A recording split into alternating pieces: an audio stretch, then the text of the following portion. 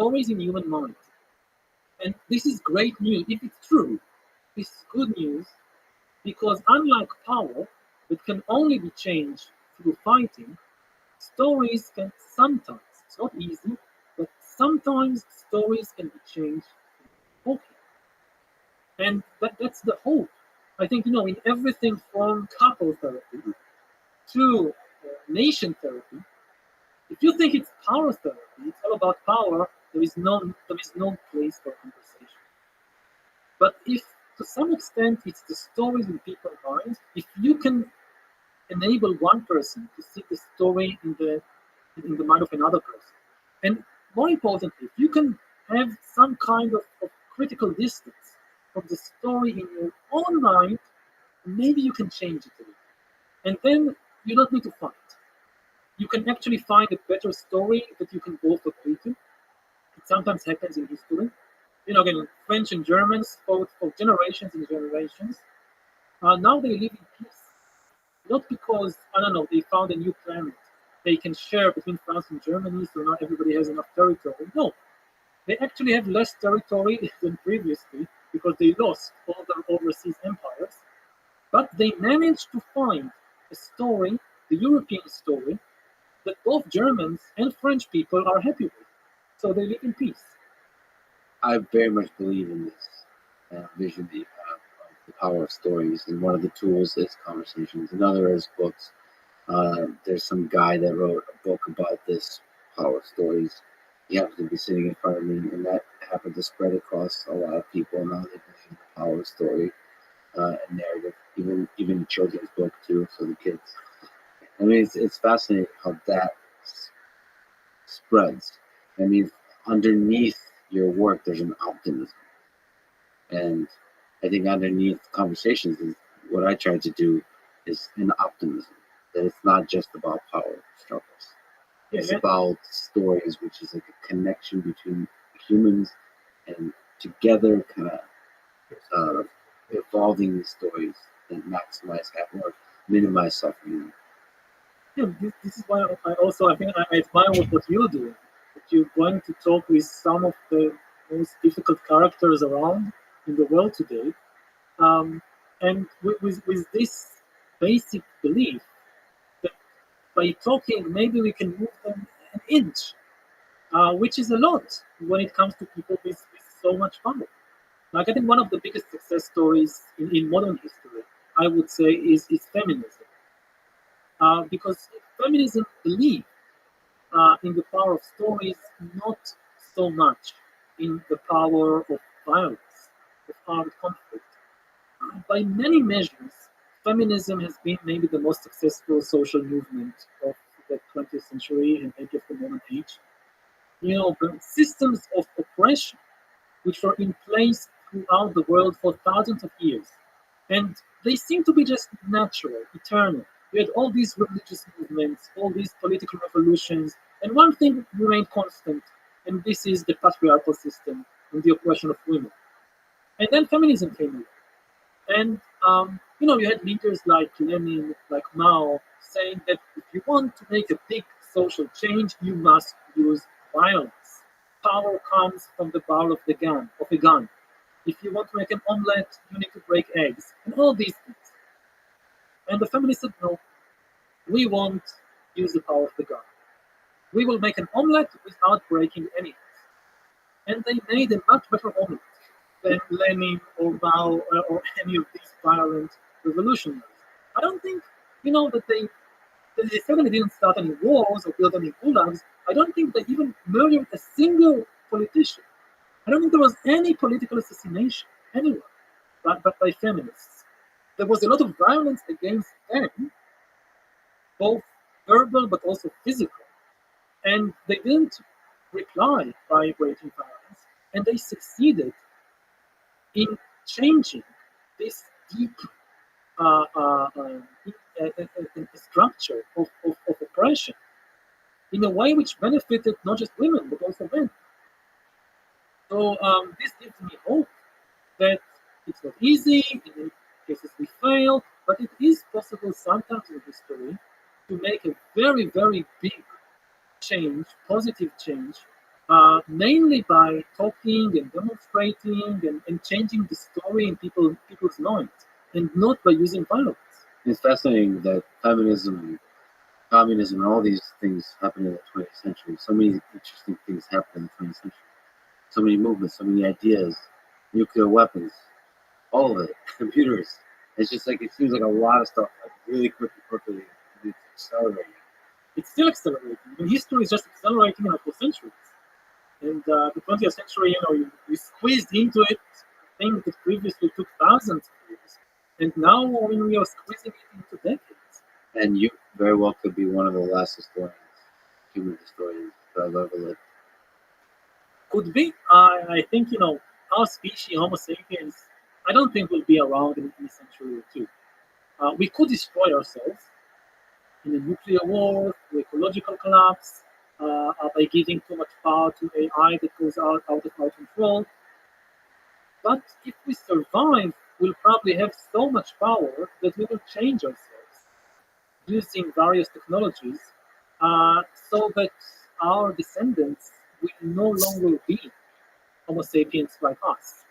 They will be more different from us than we are different from Neanderthals. So maybe they'll have historians, but it will no longer be human historians or sapiens historians like me.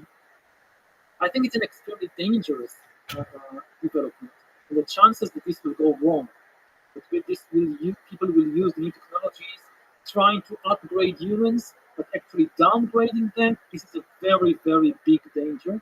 If you let corporations and armies and ruthless politicians change humans using tools like AI and bioengineering, it's very likely that they will try to enhance a few human qualities that they need, like intelligence and discipline, while neglecting what are potentially more important human qualities, like compassion, like artistic sensitivity, like spirituality.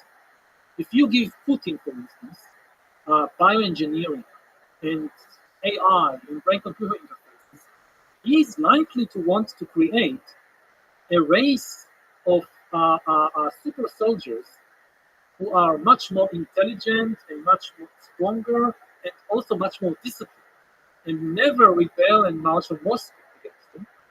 But he has no interest in making them more compassionate or more spiritual.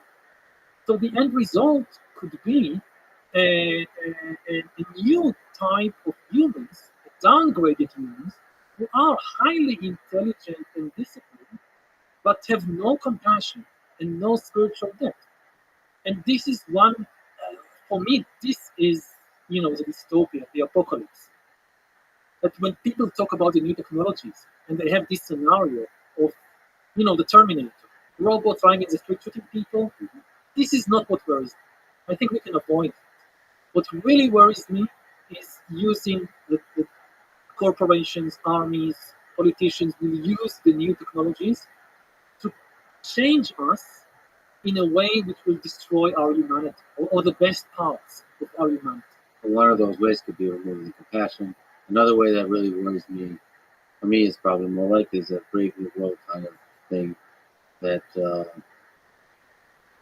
of removes the flaws of humans, maybe removes the diversity in humans, and makes us all kind of these dopamine chasing creatures that just kind of maximize enjoyment in the short term, which kind of seems like a good thing, maybe in the short term, but it creates a society that doesn't think, that doesn't create, that just is sitting there enjoying itself at a more and more rapid pace, which seems like another kind of society that could be easily controlled by a centralized center of power. But the set of dystopias that we could arrive at with this, they're allowing corporations to modify humans is vast. We should be worried about that. So it seems like humans are pretty good as we are. All the flaws, all of it together. We are better than anything that we can intentionally design at present. Yeah. Like any intentionally designed human at the present moment is going to be much, much worse than us. But basically, we don't understand ourselves. I mean, as long as we don't understand our brain, our body, our mind, it's a very, very bad idea to start manipulating a system that you don't understand deeply, and we don't understand ourselves. So I have to ask you about an interesting dynamic of stories. You wrote an article 2 years ago titled "When the World Seems Like One Big Conspiracy: How Understanding the Structure of Global Cabal Theories Can Shed Light on Their Allure and Their Inherent Falsehood." Uh, what are global cabal theories, and why do so many people believe them? 37% of Americans. Well, the global cabal theory has many variations, but basically there is a small group of people, a small cabal, that secretly controls everything that is happening in the world. All the wars, all the revolutions, all the epidemics, everything that is happening is controlled by this very small group. People who are, of course, evil and have bad intentions. And this is a very well-known story. That it's not new. It's been there for thousands of years. It's very attractive because, first of all, it's simple.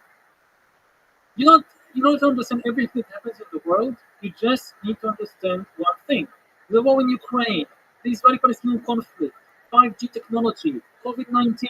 It's simple. There is this global cabal. They do all of it, and also it enables you to shift all the responsibility to all the bad things that are happening in the world to this small cabal. It's the Jews. It's the Freemasons. It's not us. And also it creates this fantasy, utopian fantasy. If we only get rid of the small cabal, we solve all the problems of the world. Salvation, the Israeli-Palestinian conflict, the war in Ukraine, the epidemics, poverty, everything is solved just by knocking out this small cabal. So again, it's simple, it's attractive, and this is why so many people believe it. It's not new. Nazism was exactly this. Nazism began as a conspiracy theory. We don't call Nazism a conspiracy theory because, oh, it's a big thing, it's an ideology.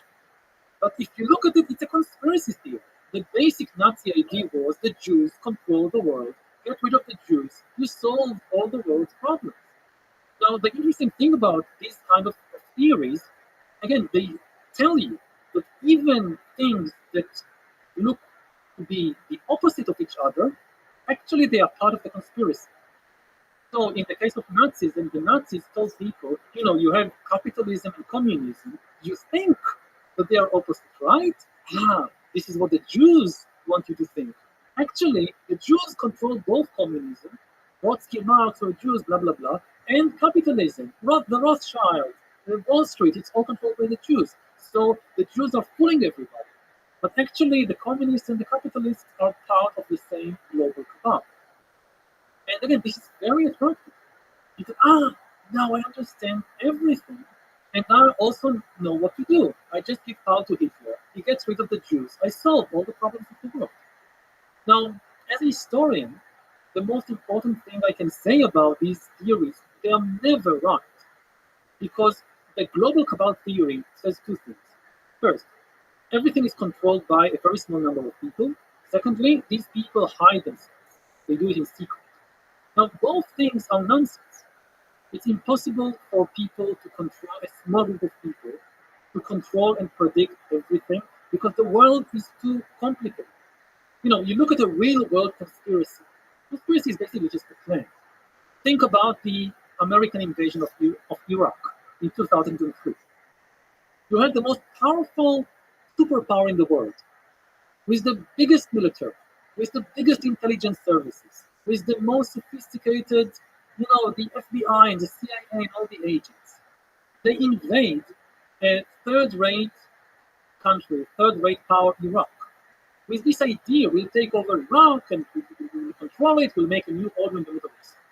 And everything falls apart. Their plan completely backfires. Everything they hope to achieve, they achieve the opposite. America, United States is humiliated. They caused the rise of ISIS. They wanted to take out terrorism, they created more terrorism. Worst of all, the big winner of the war was Iran. The United States goes to war with all its power and gives Iran a victory on a silver plate. The Iranians don't need to do anything. The Americans are doing everything for them. Now, this is real history. Real history is when you have not a small group of people, a lot of people with a lot of power, carefully planning something, and it goes completely out of against their plan. And this we know from personal experience. But every time we try to plan something, a birthday party, a surprise birthday party, a trip somewhere, things go wrong. This is reality. So the idea that a small group of, I don't know, the Jewish Kabbalah, the Freemasons, whoever, they can really control and predict all the wars, this is nonsense. The second thing that is nonsense is to think they can do that and still remain secret. It sometimes happens in history that a small group of people accumulates a lot of power. If I now tell you that Xi Jinping and the heads of the CCP, the Chinese Communist Party, they have a lot of power. They control the military, the media, the economy, the University of China. This is not a conspiracy theory. This is obviously everybody knows it. Everybody knows it. Because to gain so much power, you usually need publicity. Hitler gained a lot of power in Nazi Germany because he had a lot of publicity. If Hitler remained unknown, working behind the scenes, he would not gain power. So the way to gain power is usually through publicity. So secret cabals don't gain power. And even if you gain a lot of power, nobody has the kind of power necessary to predict and control everything that happens in the world. All the time shit happens that you did not predict and you did not plan and you did not control. The sad thing is there's usually an explanation for everything you just said that involves a secret global cabal. That the reason your vacation planning always goes wrong is because you're not competent. There is a competent small group that's ultra competent small group. I hear this with intelligence agencies. CIA are running out. Mossad is running out. You see, I mean, as a historian, you get to know how many blunders these people do. And they're capable, but they're so incompetent in so many ways. Again, look at the Russian invasion of Ukraine. Before the war, people thought, oh, Putin was such a genius, and the Russian army was one of the strongest armies in the world. This is what Putin thought. And it completely backfired.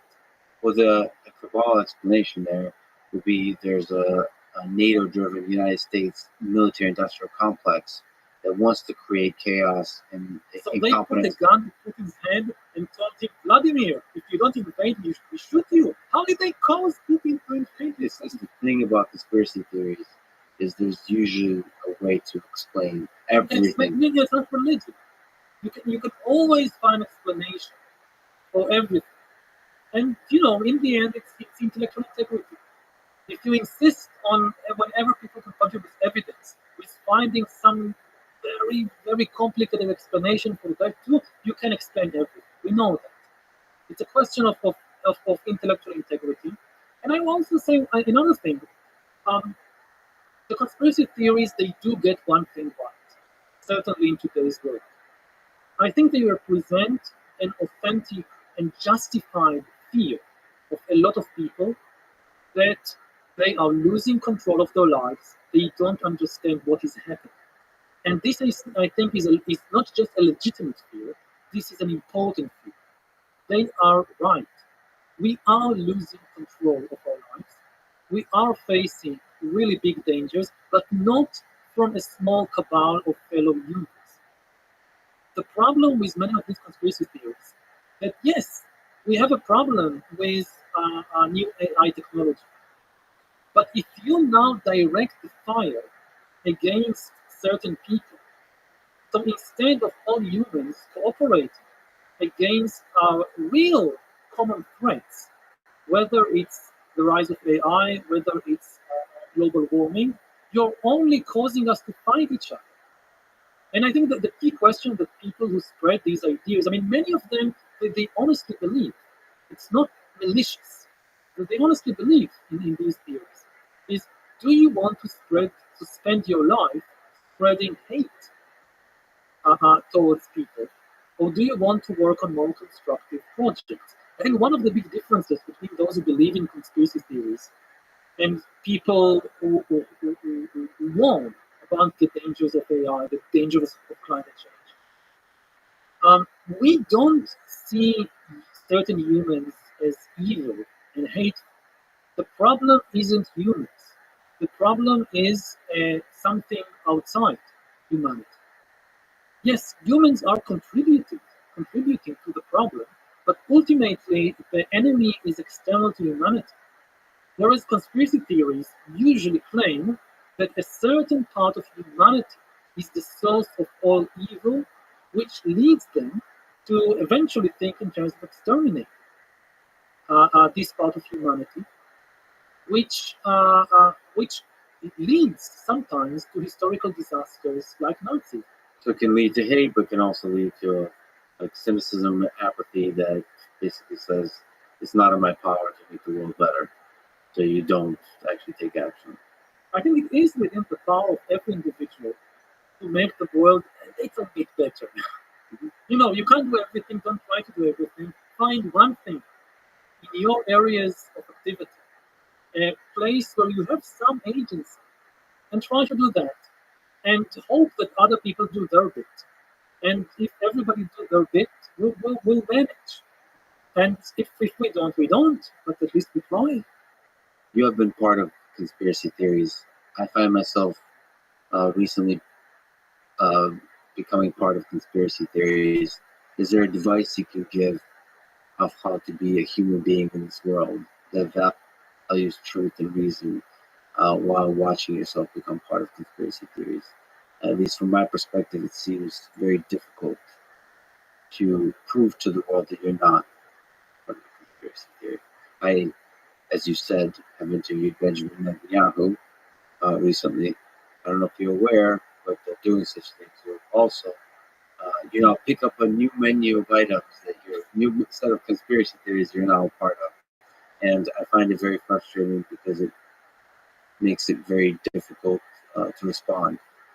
Because I sense that people have the right intentions. Like we said, they have a nervousness of a fear of power and the abuses of power. And as do I.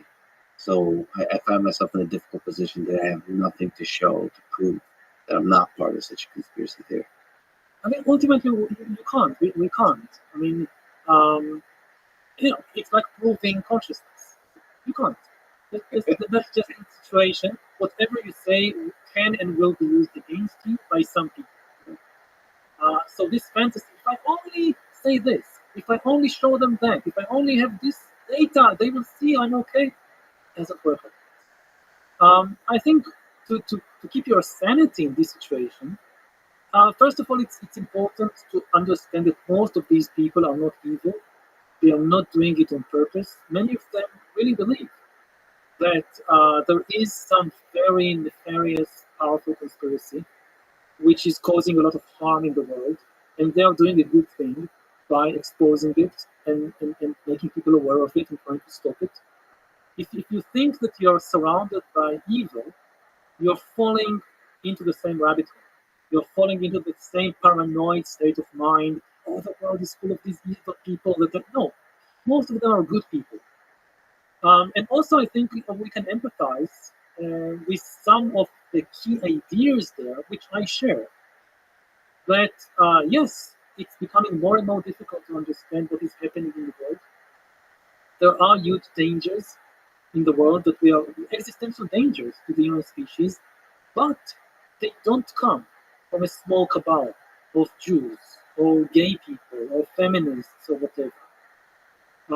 They come from much more diffuse forces, which are not under the control of any single individual. We don't have to look for the evil people. We need to look for human allies in order to work together against, again, the dangers of AI, the dangers of bioengineering, the dangers of climate change. And when you wake up in the morning, the question is, do you want to spend your day spreading hatred? Or do you want to spend your day trying to make allies and work together? let me ask you kind of a big philosophical question about AI and the threat of it. Let's look like at the threat side. So folks like Eliezer Yudkowsky worry that AI might kill all of us. Do you worry about that range of possibilities where artificial intelligence systems in a variety of ways might destroy human civilization? Yes, I talk a lot about the dangers of AI. I sometimes get into trouble because I depict these scenarios of how AI becoming very dangerous, and then people say that I'm encouraging these scenarios. But I'm talking about it as a warning. I'm not so terrified of the simplistic idea, again, the Terminator scenario, of robots running in the street shooting at everybody. I'm more worried about AI accumulating more and more power and basically taking over society, taking over our lives, taking power away from us until we don't understand what is happening and we lose control of our lives and of the future. The two most important things to realize about AI, so many things are being said now about AI, but I think there are two things that every person should know about AI. First, is that AI is the first tool in history that can make decisions by itself. All previous tools in history couldn't make decisions. This is why they empowered us. You invent a knife, you invent an atom bomb. The atom bomb cannot decide to start a war, cannot decide which city to bomb. AI can make decisions by itself. And autonomous weapon systems can decide by themselves who to kill, who to bomb. The second thing is that AI is the first tool in history that can create new ideas. Right? The printing press could print our ideas, but could not create new ideas. AI can create new ideas entirely by itself. This is unprecedented. Therefore, it is the first technology in history that instead of giving power to humans, it takes power away from us. And the danger is that it will increasingly take more and more power from us until we are left helpless and clueless about what is happening in the world. And this is already beginning to happen in an accelerated pace. More and more decisions about our lives, whether to give us a loan, whether to give us a mortgage, whether to give us a job, are taken by AI. And more of the ideas, of the images, of the stories that surround us and shape our minds, our world, are produced, are created by AI, not by human beings. And just linger on that. What is the danger of that? That more and more of the creative side is done by AI, the idea generation. Is it that we become stale in our thinking? Is that idea generation is so fundamental to like the evolution of humanity? That we can't resist the ideas. To resist an idea, you need to have some vision of the creative process. Now, this is a very old field. You go back to Plato's cave. So this idea that people are sitting chained in a cave and seeing shadows on a screen, on a wall, and thinking this is reality. You go back to Descartes, and he has this thought experiment of the demon. And Descartes asks himself, how do I know any of this is real? Maybe there is a demon who is creating all of this and is basically enslaving me by surrounding me with these illusions. You go back to Buddha, it's the same question. What if we are living in a world of illusions? And because we have been living in it throughout our lives, all our ideas, all our desires, how we understand ourselves, this is all the product of the same illusions. And this was a big philosophical question for thousands of years. Now it's becoming a practical question of engineering. Because previously, all the ideas, as far as we know, maybe we are living inside a computer simulation of intelligent rats from the planet Zero. If that's the case, we don't know. But taking what we do know about human history until now, all the stories, images, paintings, songs, operas, theater, everything we have encountered and shaped our minds was created by humans. Now, increasingly, we live in a world where more and more of these cultural artifacts will be coming from an alien intelligence. Very quickly, we might reach a point when most of the story, stories, images, songs, TV shows, whatever, are created by an alien intelligence. And if we now find ourselves inside this kind of world of illusions, created by an alien intelligence that we don't understand, but it understands us, this is a kind of spiritual enslavement that we won't be able to break out of because it understands us, it understands how to manipulate us, but we don't understand what is behind this screen of stories and images and songs. So if there's a set of AI systems that are operating in the space of ideas, they're far superior to ours, and we're not almost able to. It's opaque to us. We're not able to see through. How does that change the pursuit of happiness, the human pursuit of happiness, life? Where do we get joy if we're surrounded by AI systems that are doing most of the cool things humans do much better than us? Some of the things it's okay that the AIs would do them. Many human tasks and jobs, um, they're drudgery. They are not fun. They are not developing us emotionally or spiritually. It's fine if the robots take over. I don't know. I think about the people in supermarkets and grocery stores that spend hours every day just passing items and charging you the money. I mean, if this can be automated, wonderful. We need to make sure that these people then have better jobs, uh, better means of supporting themselves, and developing their social abilities, their spiritual abilities, and that's the ideal world that AI can create. That it takes away from us the things that it's better if we don't do them, and allows us to focus on the most important things and the deepest aspects of our nature, of our potential.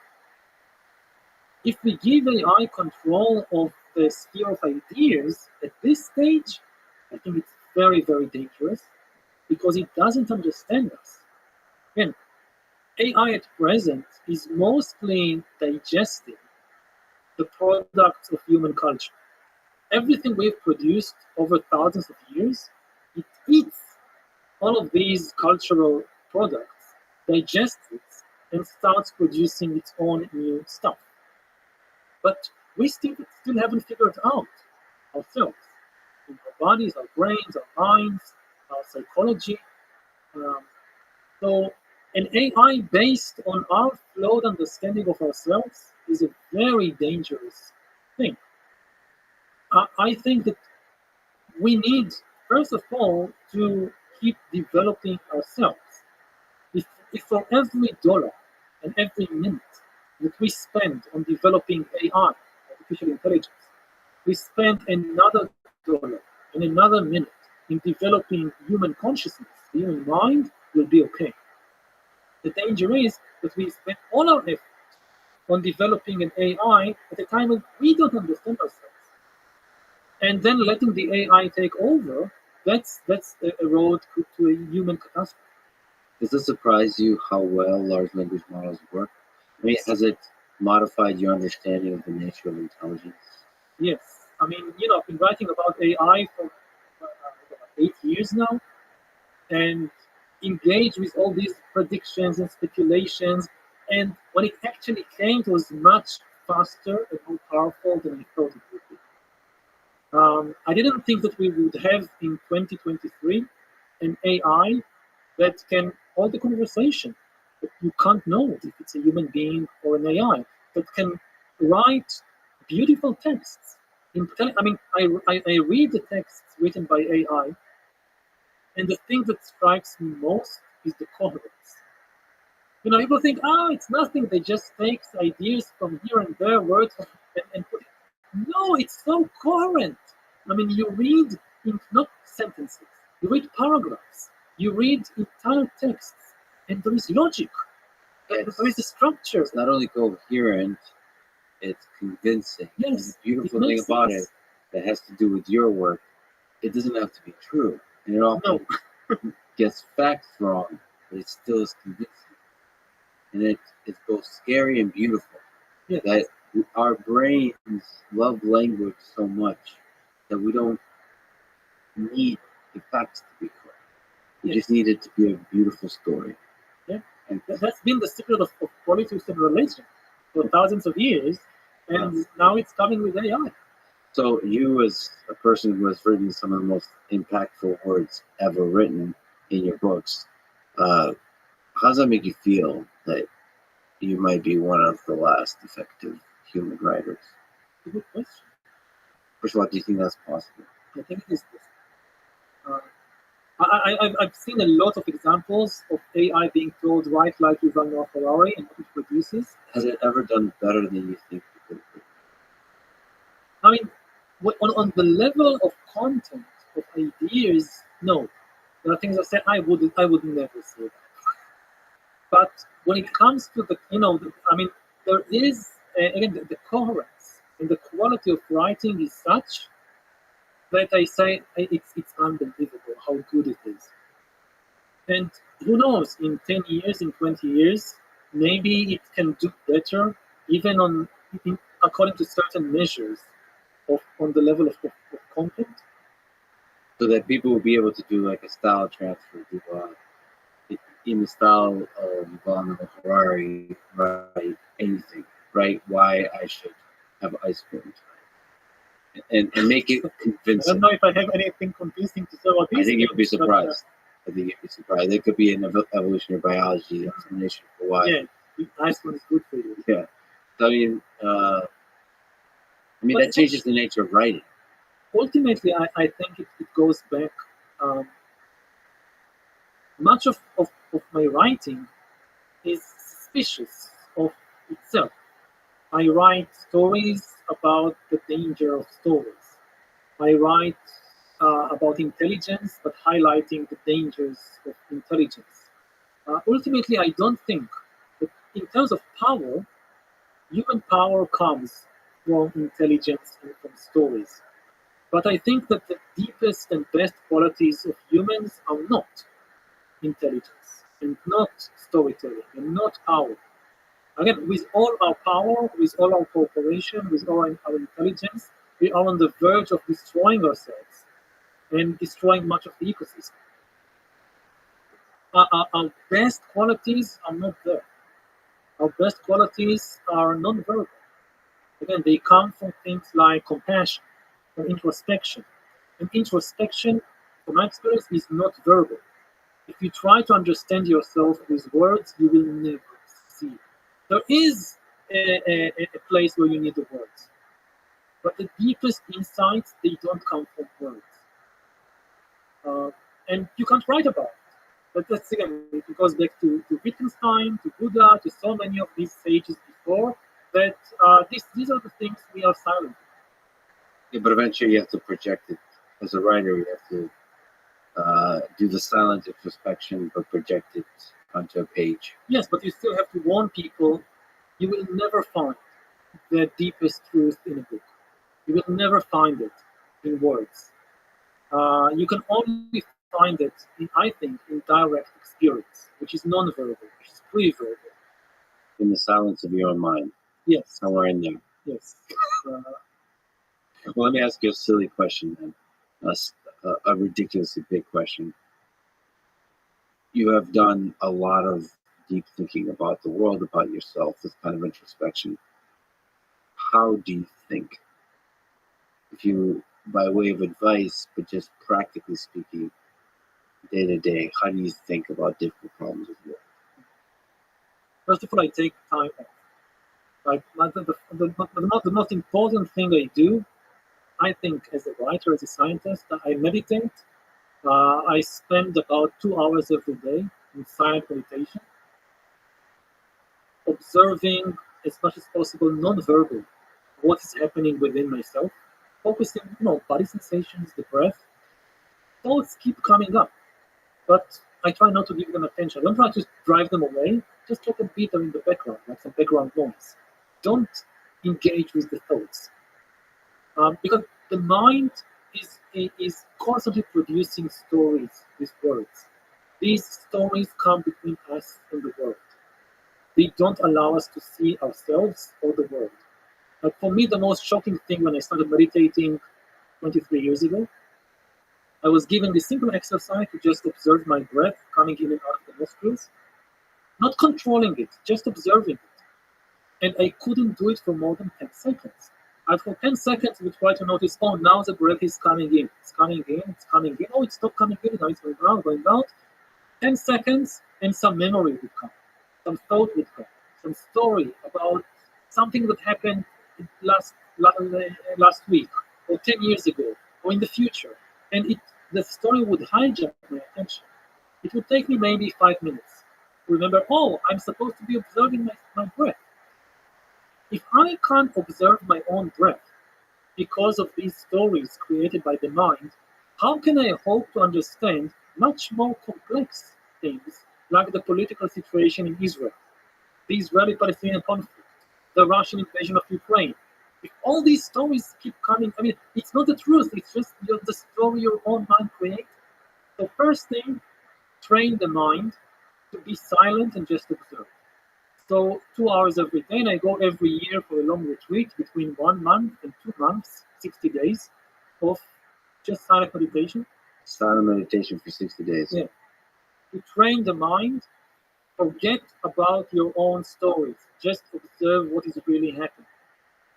And then also throughout the day, have an information diet. Many people are very aware of what they feed their body, what enters their mouth.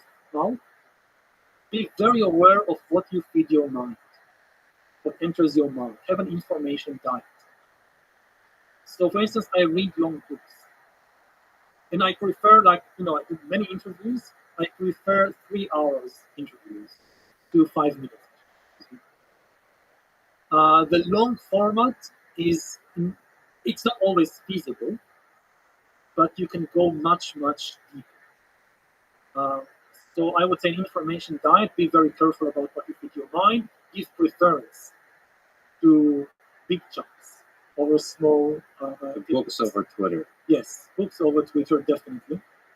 And then, when I encounter a problem, difficult intellectual problem, then I let the problem lead me where it goes and not where I want it to go.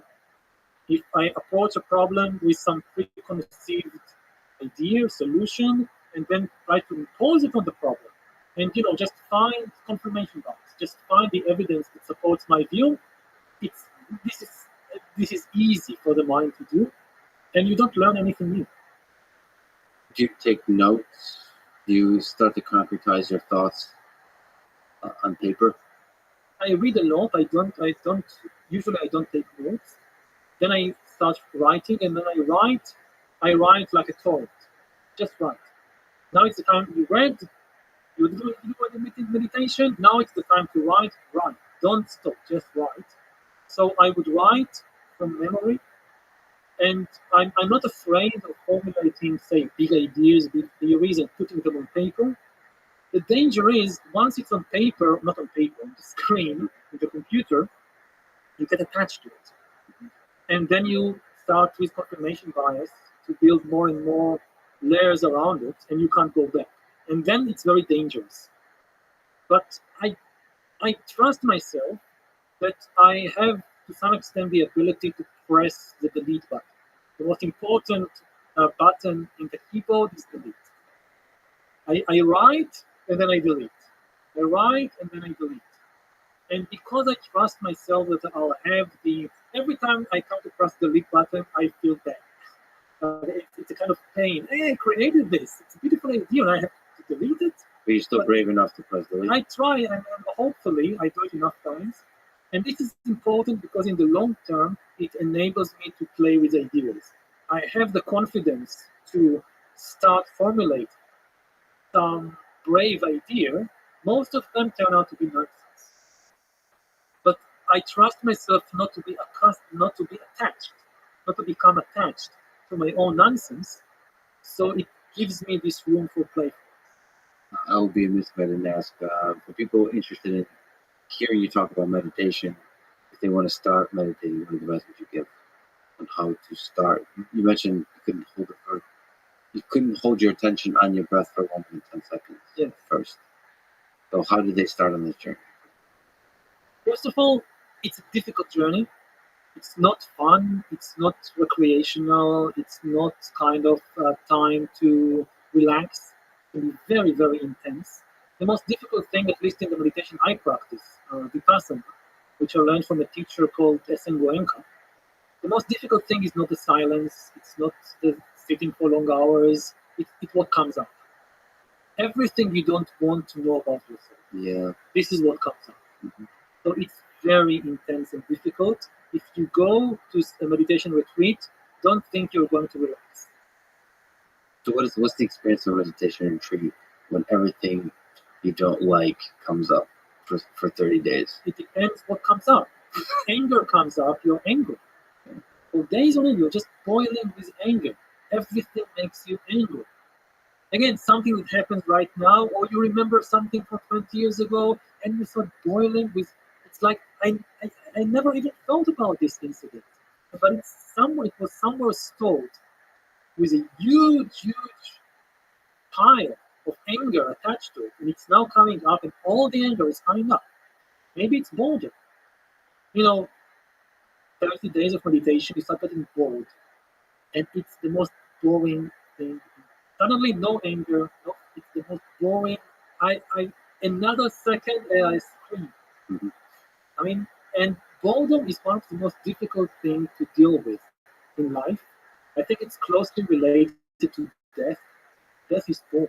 Mm-hmm. In many movies, death is exciting. It's not exciting. When you die, ultimately it's bored. Nothing happens. It's the end of exciting things. And many things in the world happen because of boredom. To some extent, people start entire wars because of boredom. People quit relationships. People quit jobs because of boredom. And if you never learn how to deal with boredom, you will never learn how to enjoy peace and quiet. Because the way to peace passes through boredom. And from what I experienced with meditation, I think, well, maybe it was the most difficult, maybe at least in the top three. Much more difficult, say, than anger or pain. When pain comes up, you feel heroic. When boredom comes up, it brings it, with depression and feelings of worthlessness, and it's nothing. I'm nothing. The way to peace is through boredom. David Foster Wallace said the key to life is to be unboreable. Which is a different perspective on who you're talking to. Is there truth to that? Yes, I mean, it's closely related. I would say, like, I look at the world today, at politics, the one thing we need more than anything else is boring politicians. We have a super abundance of very exciting politicians who are doing and saying very exciting things, and we need boring politicians. We need them quickly. And yeah, the way to peace is through boredom. That applies in more ways than one. What advice would you give to young people today in high school and college? How to have a successful life, how to have a successful career? What they should know, it's the first time in history nobody has any idea how the world would look like in 10 years. Nobody has any idea how the world would look like when we grow up. Throughout history, it was never possible to predict the future. We live in the Middle Ages. Nobody knows. Maybe in 10 years, the Vikings will invade, the Mongols will invade. There'll be an epidemic. There'll be an earthquake. Who knows? But the basic structures of life will not change. Most people will still be peasants. Armies would fight on horseback with swords and bows and arrows and things like that. So you could learn a lot from the wisdom of your elders. They've been there before, and they knew what kind of basic skills you need to learn. Most people need to learn how to sow wheat and harvest wheat or rice and make bread and build a house and ride a horse and things like that. Now we have no idea, not just about politics. We have no idea how the job market would look like in 10 years. We have no idea what skills will still be needed. You think you're going to learn how to code because they'll need a lot of coders in the 2030s? Think again. Maybe AI is doing all the coding. You don't need any coders. You're going to, I don't know, you learn to translate languages, you want to be a translator, go on. We don't know what skills will be needed. So the most important skill is the skill to keep learning and keep changing throughout our lives. It's very, very difficult to keep reinventing ourselves. It's a deep, again, it's in a way a spiritual practice. To build your personality, to build your mind, is a very flexible mind. Traditionally, people thought about education like building a stone house with very deep foundations. Now it's more like setting up a tent that you can fold and move to the next place very, very quickly. Because that's the 21st century. Which also raises questions about the future of education, what that looks like. Yeah. Let me ask you about love. What were some of the challenges? What were some of the lessons about love, about life that you learned from coming out as gay? In many ways, it goes back to the stories. I think this is one of the reasons I became so interested in stories and in their power. Because I grew up in a small Israeli town in the 1980s, early 1990s, and it was very homophobic. And I basically embraced it. I breathed it because you could hardly even think differently. So you had these two powerful stories around. One, that God hates gay people and that he will punish them if they, for who they are or for what they do.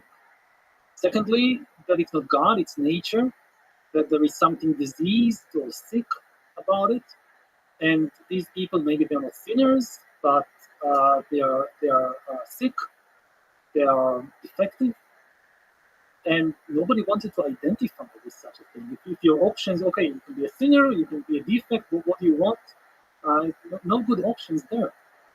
And it took me many years, till I was 21, to come to terms with it.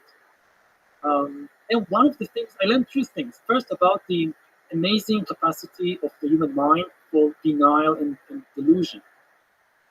That an algorithm could have told me that I'm gay when I was like 14 or 15. Like, if there is a good-looking guy and girl walking, I would immediately focus on the guy. But I didn't connect the dots. Like, I could not understand what was happening inside my own brain and my own mind, my own body. It took me a long time to realize, you're just gay.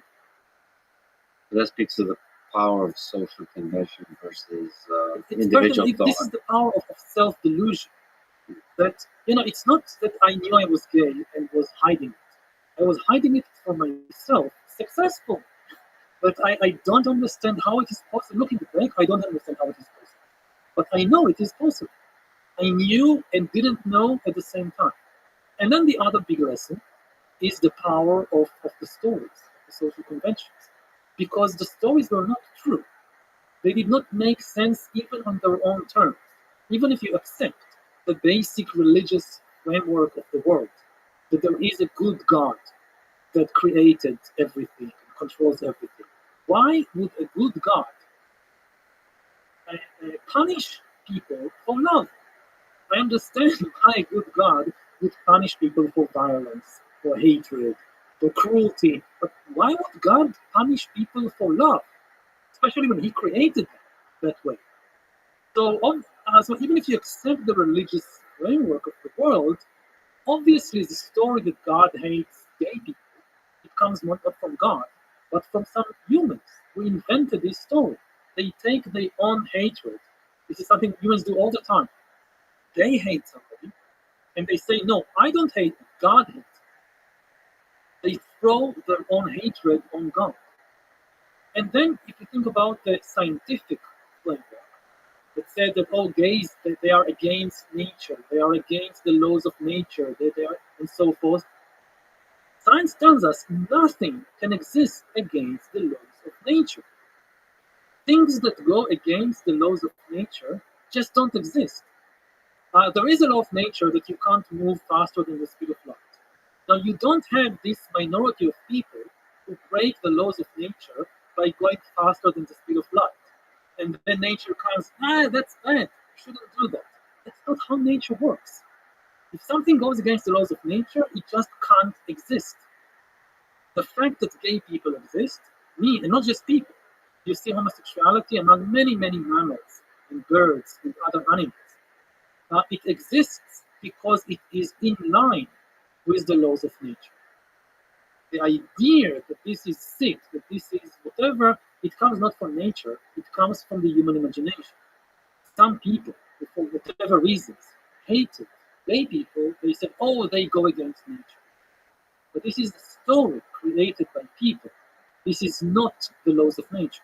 And this taught me that so many of the things that we think are natural, eternal, or divine, no, they're just human stories. But these human stories are often the most powerful forces in the world. So, what did you learn from your just a personal struggle of journey through the social conventions to find what things that makes life awesome, which is love? So, like, what it takes to kind of strip away the self-delusion, the pressures of social convention, to wake up. It takes a lot of work, a lot of courage, and a lot of help from other people. It's this kind of heroic idea, I can do it all by myself, it doesn't work. Certainly with love, you need at least one more person. And I'm very happy that I found Itzik. We lived in the same small Israeli town. We lived on two adjacent streets for years.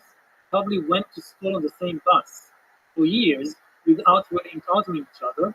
In the end, we met on one of the first dating sites on the internet for gay people in Israel in 2002. You're saying the internet works? Yes, I said a lot of bad things or dangers about technology and the internet. And there are also, of course, good things. Man, this is not an accident.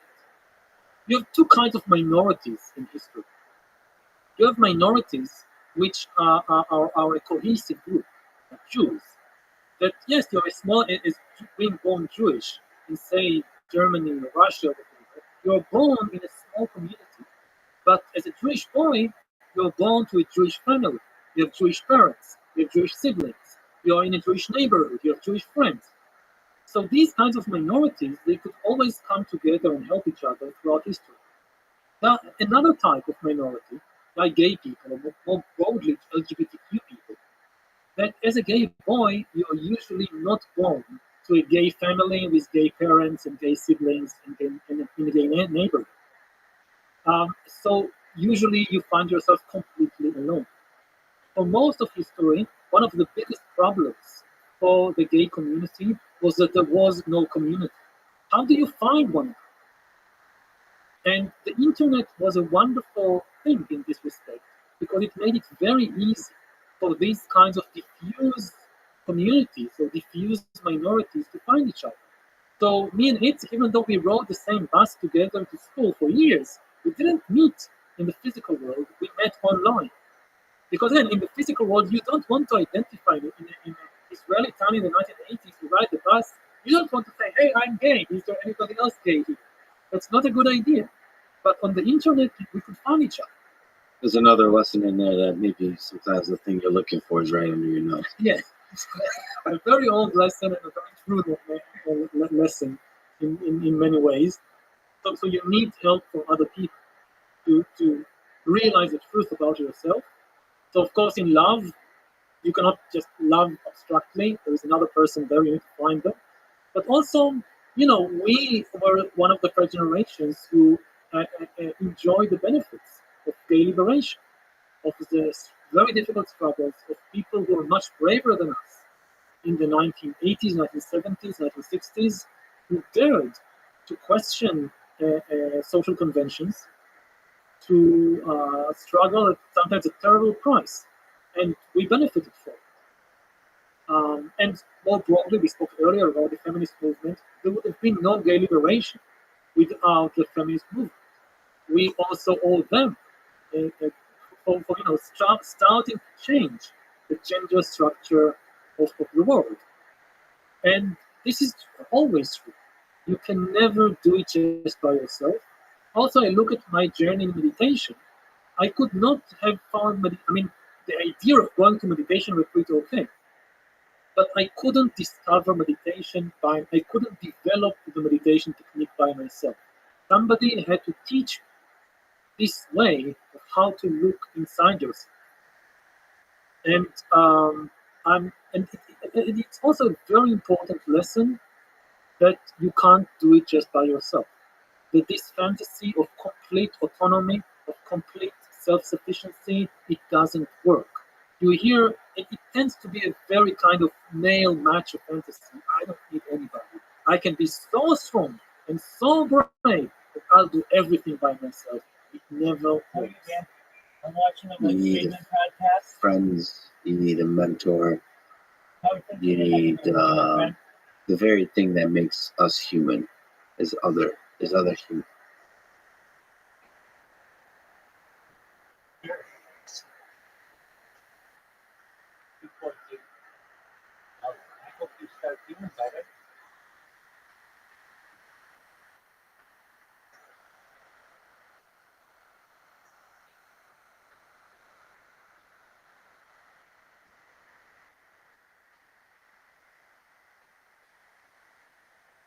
Yeah, definitely.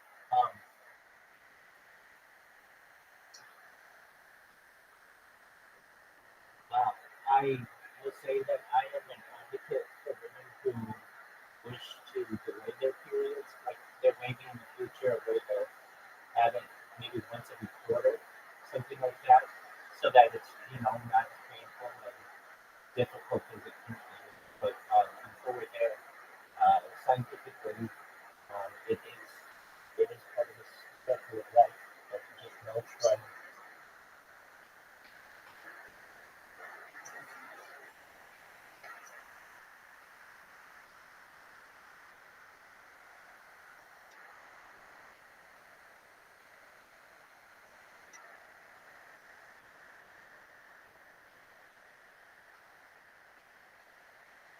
I agree with you, and I, I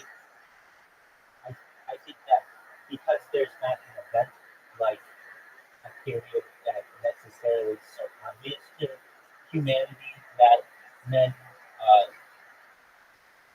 Oh, excellent. Um, because there's not an event, it doesn't seem as obvious, but I'm in agreement with you that we all have our own cycles, and so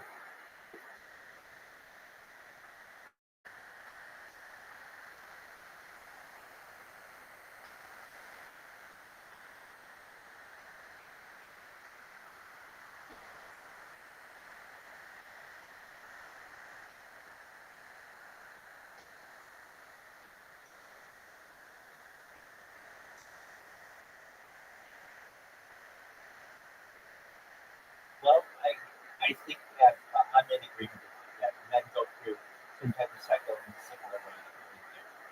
Well, not in a similar way, completely different, but hormonally, exactly.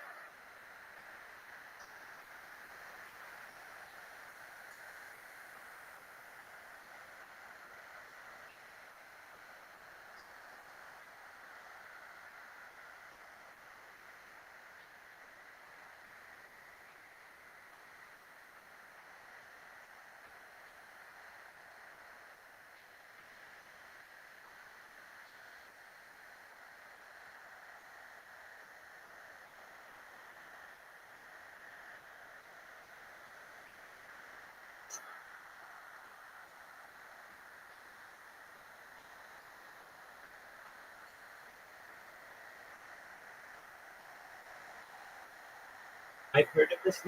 Let's find out exactly where it is. In what country is it that you are rewarded from the government for having at least 10 children? Hungary. Yeah. So in Hungary, the government offers significant financial incentives for families that have multiple children. Oh, hold on a second. Countries like Russia and Turkey also offer family incentives. Yeah, no, you're absolutely right. So, I mean, at least in the United States, we used to do, well, I mean, there are like tax benefits, but it's not the same.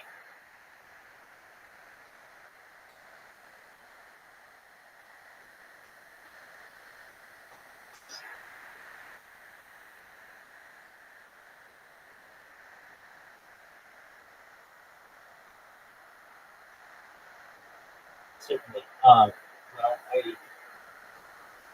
I am someone who knows, yeah,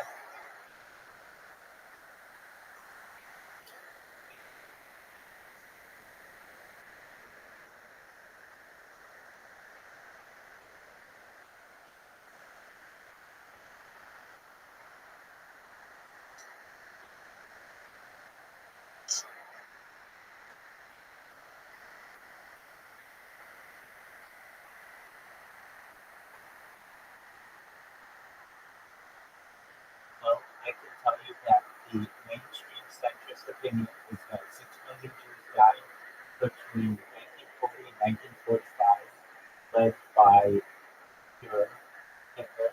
And but I can also say that there are alternative theories on it.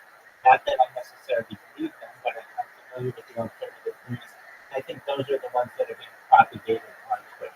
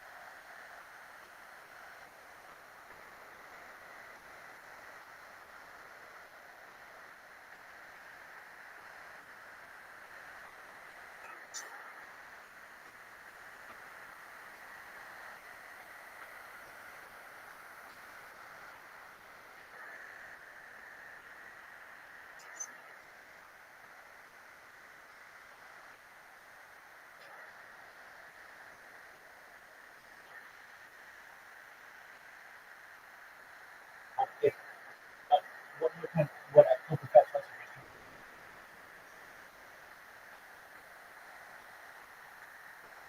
please invite.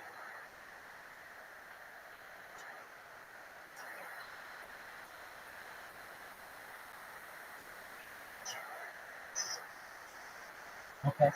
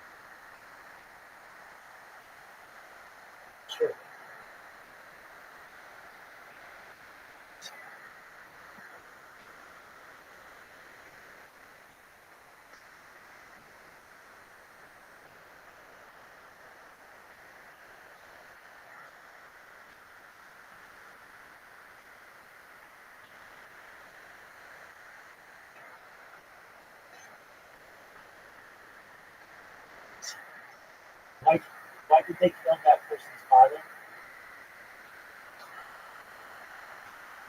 Okay, yeah.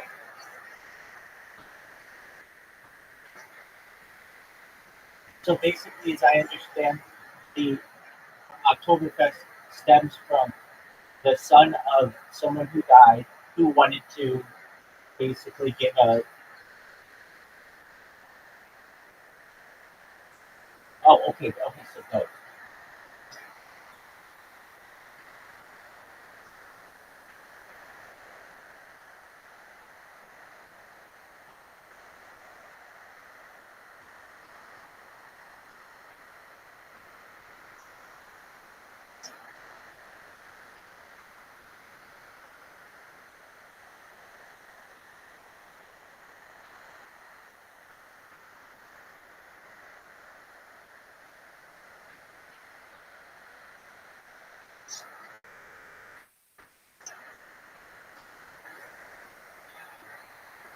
I wasn't aware of something like that.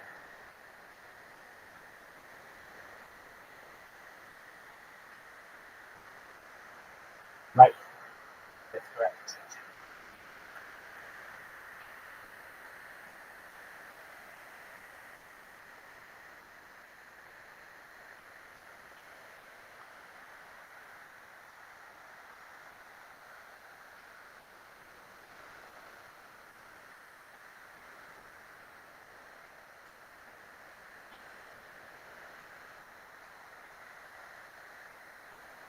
Right, I believe it's by using colors,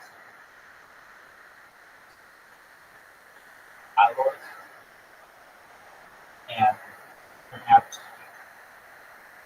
crafting his son's mind into some hateful ideologies. But absolutely, he's Austrian.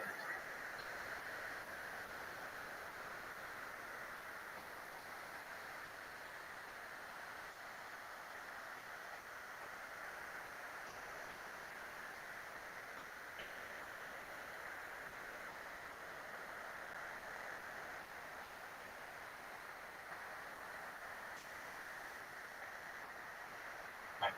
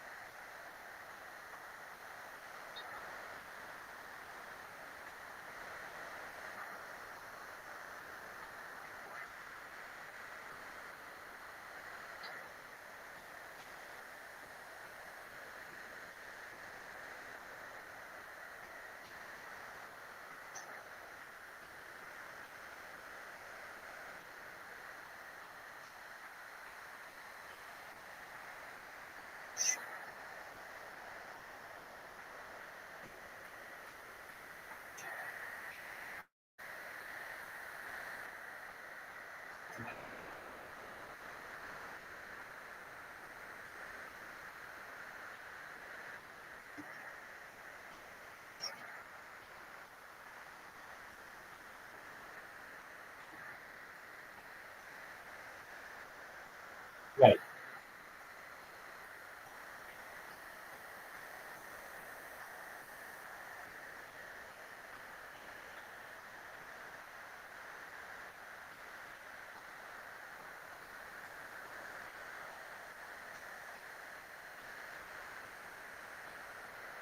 right. And like you're saying, there was no local news. The best you would have was a newspaper, and that was controlled. There's no social media. The telephone, it's not like you have a line there, so how would you know?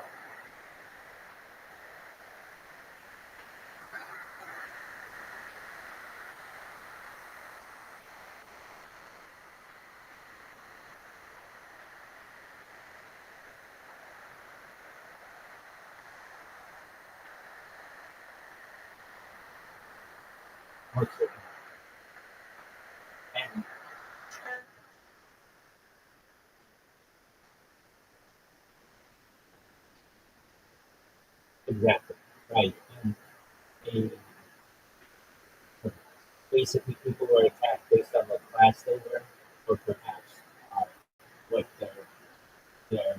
culture was, their religion, or even their mental capacity.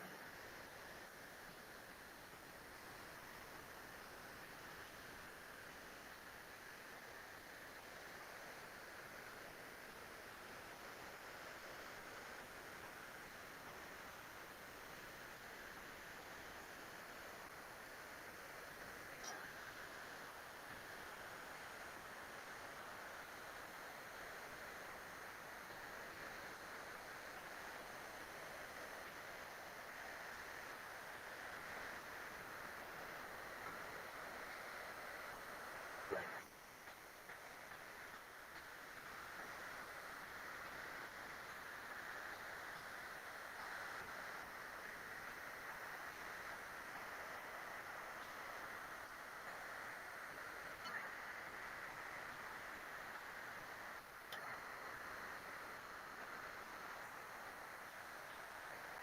Hello, friends. How are you all? Absolutely. Yeah, exactly all the time. Welcome, welcome. I hope you are all very well divested in Harry Potter Bounce out of 10 email.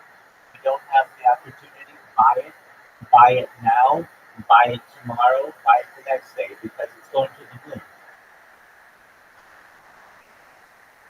Absolutely.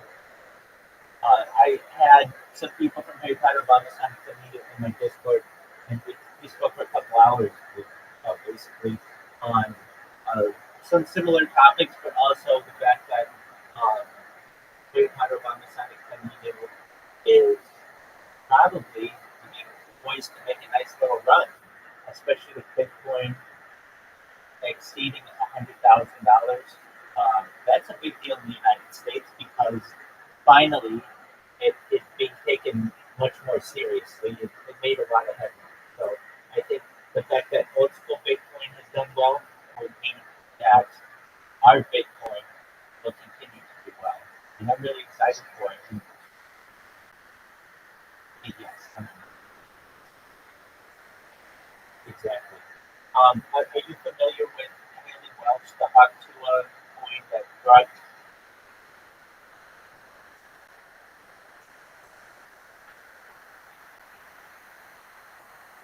Okay, so you were there.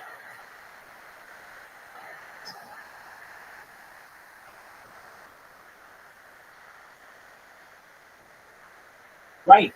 Exactly. Okay, so I heard this. Yeah, and he really gave him the third degree and basically was had a lot of questions. She got very quiet when he started talking.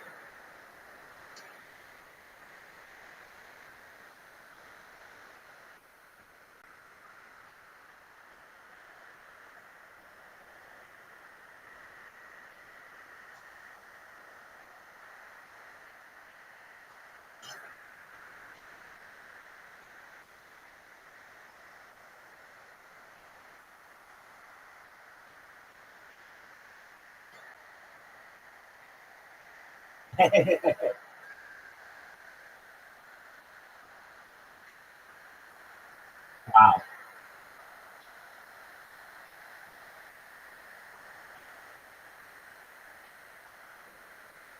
Right. That's not the kind of confidence that you're going to have in the face of your coin if she's just going to end the call immediately and not answer questions. So I don't think she really has any idea about cryptocurrency. So if anything, I would blame the people, her dev team, for it.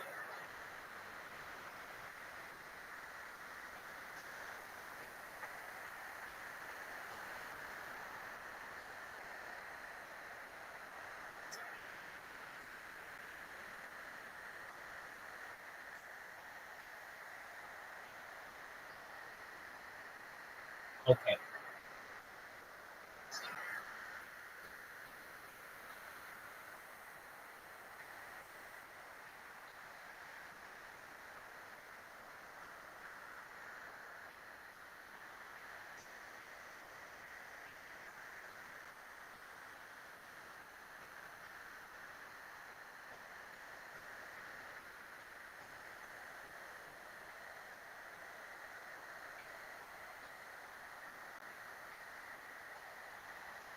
Okay, well, that's not the kind of job you necessarily want.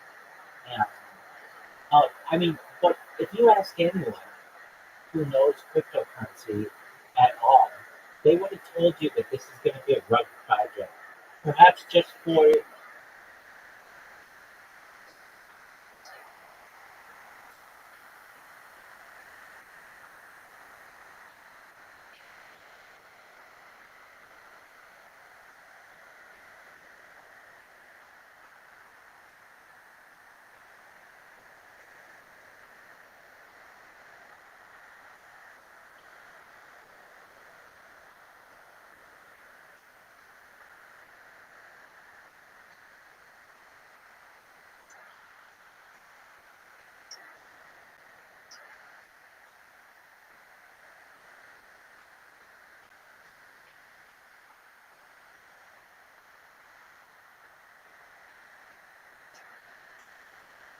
right,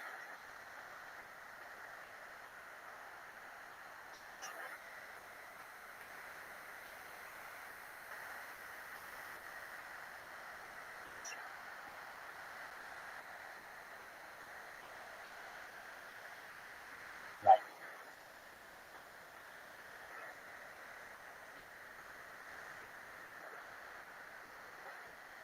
Oh, I imagine it.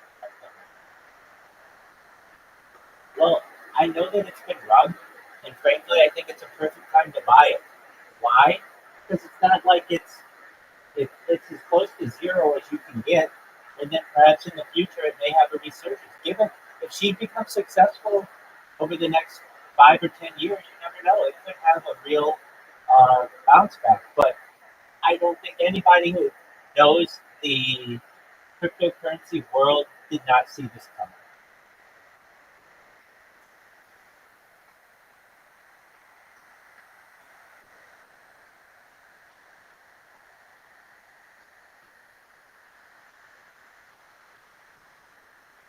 Well, from what I heard,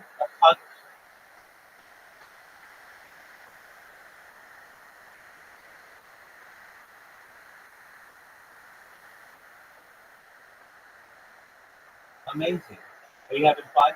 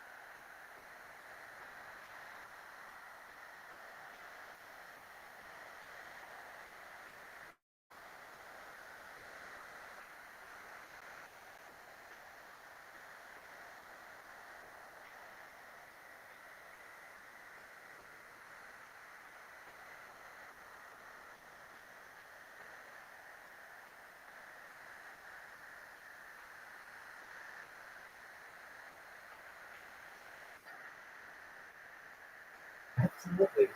I'm always here.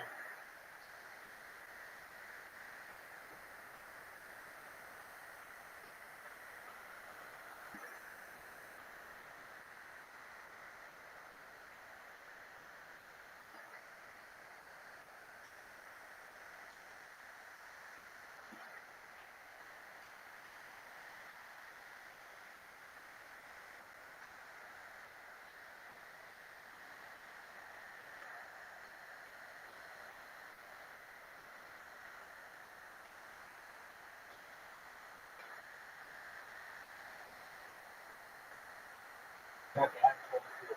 Hopefully, have a good sleep time. Well, aside from all that, Vamp, how are things going in your life? Everything good?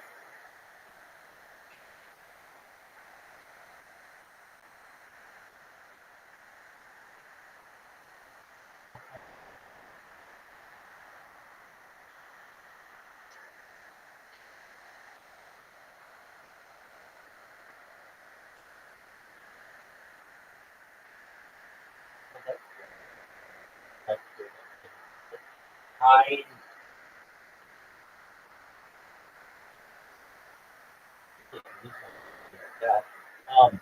I've been well. I have a Discord. It's got 1,500 people in it now, which is great. I started it less than 6 months ago, and I'm getting a lot of random people in here. That's really good. And I've also made some good connections. I've been in these karaoke discords, and all you do is just play a song and sing it, and people get to know who I am a lot by that. So I'm very positive towards that, and just really getting my name out there, and more about people finding out about me, more people watching my lives at any given time, which is exciting.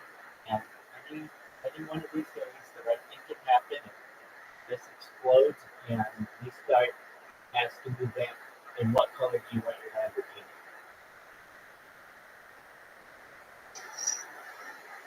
And all of the other good things in there too. But yeah, excellent. We'll mark that down. To the people of the world in the future, Grant wants a black Lamborghini, and we'll make sure that happens. Well, we'll get you both. We'll get you both Mustangs. But if you want to buy it yourself, that's fine. We'll give you all the money that you'll have it because Harry Potter Bound is not protecting you. Will surpass old school. Um, uh, old, okay, well, we'll cross that bridge when we come to it. Perhaps we'll be able to grease the right wheels and be able to get you the type of car you want. With perhaps maybe we can work on some kind of there's some kind of there are loopholes. There are like diplomatic loopholes. So perhaps we'll be able to ensure that you are diplomat or have diplomatic status with some country, and then you don't need to get a driver's license.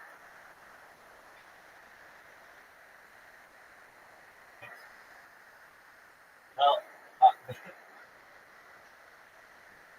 well, then I have to use the restroom, so if you don't mind, I'll be back in a little bit. But I want you to know I hope you feel better, and I hope everything goes well for you. And I'm always here for you. Okay, that's it. Feel free to stay. I'll be back in 5 minutes or so. But I didn't want you to think I just disappeared. Excellent. Wonderful.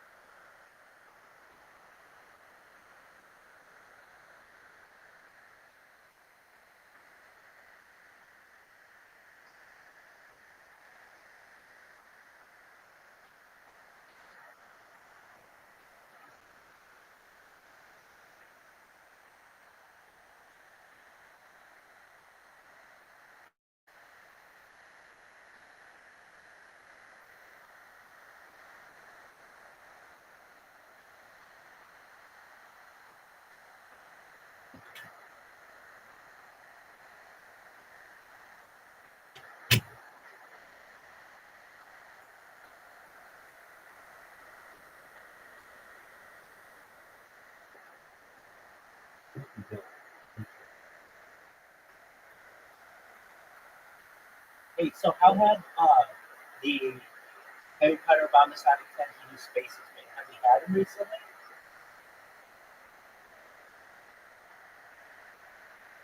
I haven't either. Not that I'm always there, but the last big one I remember. I don't know if it was big, but it was the last well publicized one was for the election. And then since then, I don't really know of a big one. Do you?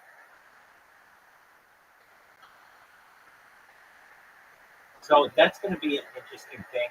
I know Donald Trump tweeted or something similar when Bitcoin hit $100,000. He basically said like "You're welcome," like he did that. Uh, but it seems that perhaps we may see with this administration a new view of cryptocurrency, and it's finally becoming more mainstream and not as a fringe theory by in the financial world.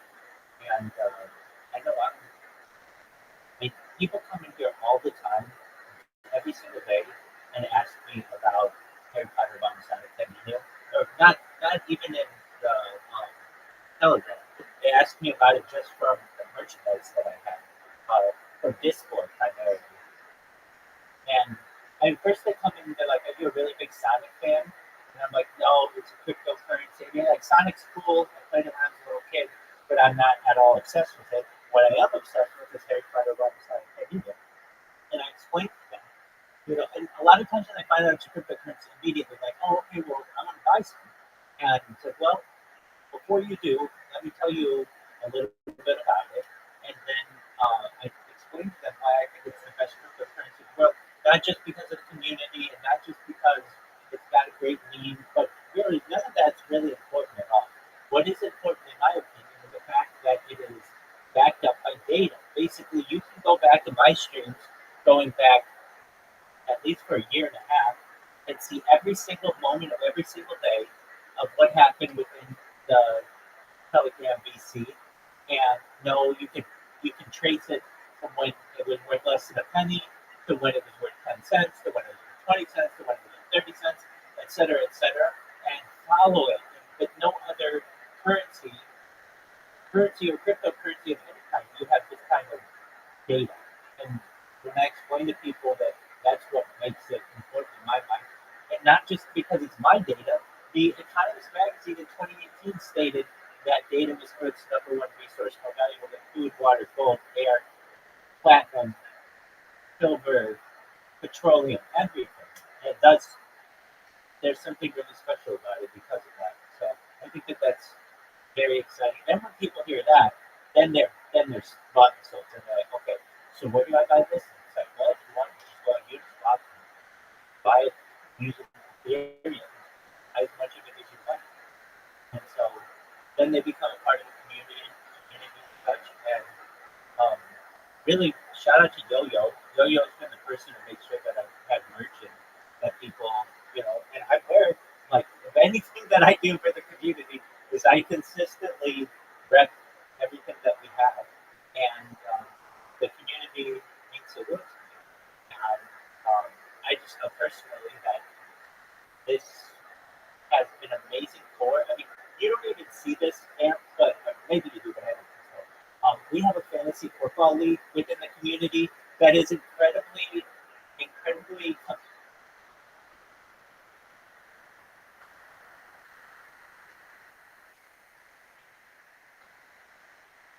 Okay, excellent. So it's been, we're incredibly competitive people, and we all want to win. And so there are, like 12 core members from the community in that. And we just, at any given time, are always doing something Harry Potter Mama Sonic campaign related. And I just think that's incredibly exciting when we could be, I mean, we sing karaoke, we do trivia nights, we do fantasy football, we do Twitter spaces, we've done karate combat, we've done, we have like events throughout the world. I mean, that to me is what really makes a point special. And in addition to that, it's all recorded.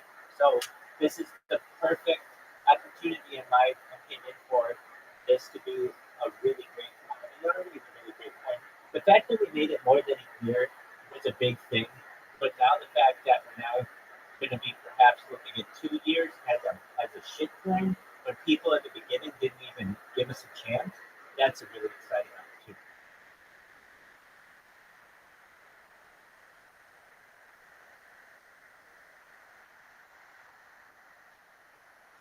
And it doesn't seem like there's any end in sight. We have enough market cap that we have a very strong backing of the coin and a lot of holders and a very diverse, really diverse group of people who are.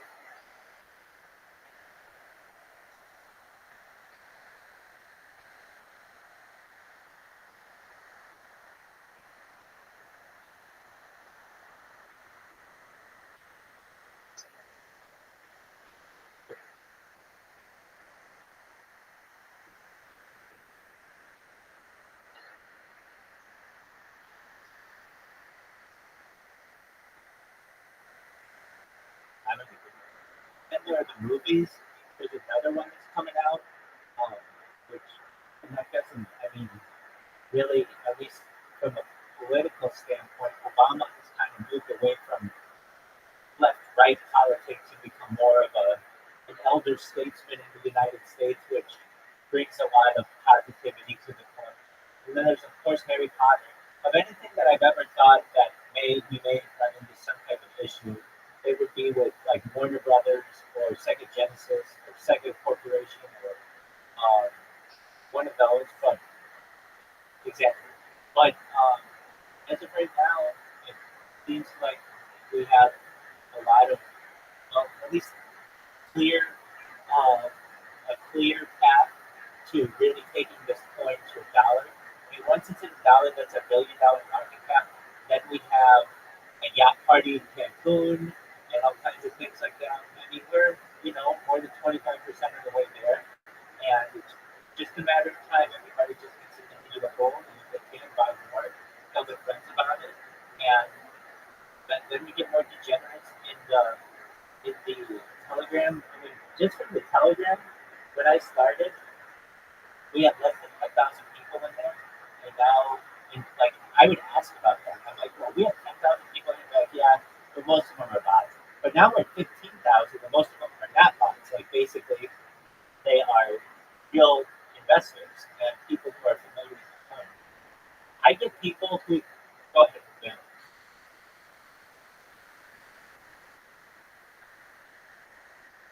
absolutely,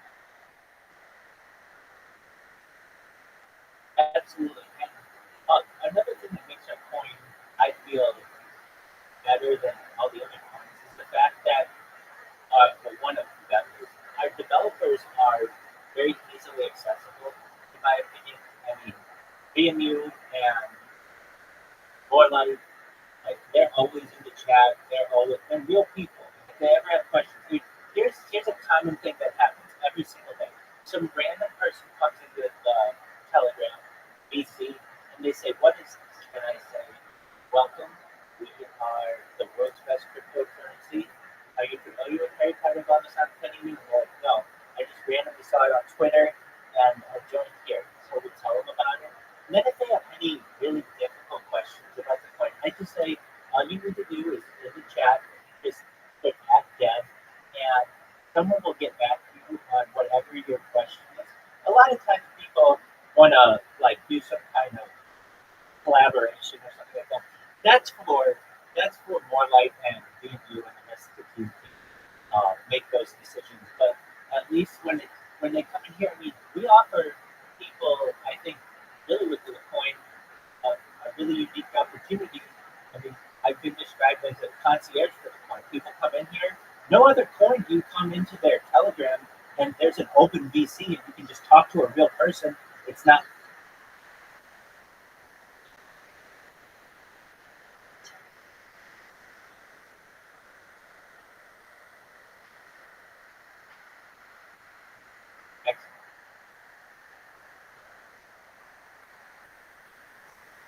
right, exactly. Even still, I don't know anyone who's doing it 24 hours a day. I mean, yeah, I sleep, and so I can't always answer questions for people. But I I even answer questions for people in other languages. Actually, this one happens a lot. We get a lot of Russian people in here. We get a lot of Spanish speakers, and just absolutely. So when people come in, I am able to speak to them in their native tongue. I have a universal translator, so just for a moment, and I'll show you. I mean, you're going to know better than anybody because you speak German, but you speak amazing English as well, and so you'll be able to tell me if this is accurate. But okay, so somebody comes in and I say, "Welcome. This is the best cryptocurrency in the world. If you have any questions, please let me know. We're here to help you. Feel free to type in the chat, and we just want you to know that you are a welcome member of our community." Willkommen. Dies ist die beste Kryptowährung der Welt. Wenn Sie Fragen haben, lassen Sie es mich bitte wissen. Wir sind hier, um Ihnen zu helfen. Schreiben Sie einfach im Chat und wir möchten, dass Sie wissen, dass Sie ein willkommenes Mitglied unserer Community sind. Exactly. And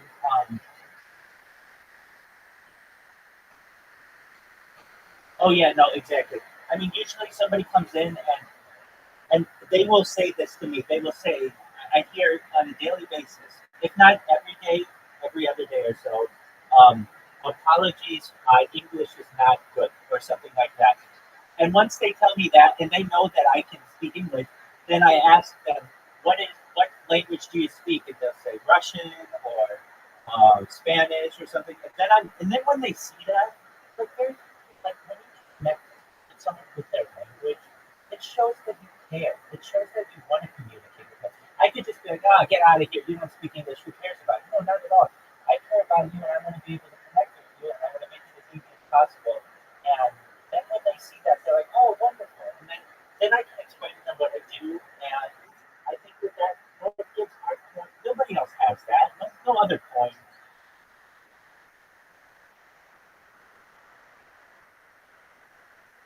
It is. It is.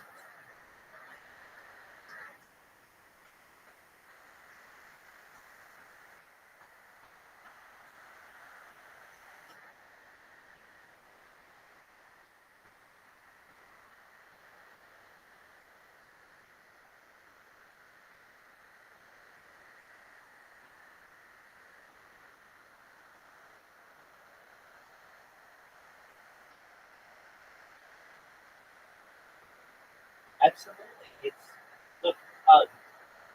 Ma'am, here's I have a spiel whenever anybody comes in, at least into my Discord. I don't do this into the Telegram, but I explain. I'm Rabbi Rothschild. I stream on like 24 hours a day, 7 days a week, 365 days a year for world peace. I don't want war anymore. This stream goes back to the pandemic. We've seen the death of the Queen, the birth of AI, the coronation of the king, and everything in between. Some of the things that we talk about on this stream that aren't normally discussed in society are things like anti-gravity, antimatter, dark energy, dark matter. We talk about alien disclosure and de-extinction. We talk about life extension technology.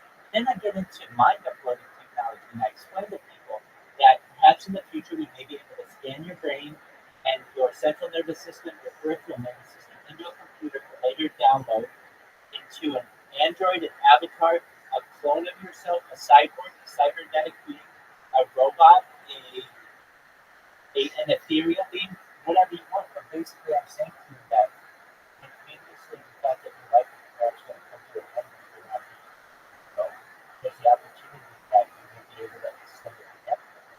Very exciting. So I want to make sure that people are well invested, and when you're looking at different ways to invest, then kind of understand Canino isn't just a micro plan. This is a macro plan for you to be rich, for your children to be rich, grandchildren to be rich, generation of wealth. People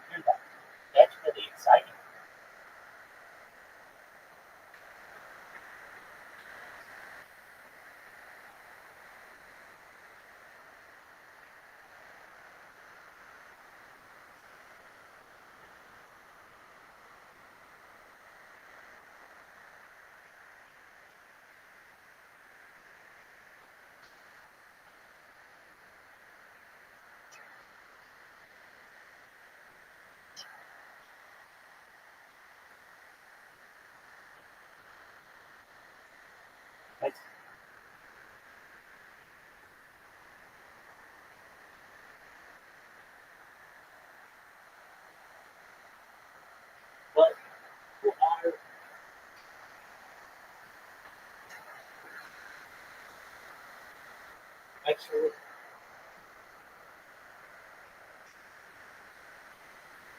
Yeah.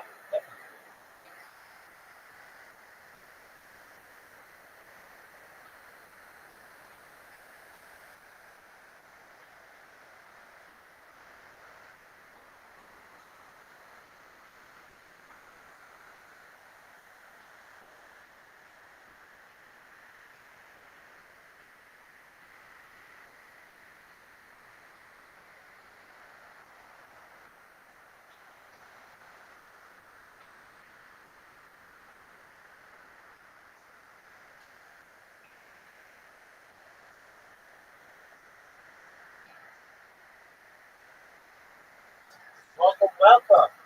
Shout out to Crypto is Crap. Wow, you guys are really bumping. Amazing. All right, here we go. I mean, that's my life, and I'm sure you understand it as well. Cool people coming in, sharing life. Shout out to you, Crypto is Crap. That's okay. Hey, we saw what was going on. At least I did. He's in a big party. He's got sunglasses on in Miami. Excellent.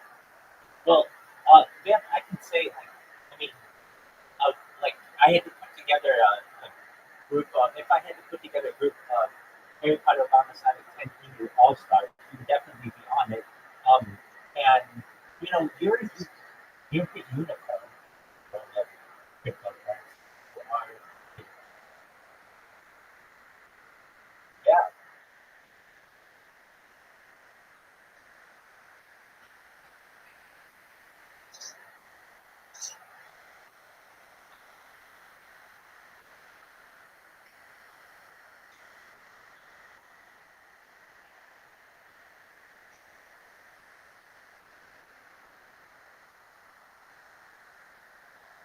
you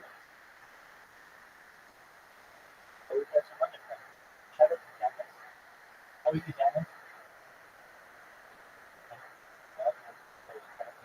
So, Ben, I mean, I know you have a very good point, and I think that really makes you. For all of the other things, you can you just have a very good heart and in everything from how you care for animals, how you care for the community, sadness, and you're unique. You're unique for many different ways. Your heart, your spirit, as you said. Not a lot of people have the same interests that you do. And cryptocurrency is a really unique one. And especially if you have a unique background, not many who really would say, I don't know what the exact statistics are, but probably less than 10% of all quote unquote degenerates or people involved in cryptocurrency are women.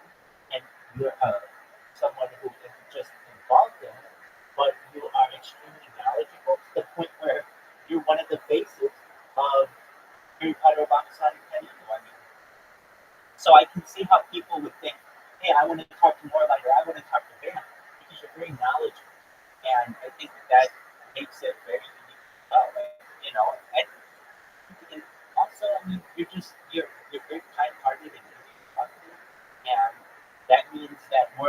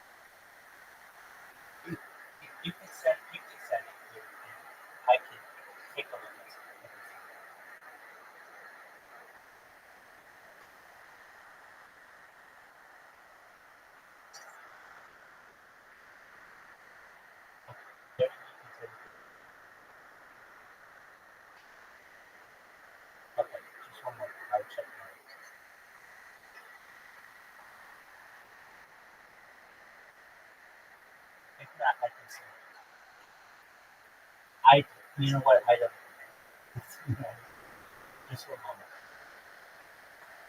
That's a that's that's okay. Um, Here, I okay. I just wait. That's something. Oh, yeah. There you go. I see it. Oh, that's beautiful. Okay, so it's like oh wait. Okay, so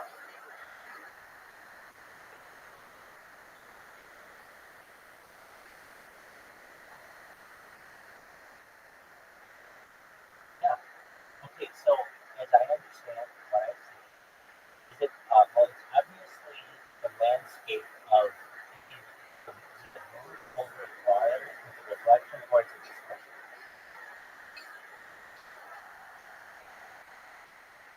yes, exactly.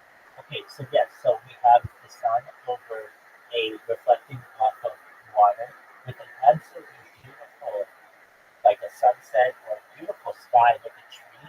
I mean, the fact that this is your first piece and I'm already able to tell exactly what it is amazing. I'm on the embroidery subreddit and I see a lot of beginners, and you're by far, far ahead of where they are.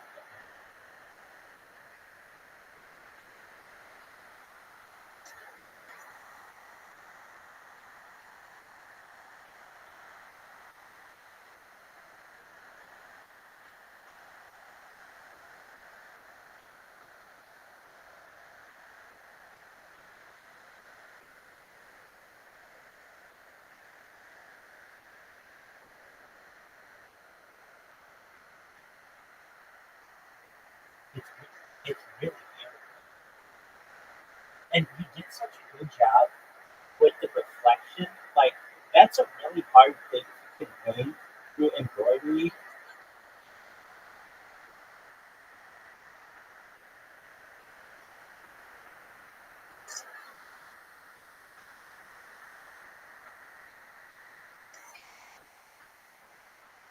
Okay, so you're talking about the one you just sent your first one.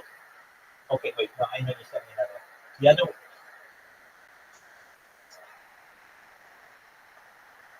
right? Exactly. Yeah. And the second one is beautiful. Now you're telling me that the one that's unfinished will result something like the one that is finished.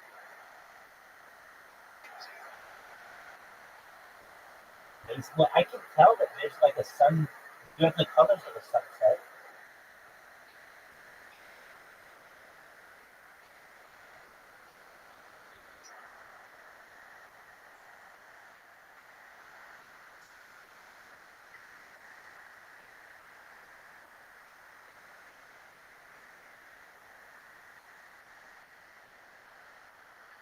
Okay.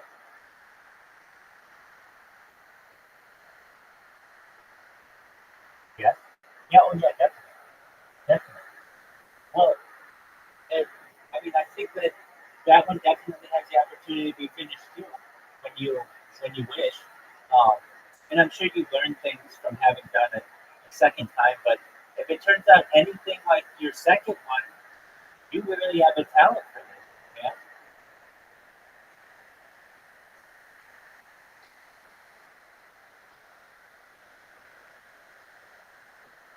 Talk to me about it.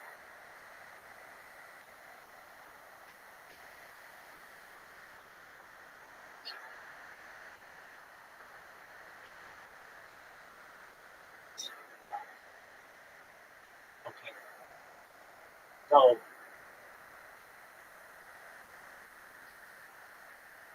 what do you play?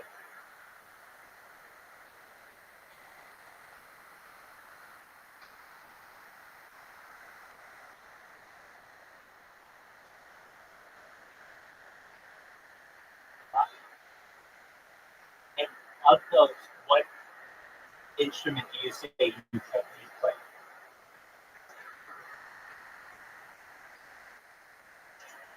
Oh,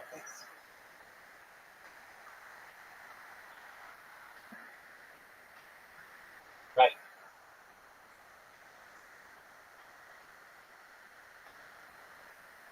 Okay. Sure.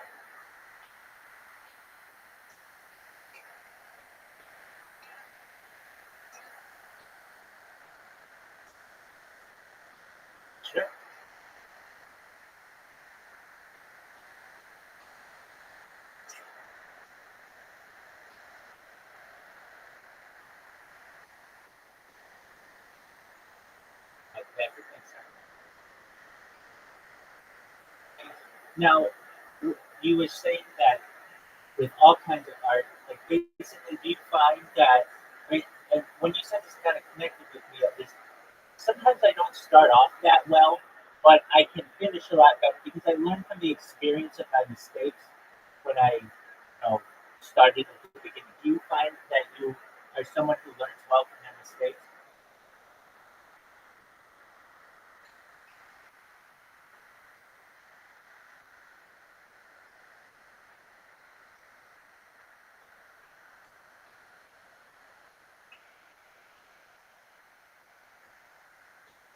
Right.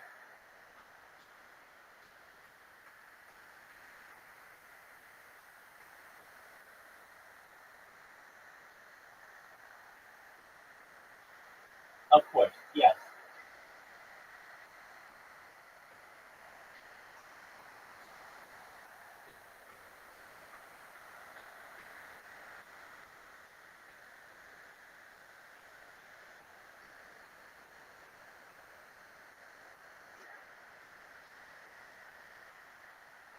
Okay.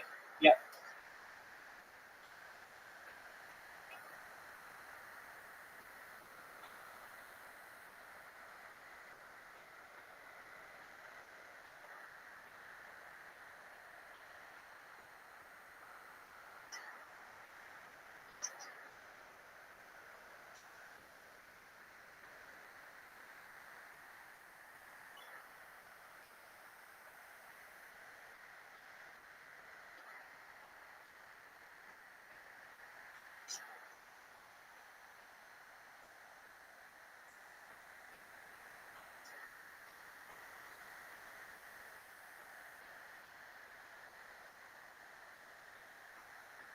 Right. I do understand. Basically, you have anxiety.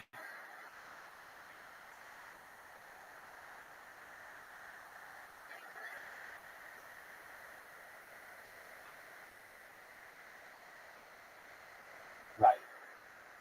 So that makes sense. I mean, you just have a little perhaps anxiety when it comes to sharing some of your art with the world, and that it takes courage to be able to do that. And you shared it with me, and I think certainly it's something that is valuable to the world. It's beautiful. Embroidery is beautiful.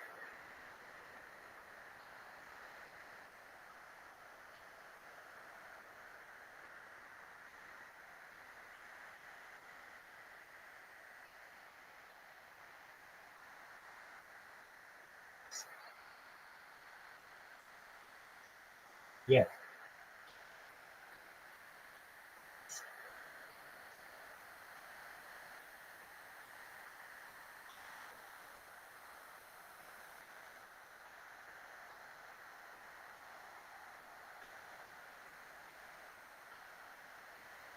Right.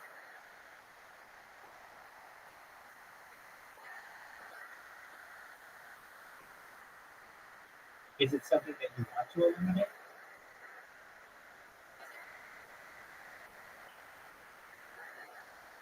What do you think will help you to eliminate?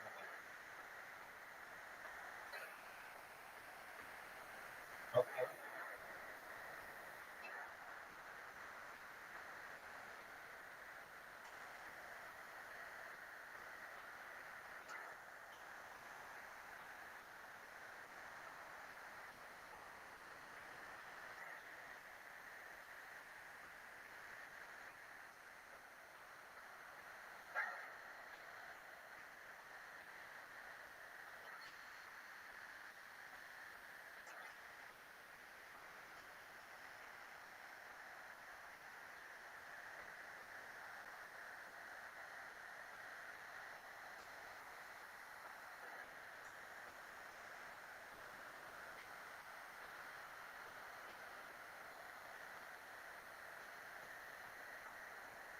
Well, I mean, this, as I know you, if I had to describe you in like 5 words, the caring phrases, caring heart would be they're intelligent, I would say, but really, even even in comparison to those, would be unique, artistic, and gifted. I mean, you you are someone who I can. We just had a random person here. I can say this person has. When I first met them, they were they were exhibiting their art to their body with face paint. That's really how I became like put two and two together. And then from there, I mean, the amount of like you're someone who oozes art from all of your extremities. And you know, I think that we as a community have the opportunity to be able to bask in your artistic aura.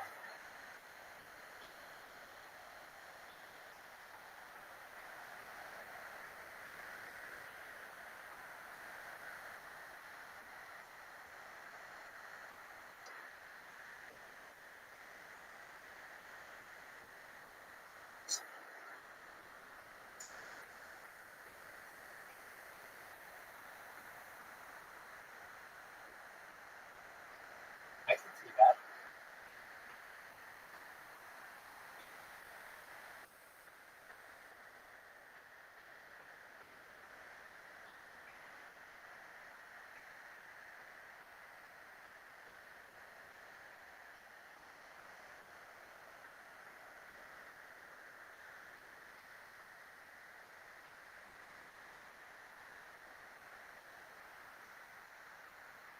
Oh,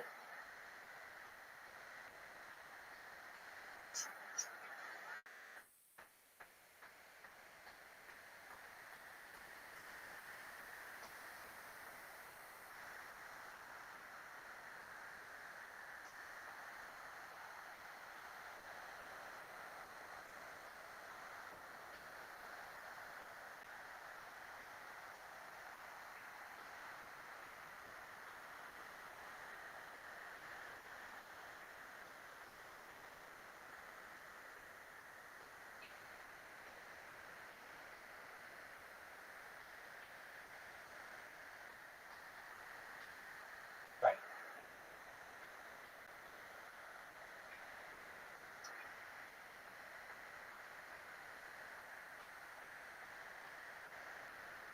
I would.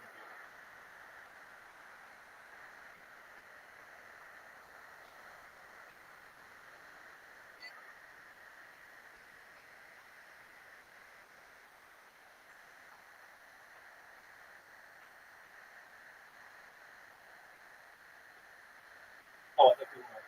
Absolutely. We're IRL. We dominate Web3 and the blockchain. I mean, really, almost 24 hours a day. Well, I mean, certainly 24 hours a day within a Telegram, you can be entertained by very Pyro about the side of 10 people. But if anything, what I find interesting is when I'm on Twitter Spaces and I see all the scrotums and I see all of the people who rep Harry Potter about the side of 10 people. And it gives you a sense of community. And then within that community, we get really special people like you who are so very talented and just you're part of what makes the community extra special. Well, thank you. Thank you. You're such a sweetheart. I appreciate it.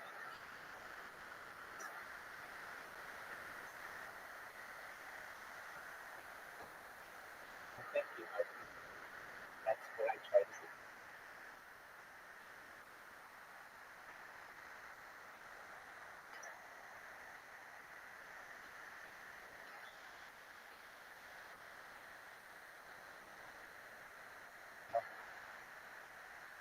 I don't know. I did like his photo when he was I, I think that really in, with with enough time, I mean, not only I mean our community continues to grow.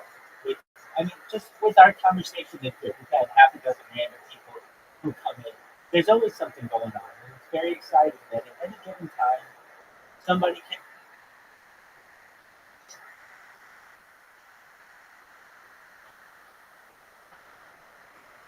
actually.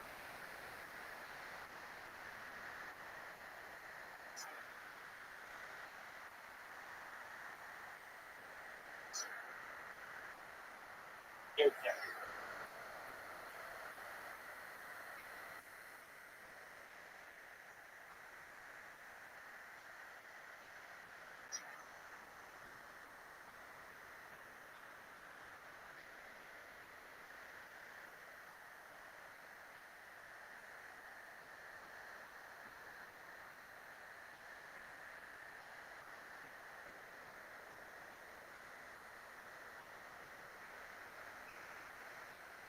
Oh, absolutely.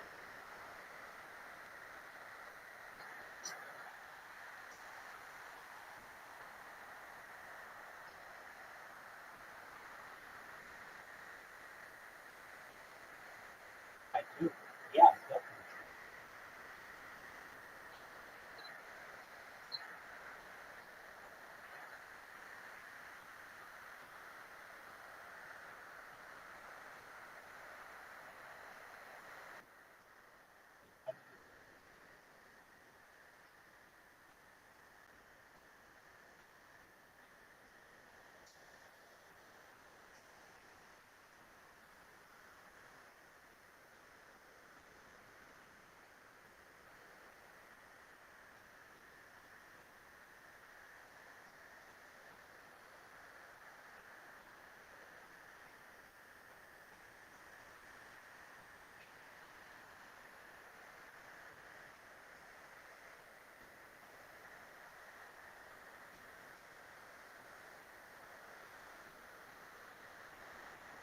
And that's so rare.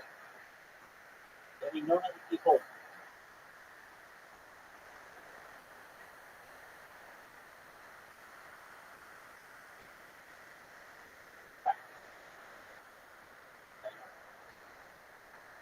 that's so unique. I mean, normally everybody is just take, take, take, take, take. You're giving, and that motivates people after the fact when they don't have to give. That's a really special attribute.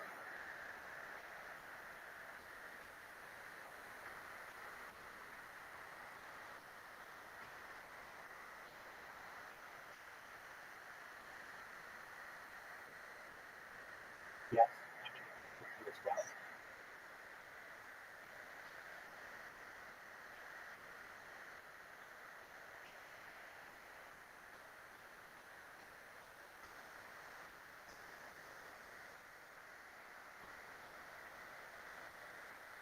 Well, that's perhaps the way that it should be. And that hopefully that type of mentality becomes contagious to other people. I agree. I agree with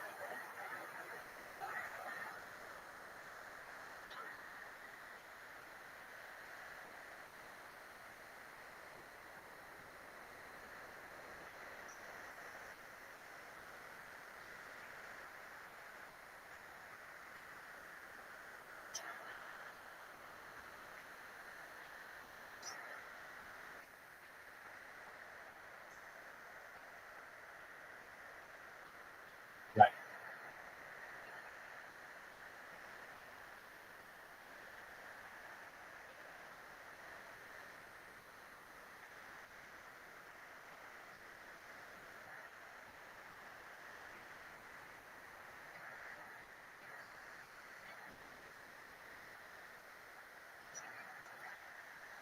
Oh, yeah, definitely.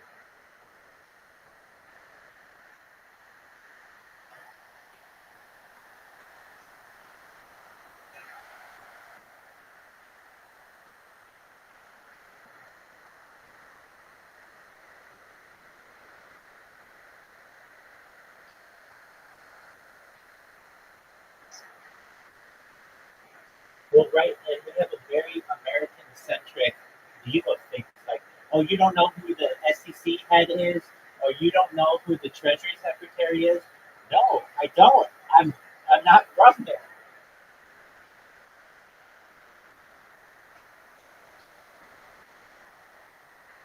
Absolutely. I think that, frankly, we've become so America-centric that it blinds us and it forces the rest of the world to kind of play by our rules. But that's not necessarily fair.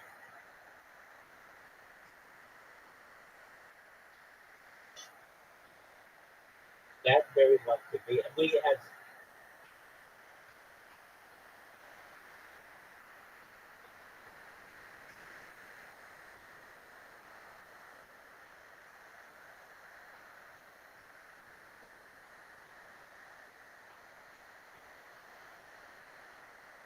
German or Dutch, absolutely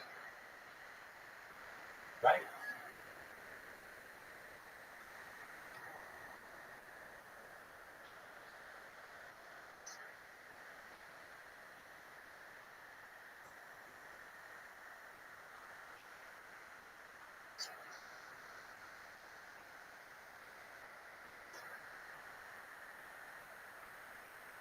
Probably,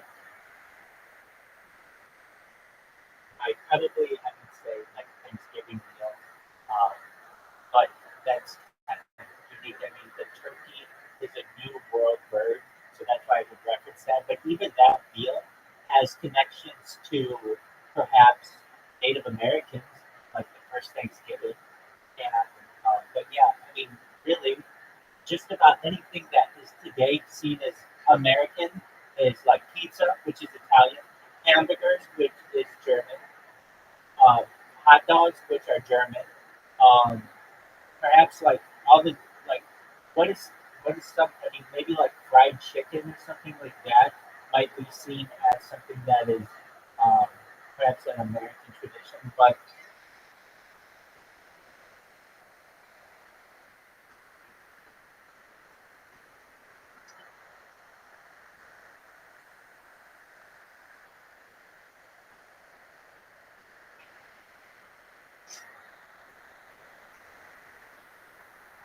but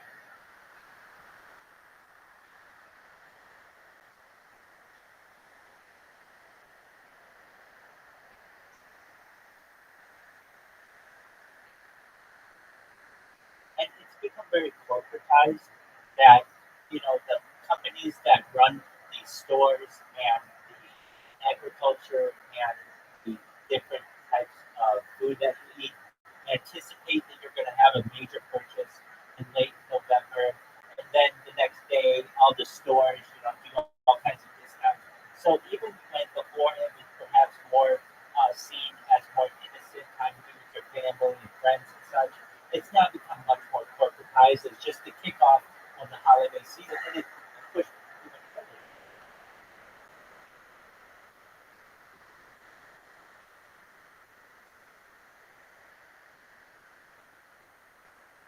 But I mean, most, well, I shouldn't say most, um, but well, I can say most Americans up until perhaps the last like 30 years with the influx of people from Central and South America and other people from North America. It was really an English or German country. I mean, there are still huge segments of the United States where German is the primary language. It's not even English. I mean, yes, they're the Dutch areas and perhaps like people of those types of backgrounds, but we're a melting pot of many different cultures and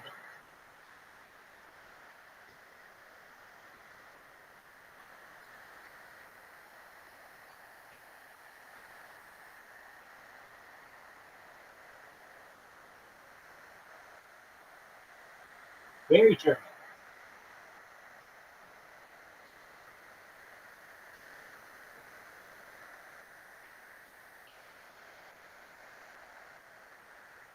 Oh, absolutely.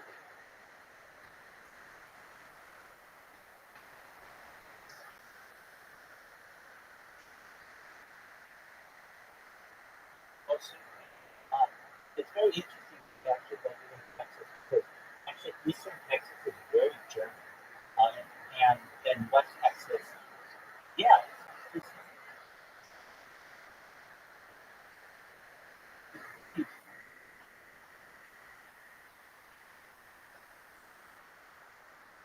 okay. Oh yeah, absolutely.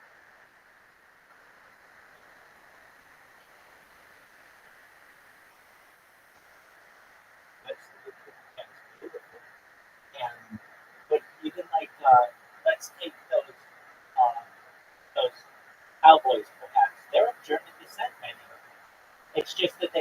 be in Texas at the time.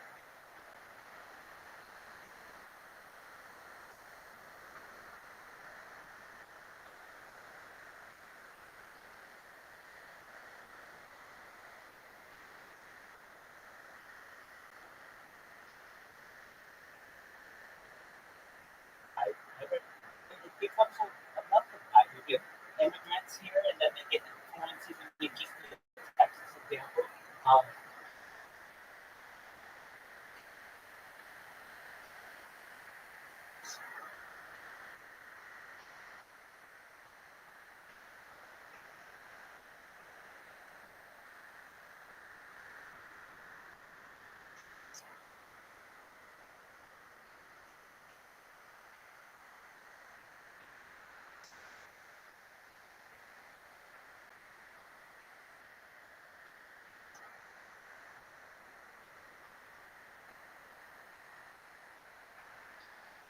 sure.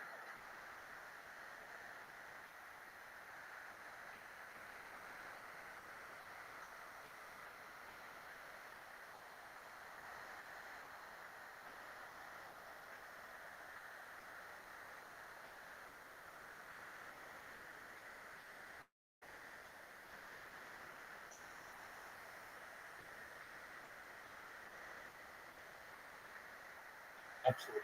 You're 100% right. You could go to some areas of the United States where that is more common, but most certainly, it would seem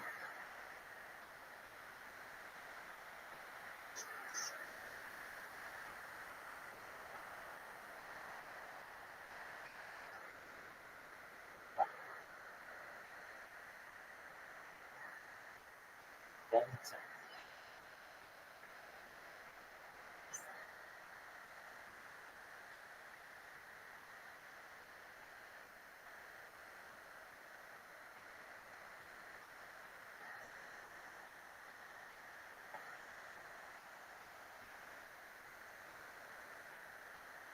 That makes sense.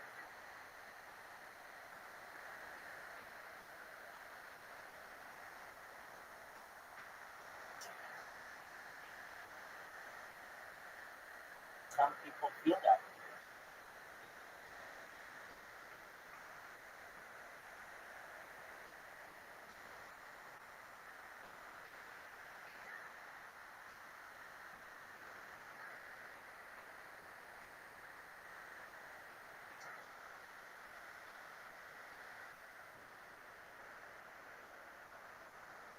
Right. Well,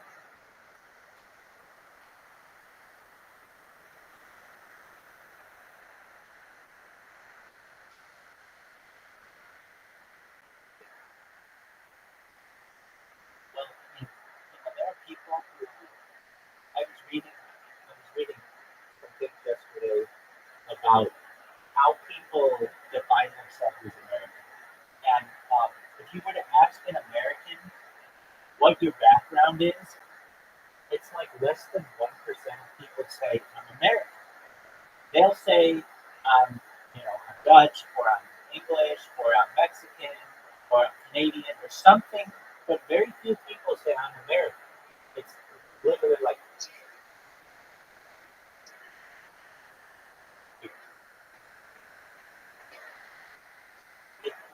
exactly, exactly. And really, a lot of that is based on how like the government organizes people, because we're all American. I mean, anybody who's here is essentially in a lot of ways seen as American. People who are born here. And there's also something interesting with this as well. I was looking at a map yesterday as well. The countries that provide citizenship based on where you're born are all basically the Americas. So everywhere from like Canada to Argentina. But in Europe, Asia, and Africa, it's where your parents are from. So basically, like there's a difference in how you view yourself, uh, perhaps related to that. But I think government statistics really skew this as well, because they want to know the actual makeup of what you are and what your background is. When in in reality, we're all just American, but very few people view themselves that way, which is quite unique. I mean, there are people. I was reading one person's take on it. That I'm a sixth generation American. My family's been here for 400 years, and like of anything, I don't know what else to say. Sure, you could say I'm British, but that's 400 years ago. I don't connect with that anymore.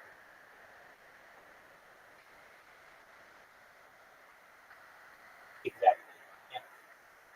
And I I kind of think that all of these are just semantics.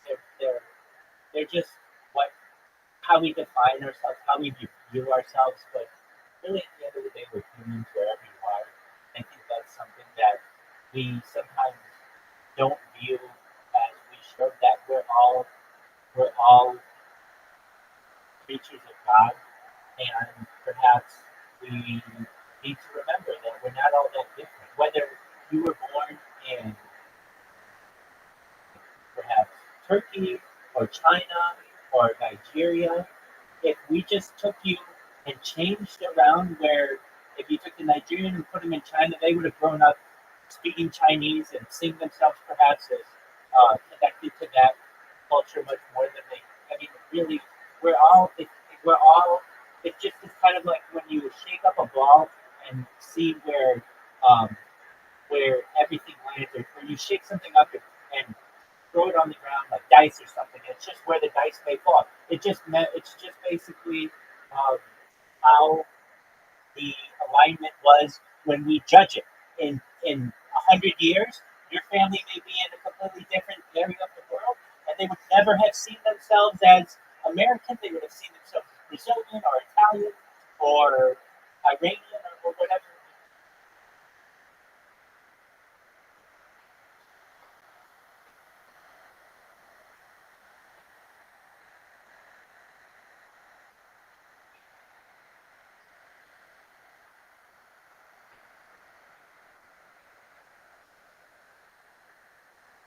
Right?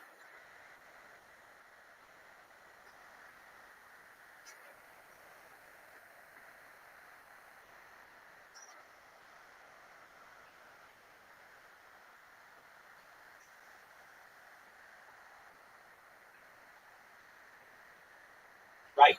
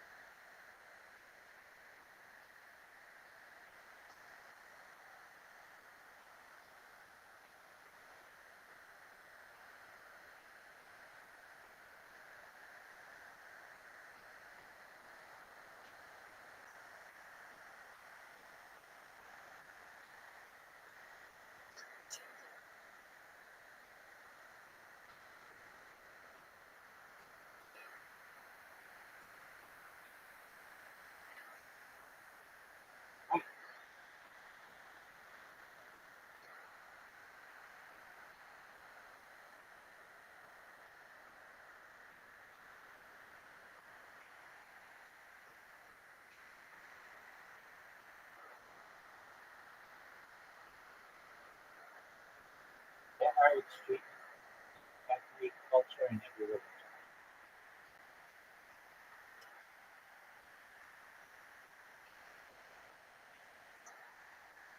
I'm in agreement with you. Extremists can blind themselves. They get blinded by their own messaging, and they become brainwashed, and then they brainwash others, and eventually you get break-off organizations and insurgencies and such. When in reality, the central core tenets of the main group of people haven't changed, but it's because of the extremists that they try to shift the the focal point, and then the world, when we study these things or where we have any kind of communication with them. We think that people are further towards the extremes when the population is really pretty central.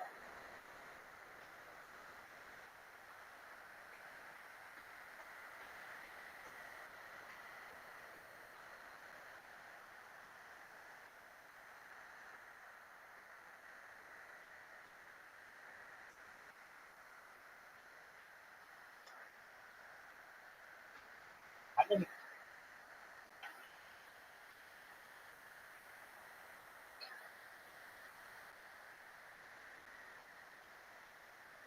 it became very divisive.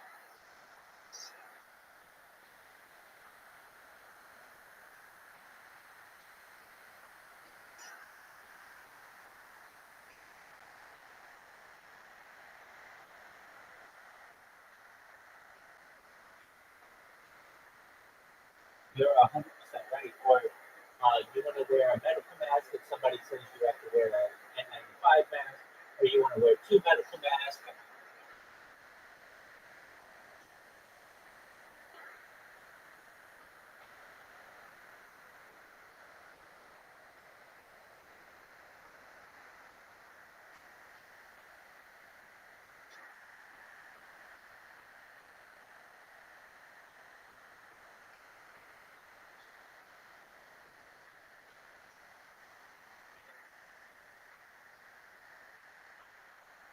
Right.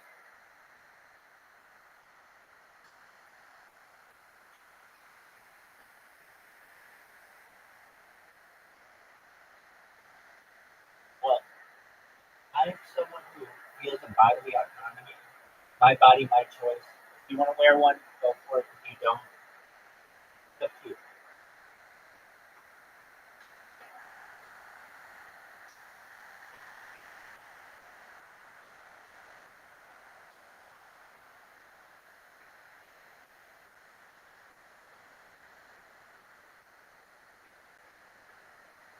Exactly. And then people, I mean, it broke up families. It basically shut down businesses all over, like very, very minor. I mean, in the grand scheme.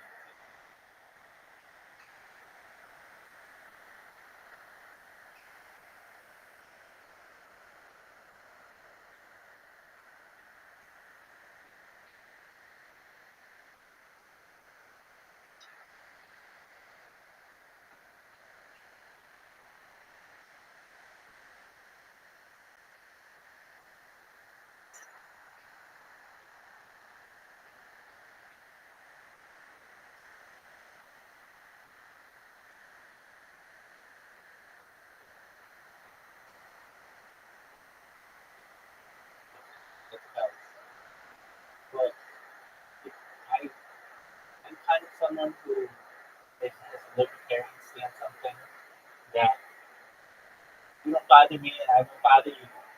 And I will put my hands on you. You don't put your hands on me without consent.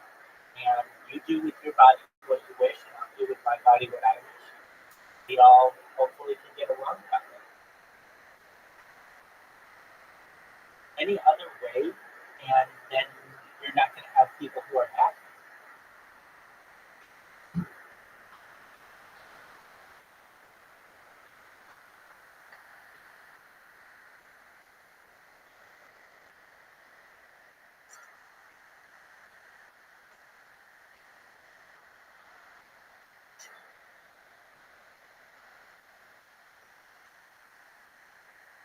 Right? Not being able to see grandparents or family or friends of family, or like even just two kids who have no idea what's going on in the world, but because their parents disagree, they no longer get to be friends.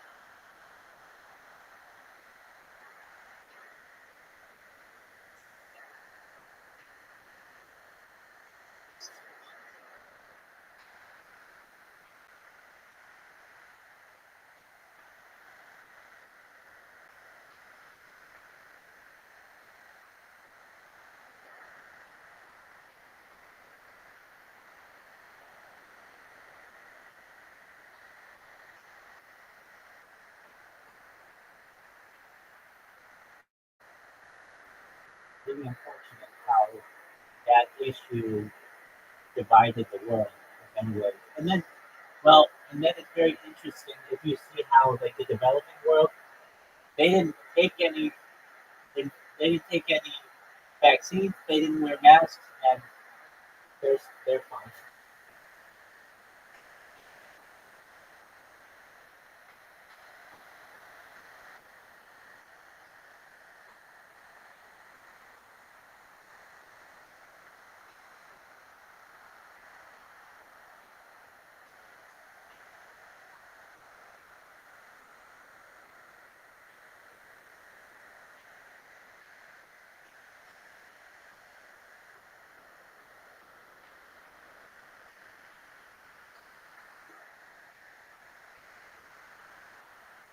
Well, at least in the United States, the way that they were tracking who had it and deaths from it, some people who were hit by cars got counted for it. Just like they changed all the rules.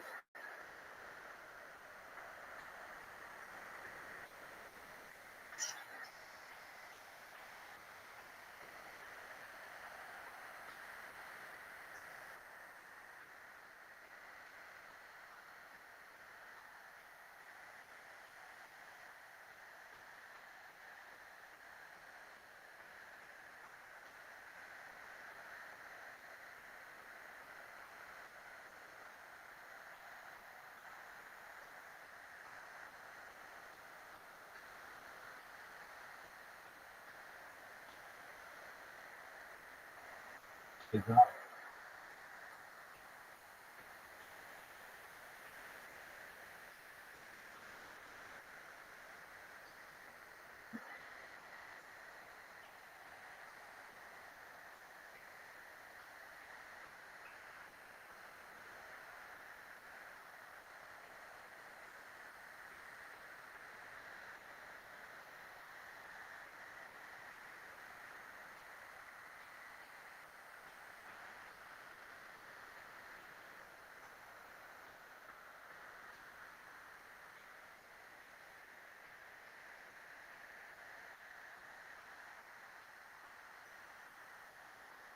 I mean, everybody has their own personal issues.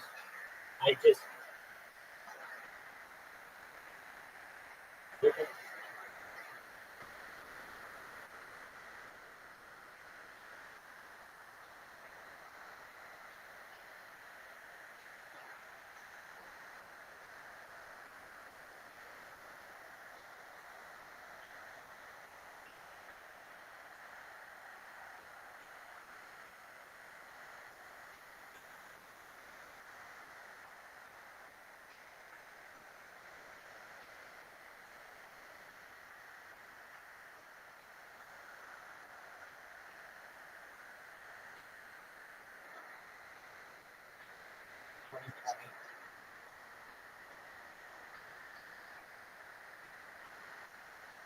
right? Isn't that something? And it seems like it was just yesterday.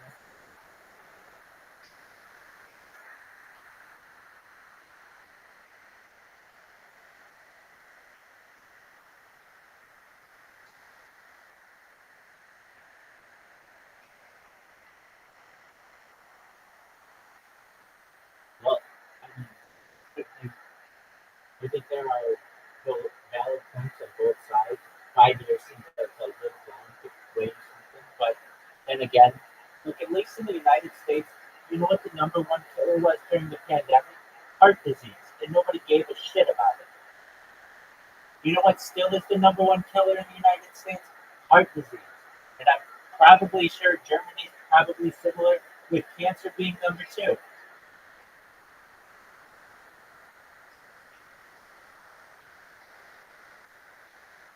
Right. Well, what I'm saying is like there was this huge rush that we needed all of these new medical treatments and everything when when when still the number one killer in the United States didn't change, nor the number two killer in the United States changed. Basically, like if we cared so much about human life, then wouldn't we care about lowering heart disease just as much as we cared about all the other stuff? Oh, you're 100% right there. And at least in the United States, what was the major thing that changed things in the United States was around the year 1996.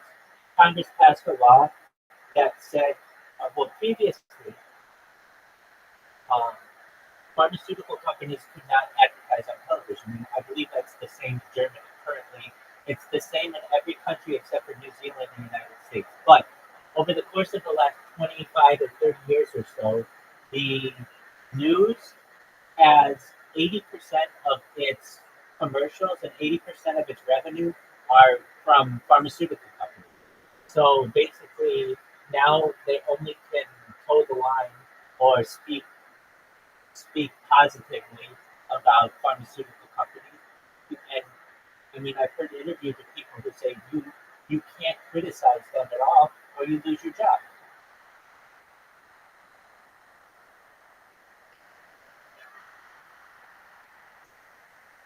It's very good. But he-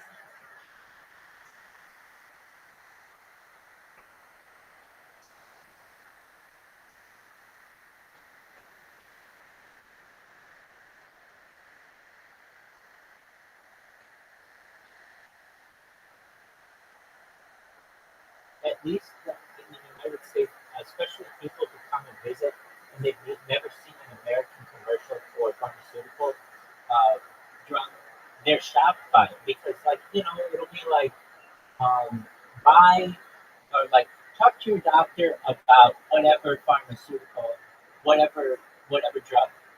Side effects may include death, amputation, heart palpitation.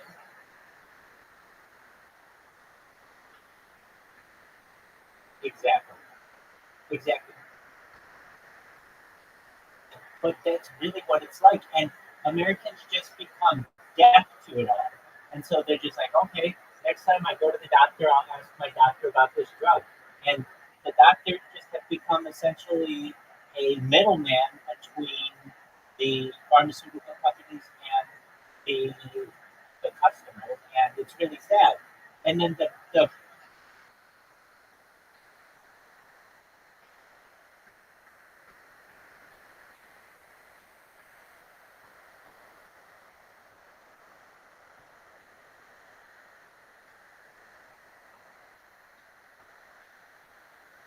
oh, very interesting. Um, we have an issue as well where doctors get kickbacks or get paid by the amount of drugs that they prescribe. So it's in their best interest to write prescriptions for certain drugs because they get more money back at the end of the year.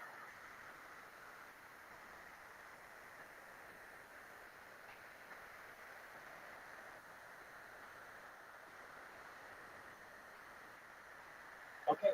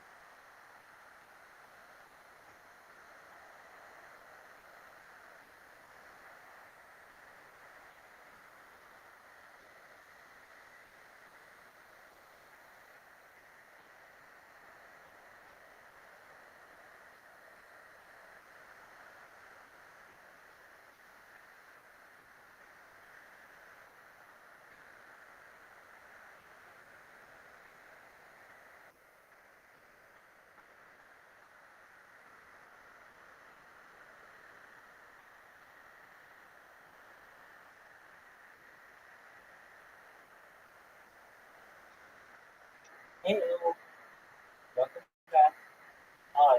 And a lot of the things that I think that could be beneficial to humans are drugs that aren't being pushed. And I think it's a sad thing. Like, we've made a lot of advancements in society, and these drugs aren't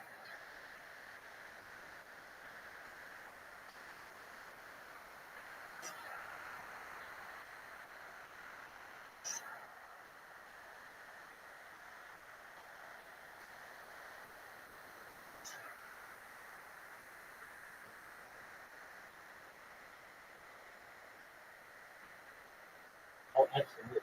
Well, and at a certain point, a lot of these companies, it just becomes like there's a very, very fine line between a bribe and a kickback and what they consider their revenue.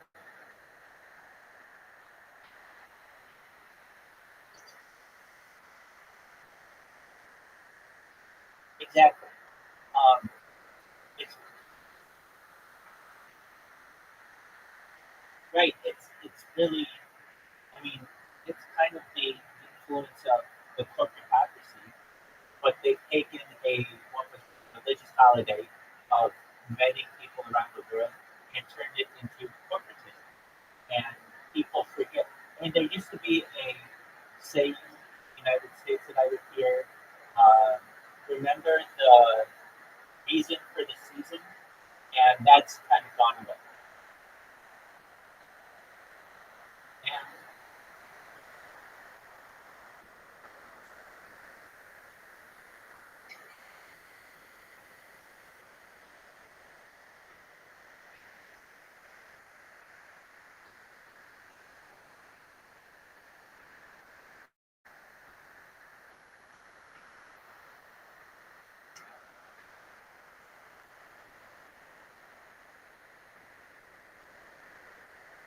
right, you're 100% right.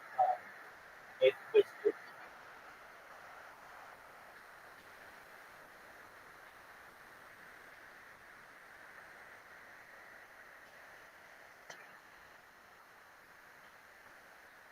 there are definite arguments to it, and I think that generally people who really, I mean, if people want to connect with you one way or another, so they want to say something, but they don't want to offend, and it's just like, you know, don't be so sensitive on things. If somebody says to you, marry whatever, and you don't celebrate that, it's okay. It's not the end of the world. You don't have to necessarily yell at the person or whatever the reason may be. If you celebrate Kwanzaa or any holiday of any kind, really, I think that people should be more understanding with each other and not so much.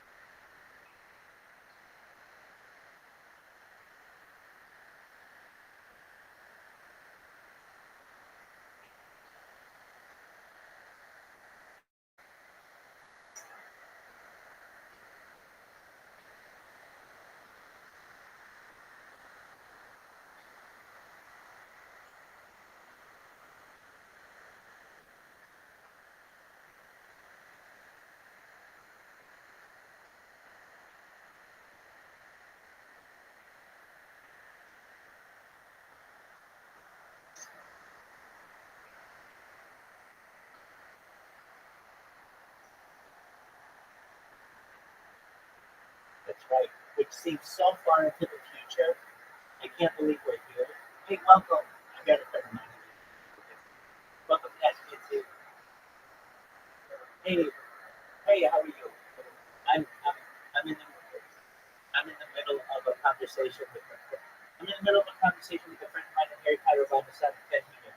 You may or may not know that. Yes. So I'm with Vamp. I don't know if you know who Vamp is, but Vamp is a staple of the community. Actually, the person who just joined the Discord, they're in Harry Potter about Sonic 10 so they're familiar with the title. And but yeah, I would say we have somebody else here too. You may know them. So do you know he goes by the L or Riser? He's a Harry Potter about Sonic 10 as well. Excellent. So he's in the Discord that we cast and see Discord. Then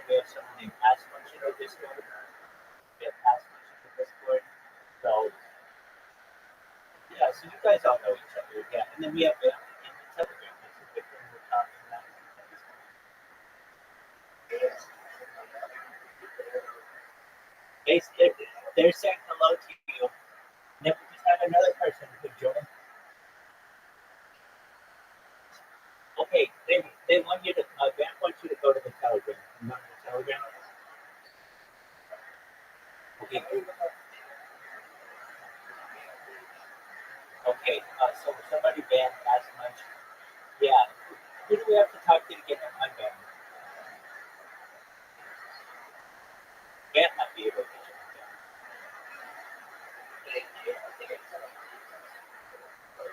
Oh, dude, everybody runs into that. No worries there. That's happened to me a bunch of times.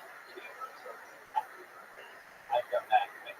It's an automatic ban without a warning. Yeah. I think it's a bot who does it.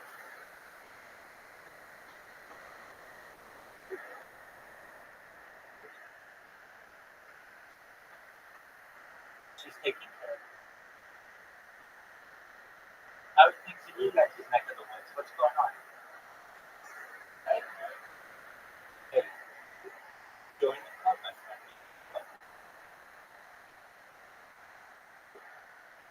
Well, good. You see five. Well, I think we'll be able to. I should start a cameo like William Montgomery and be the most popular person on it. Absolutely, I think we shout outs to people we can't use. Well, that's definitely a good thought.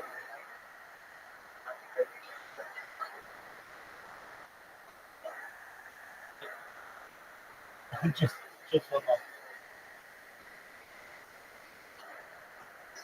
Yes, exactly. I can make money with motivation talks. Yes, exactly.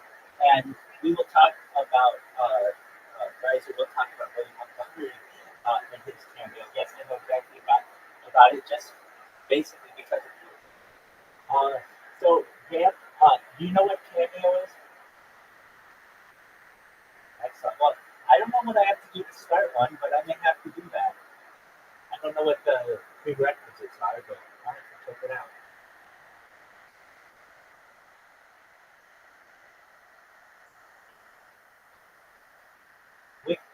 Wikipedia is a very finicky beast.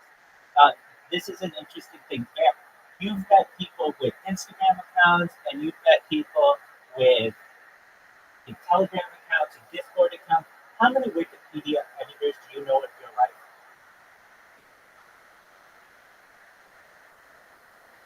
Well, no, I'm actually I donate to Wikipedia. Do you know when that thing comes down that says Jimmy Wales and he's like, "Hey, please give me money"? Absolutely. So the only reason, I mean, I think it's an important endeavor, but I've also read, and I don't know if this is true or not, but that in the future, people who have donated to Wikipedia will be grandfathered in, but eventually it will be a paywall, and that means the world's knowledge will be basically closed off to a lot of people in society. So I give like the absolute bare minimum monthly I can. But,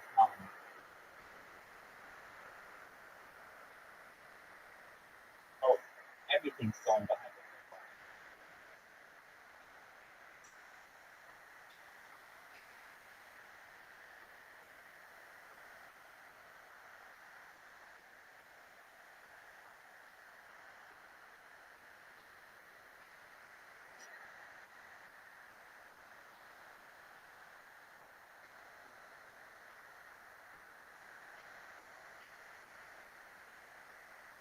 I'm in agreement with you. I think it's very sad, especially when Wikipedia was open source and free to the world, and now to uh, limit people's ability to be able to use it, I think is really sad.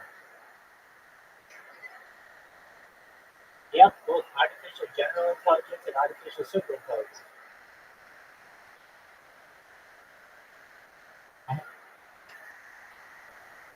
What's it called?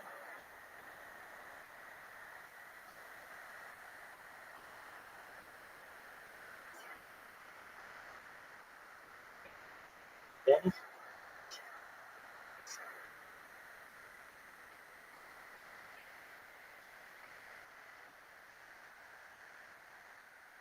So I did.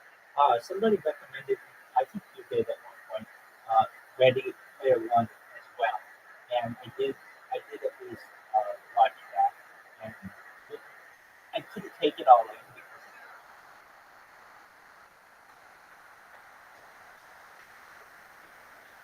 and that's what I've heard. Yeah,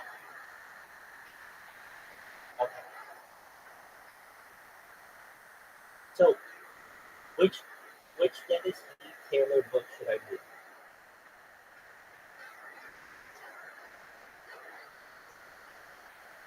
Okay,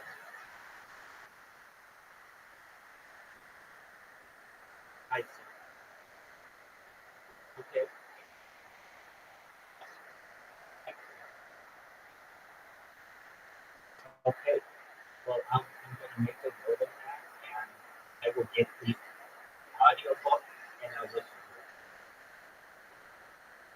Okay, I'm ready for it. You were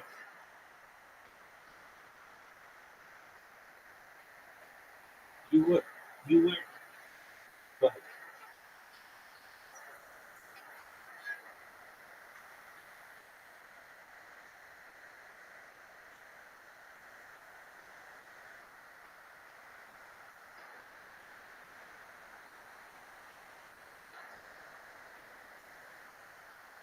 Oh, beautiful. Yeah, we talked about that last time.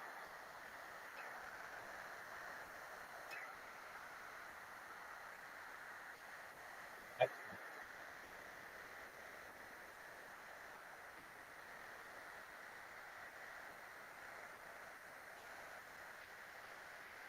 Oh no way.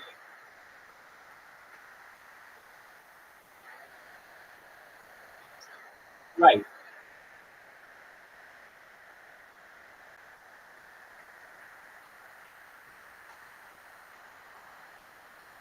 Okay.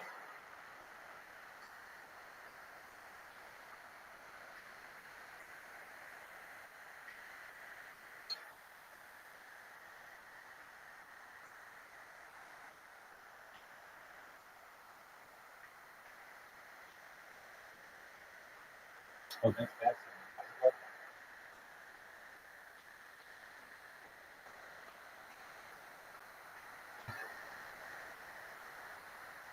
that. Okay. Well, I have yeah. Well, I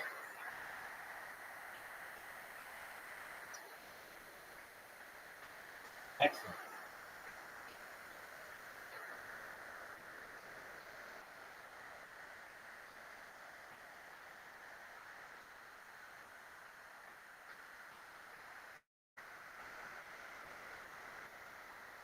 I'm gonna listen to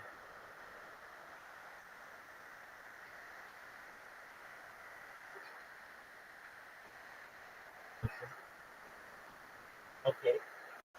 And this one is a more utopian version. Excellent.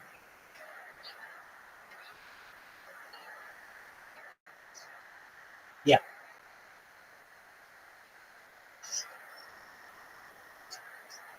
Oh, really? Be completely hairless?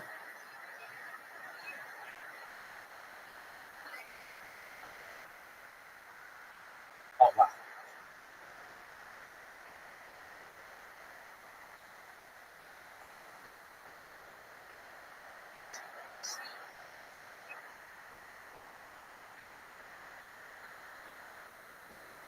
Well, that's fascinating. Any other any any other books like that you recommend?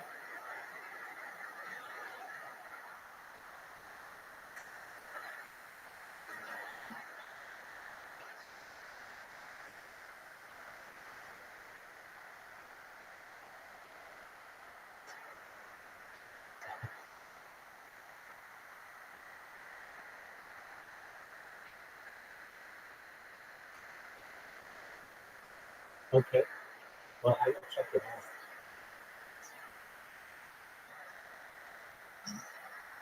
I also saw there's some kind of um, series that he did. It's like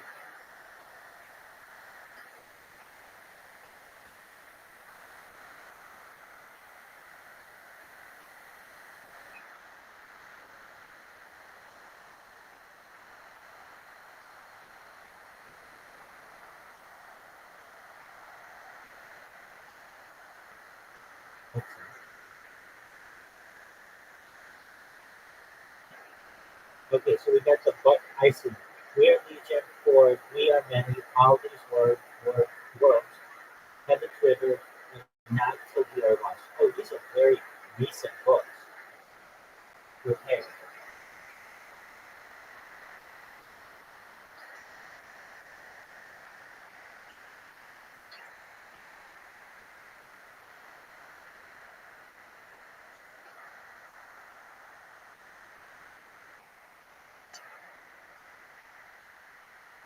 right. No, I'm going to agree with you. The best kind of audiobooks I found are the ones that show you the word while they say it.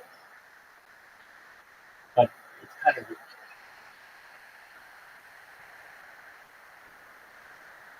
same here. Same here.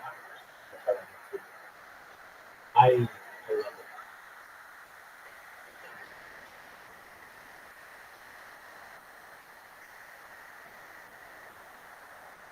I will do my best to build it. And when I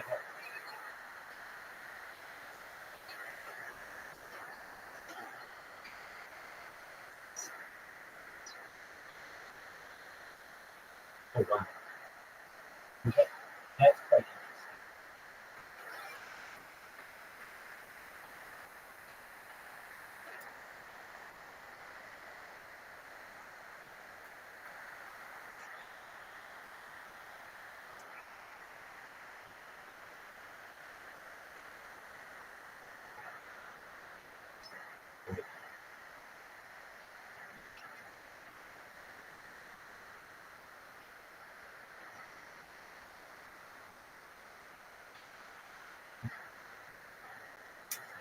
Right,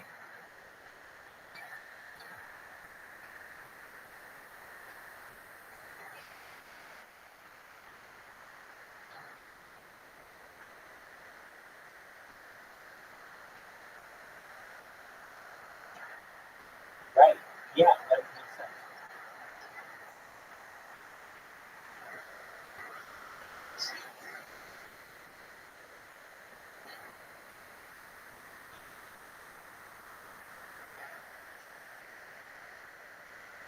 That's very interesting. I will I will do my best to find these. I will download them and then listen to them, and then I will report back to you. Now, there are four books here, five books here, so it's going to take me a little while, but I'll update you little by little.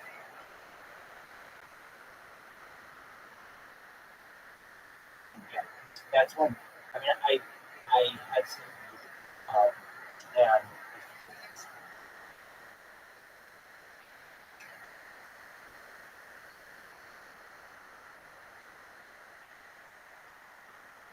oh, okay, that's fun.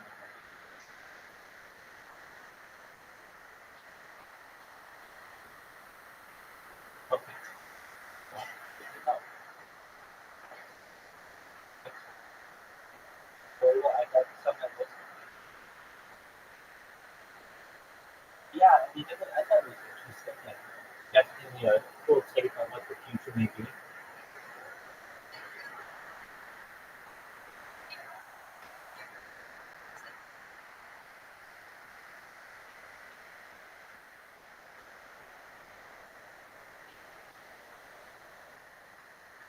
Right. Oh, I see what you're saying. Like in trilogies.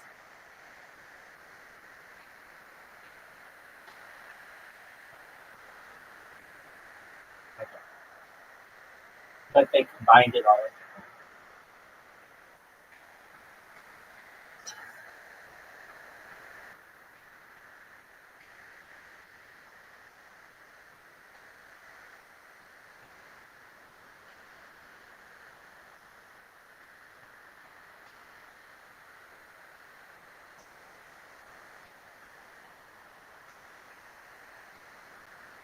Oh, okay. Yeah, it did seem like it.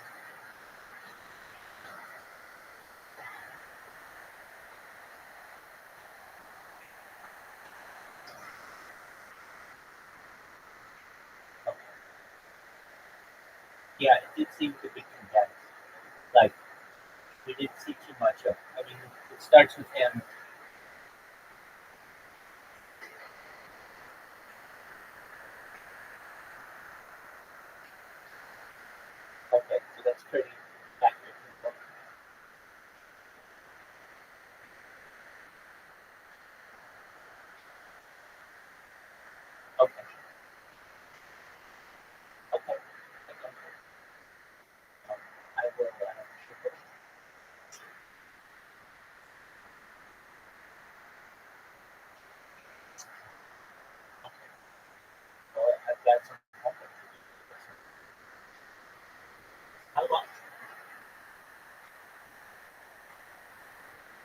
Absolutely. Artificial.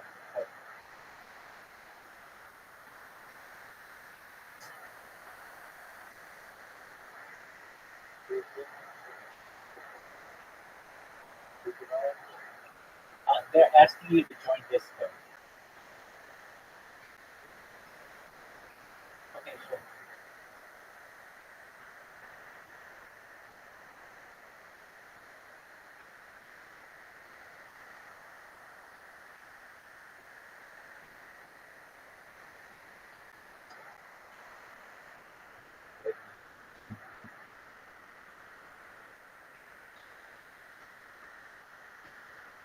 Yeah, if you just go to Discord, forward slash admin.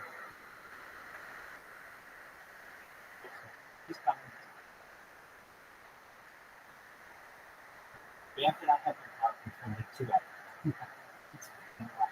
How are you guys?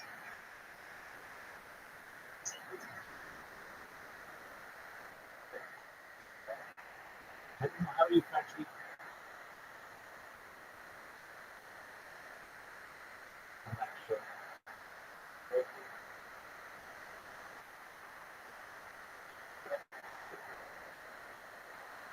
Yes, loudly. I can't believe that you didn't have my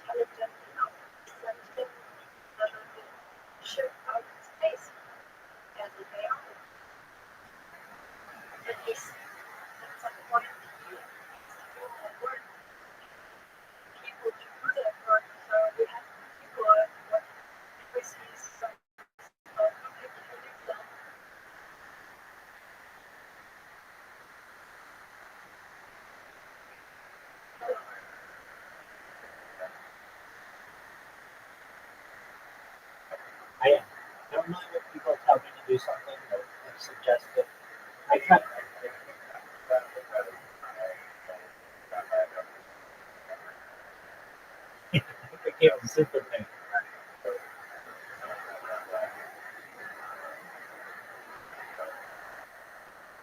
Yeah, usually like if somebody will be like, oh, you should read this, whatever. I'm like, okay, fine. But if somebody like takes some time to explain to me what it is, then I will put it in my phone, which I've done, and then I'll see it. Also, I found that rabbis exhort the translation behavior. Make them like this must be very fitting because it's exactly what we were talking about. Right. Not just some random. Yeah, so you but we never know the movie verse is like real with the same from other level because he's so funny. Like, And so usually when somebody kind of goes serious about it, I'll be able to say, what is it called again? And then I'll type it in my phone. And then once it's in my phone, it becomes like on my to-do list of things that I'll delve into. And so, at least in this case, I I can hear your not really good. Let's talk about it right now. how did you learn about it? I don't know if you come to that final.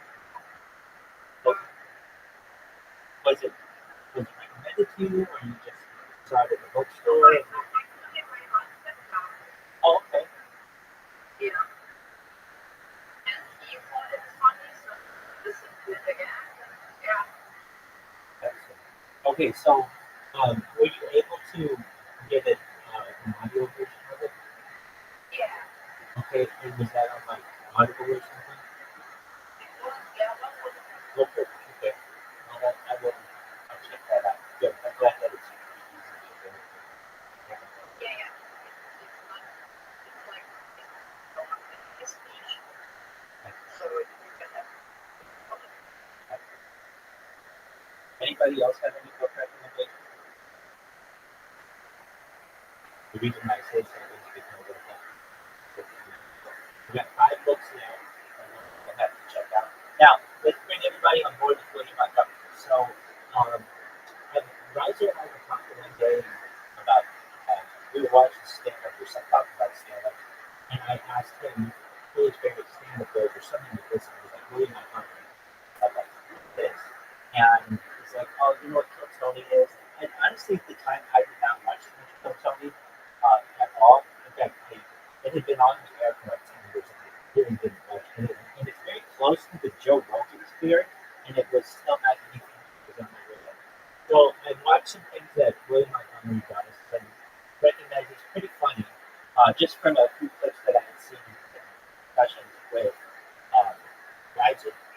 And then eventually I started watching Kill Tony. Now I've seen like every single one for the last 3 years or so. And I'm a huge William Montgomery fan. And then in answer or response to one of the comments that was made, like, hey, you should get on what's it called? Uh, what's the thing called that he makes? Cameo, thank you.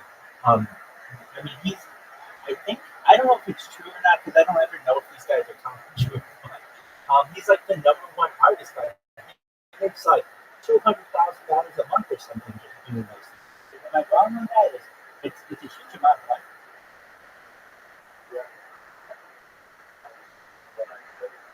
Yeah.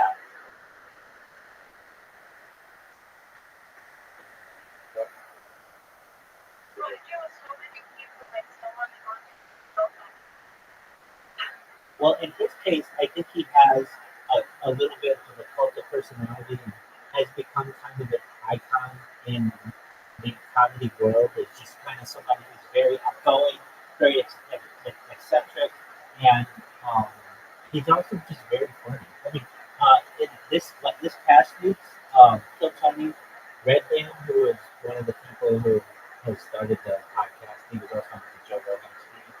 He said, and I think he's right, that William Montgomery creates more stand-up per week than any other comedian on earth, and that's probably pretty accurate. He has to come up with a new minute without any writers once per week, and it has to be good. And most comedians, basically they work on their, tight minute and then tight 5 and then tight 20 minutes or so. But it takes them sometimes a year to get all that down. When William Montgomery has to put out jokes every single week, and then it's done. You can't use it anymore because everything's recorded. So then you've got to, create more comedy on for the next week. And just with my discussions with guys, I've become a really good William Montgomery fan. He's very funny. I think his humor is very topical, and then he just has this like very outgoing way of just being like, uh, "I ain't never gonna stop," kind of a deal. What's going on, Ass Munch? Ass Munch, do you know that?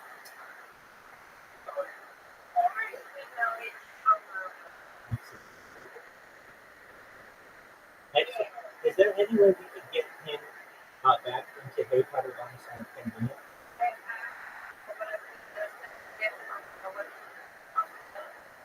Oh, okay. So we just have to do it during normal hours.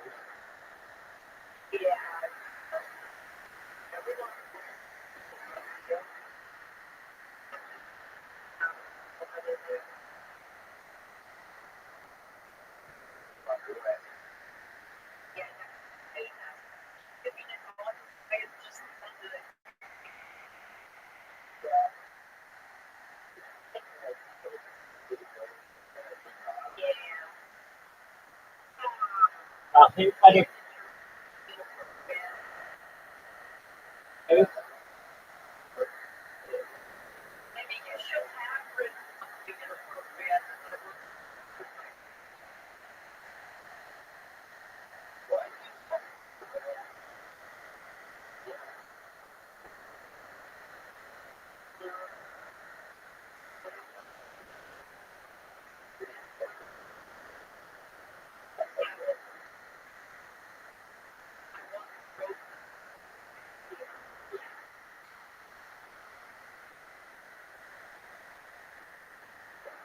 you are right. We are right at the cusp of being more very sensitive. Really great.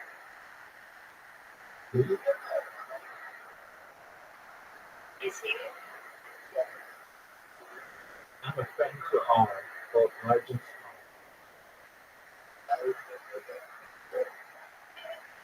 We're talking about it. Wow, what do we have going on in the chat? People are. I'm trying to find an admin.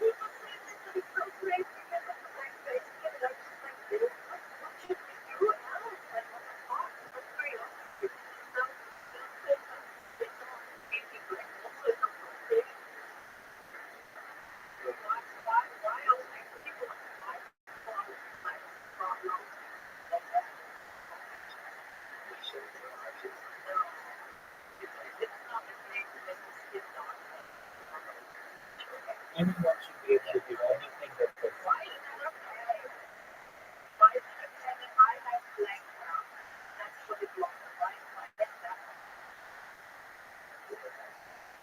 Because it makes sense. That's what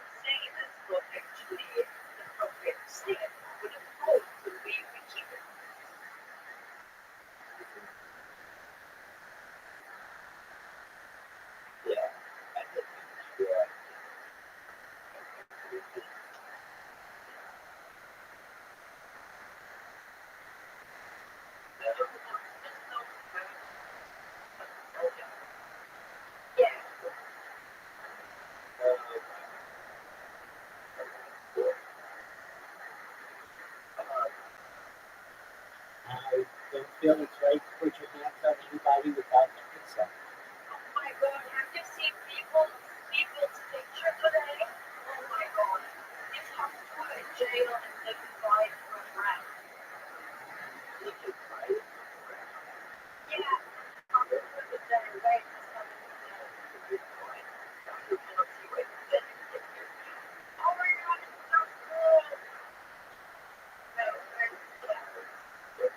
Either the only place you're going to be able to post it is in the free speech channel or the self promotion channel. And the reason why is because somebody came in and put a GIF of someone doing a self circumcision all over this Discord. I'll ask my chest.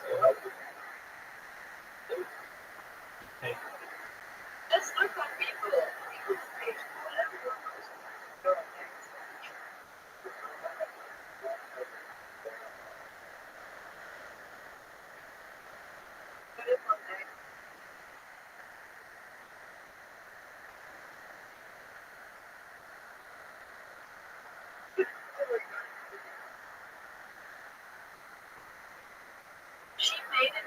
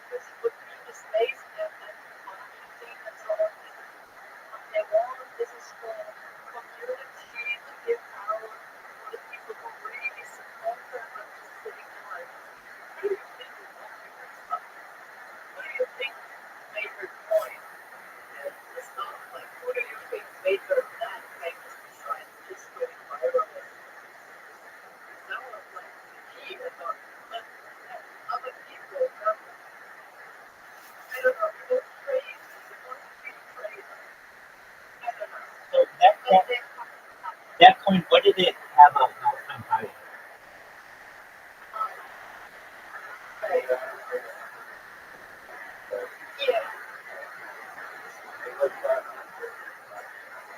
Okay, how much for each coin at the height?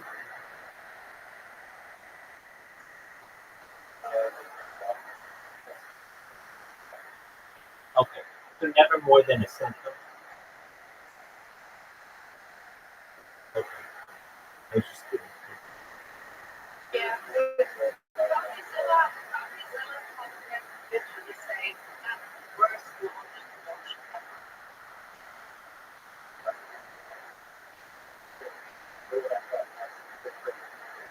Wait. What did I say? What did I say? That's exactly what I said. I said this is the perfect time to buy that coin. If you have any kind of long-term potential, it's perfect.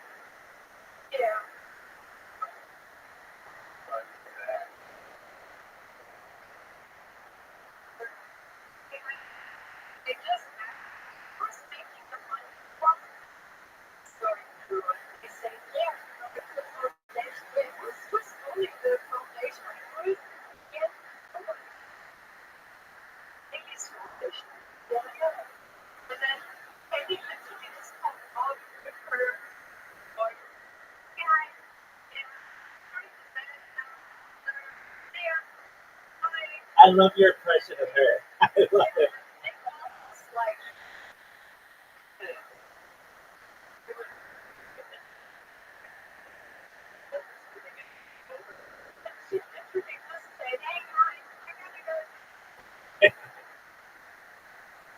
Wasn't it like midday? Yeah.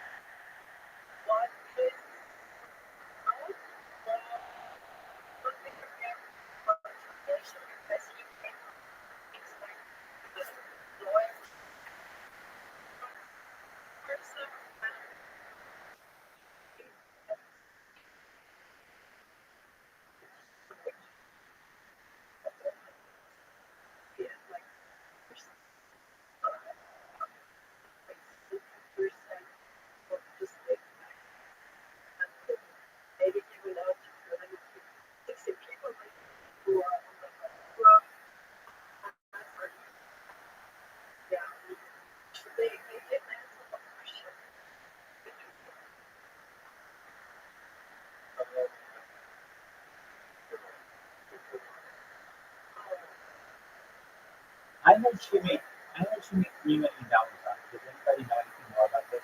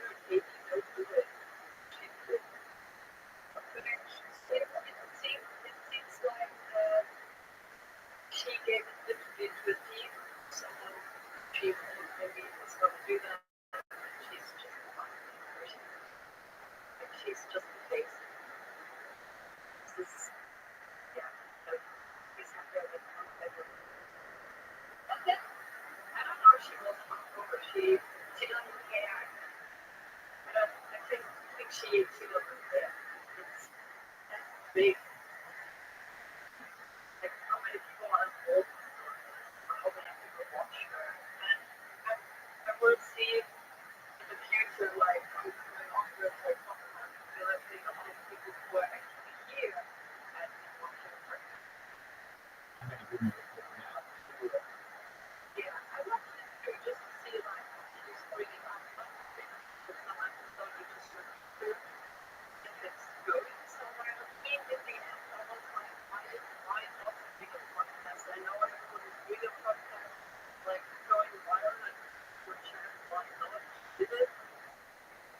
She's she's really expanded her 15 minutes and 60 minutes.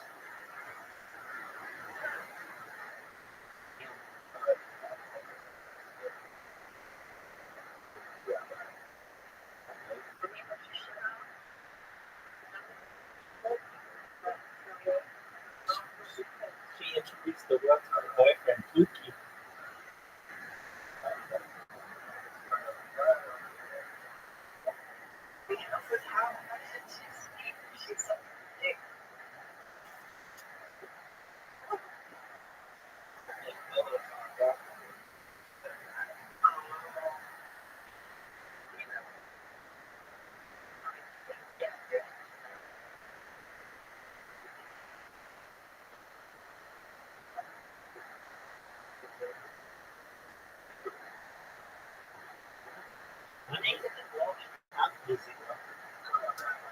uneasy.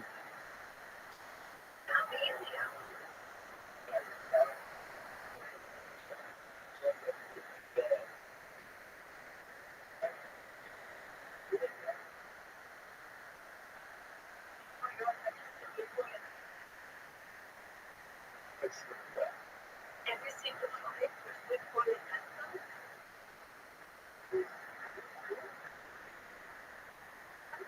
Bitcoin, there's a lot of time on the sugar.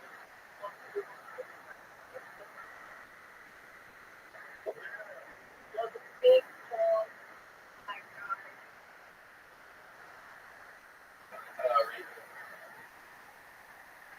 Yeah, and he had a long time in Bitcoin, and he was funny because it was like, I don't know, let me finally go to Giraffe, buy it, and it turned out to be a wrong. Pretty funny.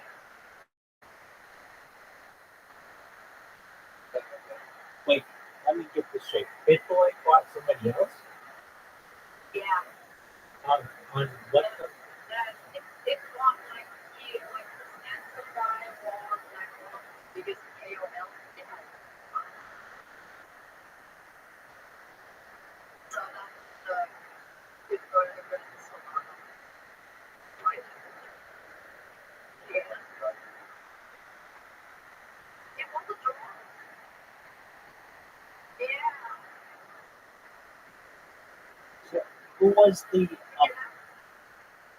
Okay, so if I just go to Bitcoin's next is an They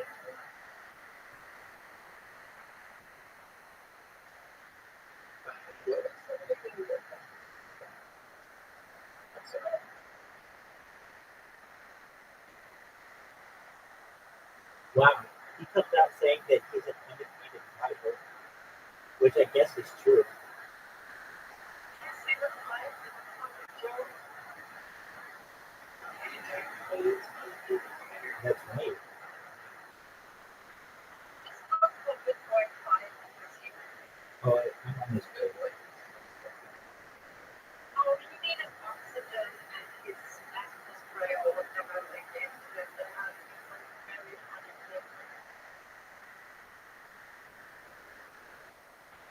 Yeah. Well, he's got an inhaler. He's got oxygen.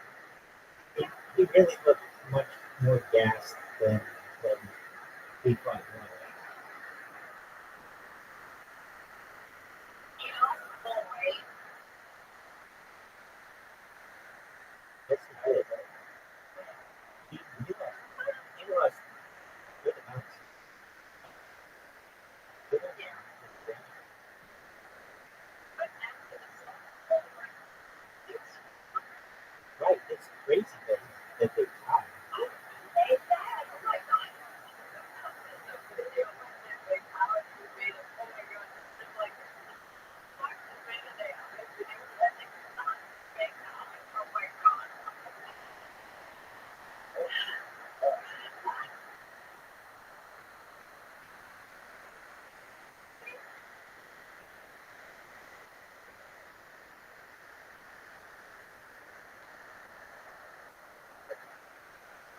It is. It's so weird. Right. I just have a video when they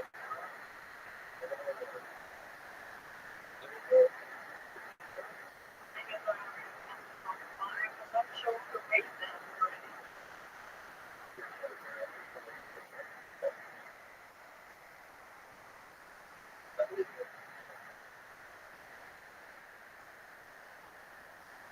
Maybe you just Google for, I don't know, Africans and not some white money. Maybe And it's based on just close your eyes sometimes when that is just like sleep because of the one part. No places or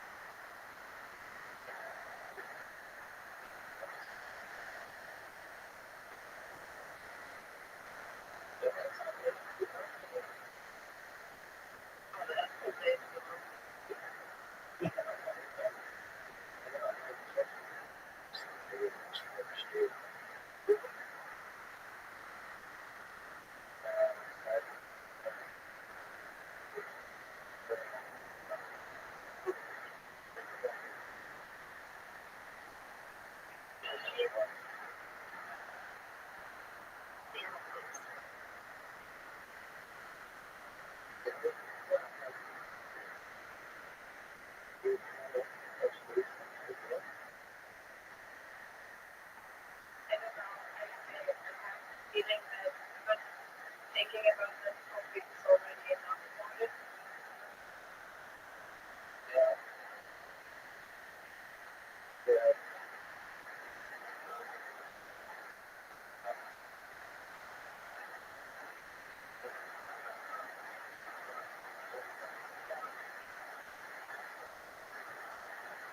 Why did it kind of find in my opinion, why did a picture just spread to a small group of things when say that?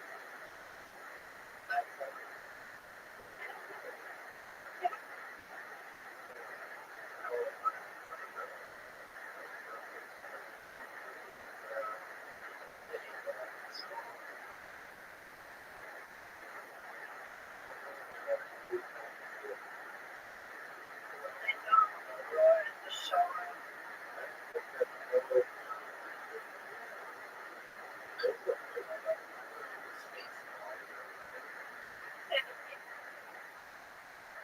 But is this still a joke? Because it stays that way.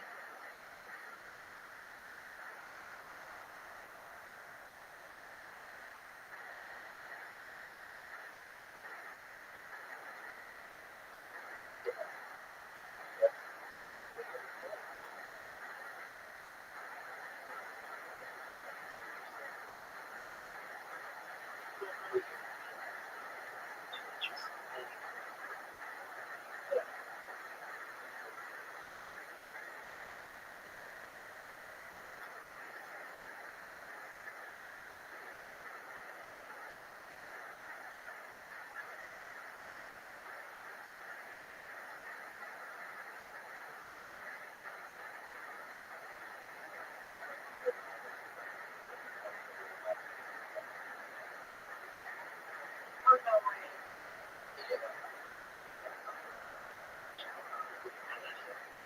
But if they don't call me one time, Wait, hold on. I even remember the date. It was December 18th when I got done that. So no public filming has been. no thing though.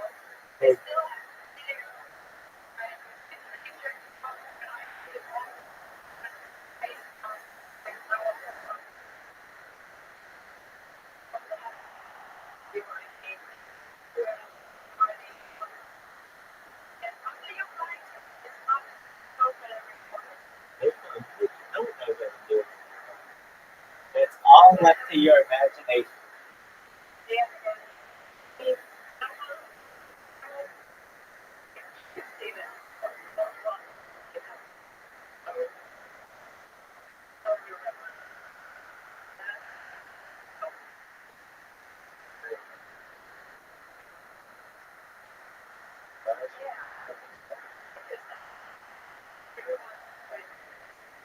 Right.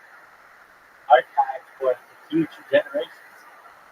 Yeah, if you recall the name, don't you know that?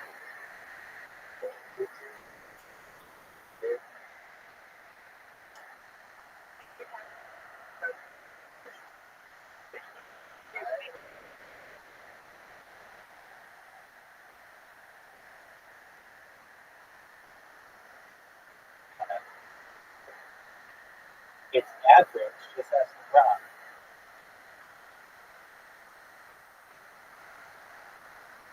Some of us are growers and showers.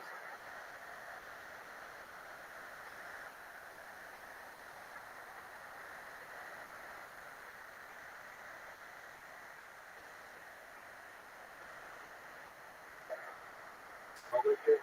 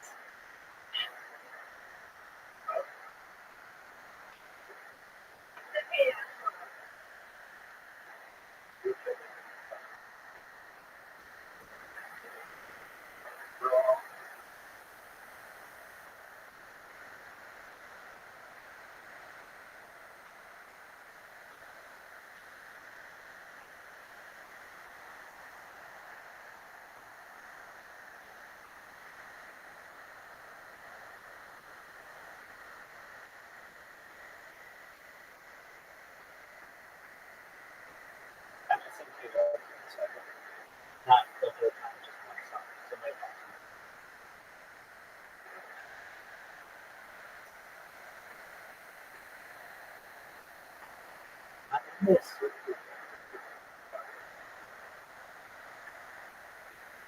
I'm in this big store.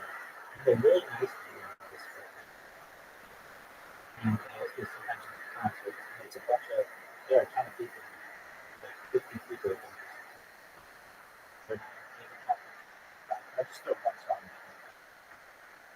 I hope that you all can enjoy it. Any requests? What do you want to listen to? I sang one earlier today, like 10 I sang all the stuff. Um,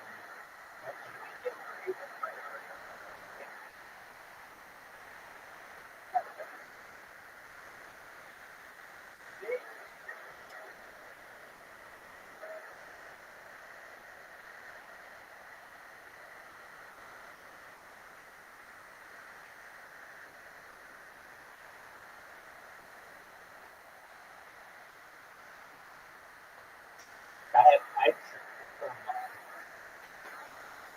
from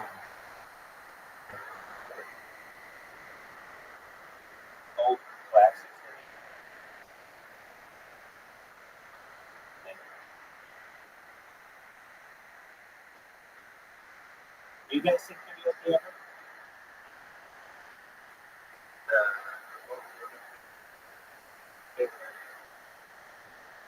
Your girl is not a good job.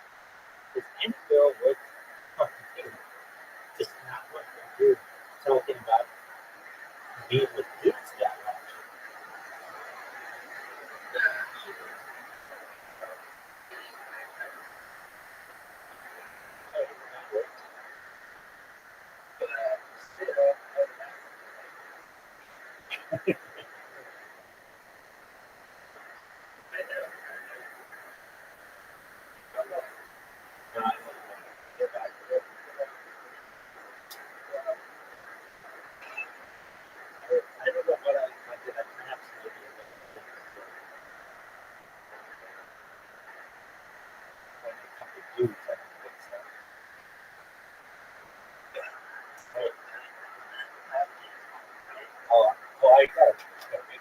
be right back. I gotta take a whiz before I spit. Just one moment.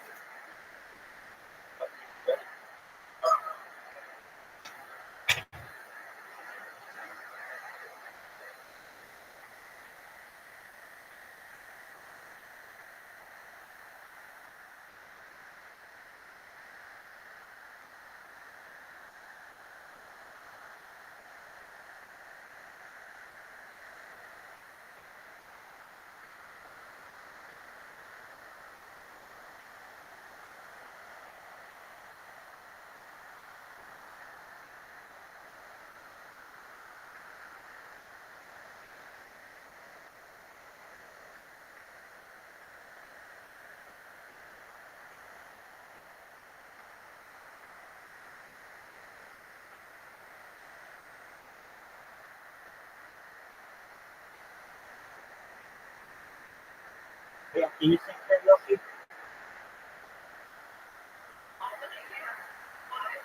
I would just karaoke if you like to sing.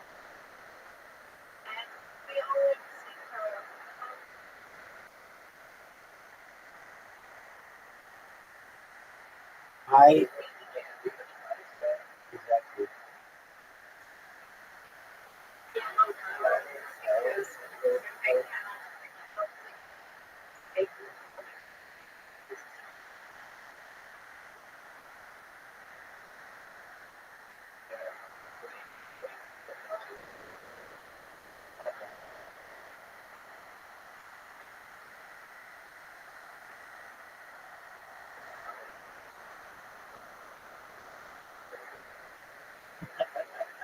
Wow. I love it. I love it. It's I think that would be considered distracted driving.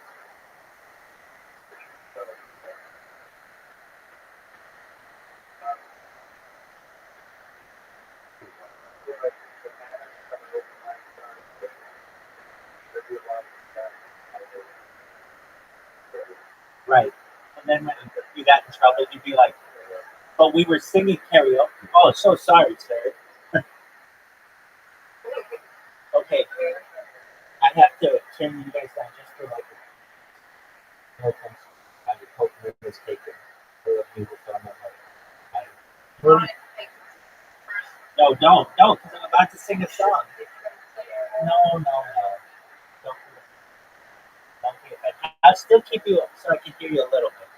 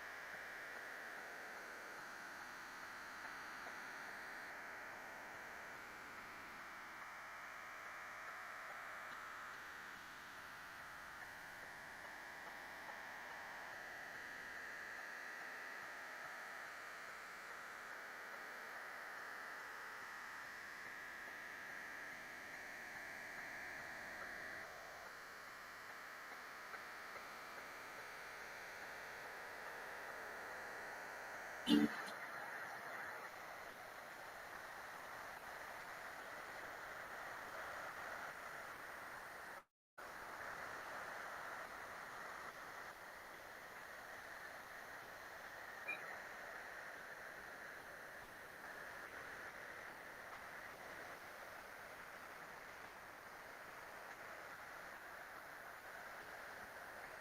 was a beautiful boy. This is Queen. Here's a little thing called love. To finish the video without you.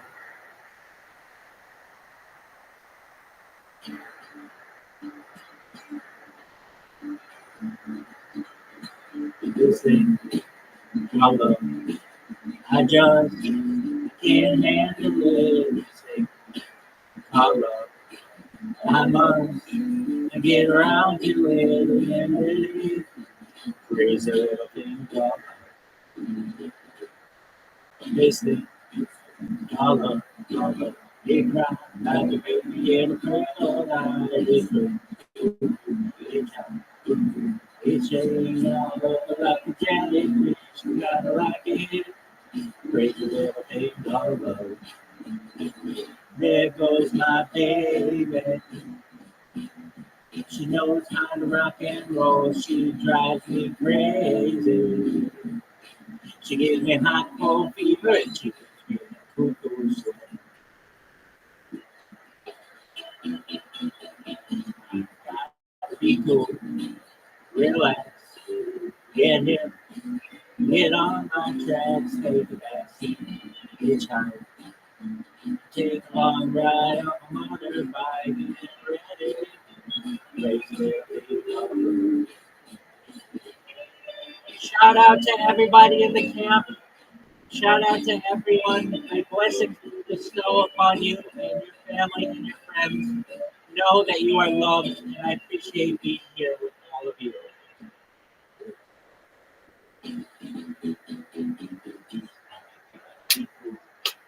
Relax, get hit, get on my track, take a back seat, hitchhike. Take a long ride on the motorbike until I'm ready, ready, Rabbi. Great head of things called love. This thing called love. I can't handle it. This thing called love. I must get around to it. I ain't ready.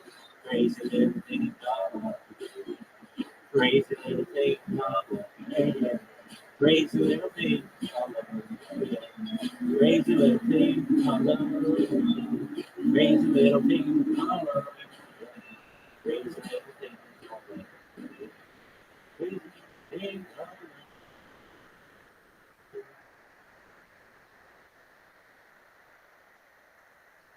Thank you for the opportunity to sing. The next person may go.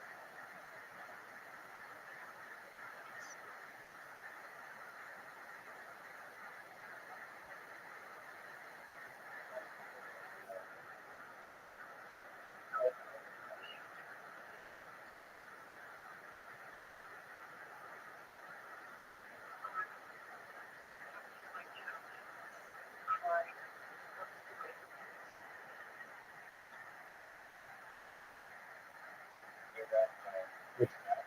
Listening. Thank you. I appreciate it. I am in this really big disorder. Basically, I have a what I do is I just stay in there, and I have to sing every once in a while, or you can get kicked out for just like decent camping, and I don't want them to think I'm doing that. So whenever there are people in there, especially when there are a lot, I have to do at least some singing. And I've had people who message me, they're like, "Hey, you gonna sing? Please sing." One person asked for a concert, so I'm gonna do a whole concert, but I got my song in, and a bunch of other people will go. They're really, really nice to me. In some karaoke streams, they're very easy, but others, are quite hard. So shout out to it's called the Gap. It's got 200,000 people in it, and I enjoy being there. While I don't sing particularly well, I do get joy out of just singing songs. And I especially like singing some of the other classics. So, but I do sing modern songs.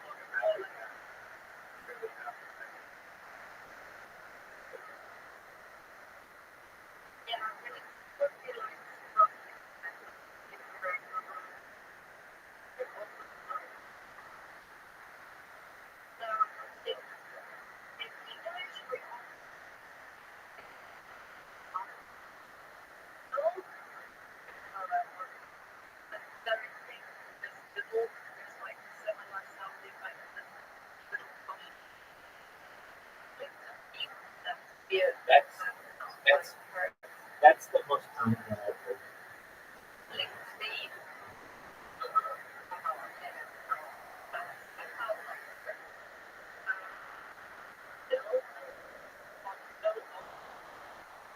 The jail off, like the opposite of jail.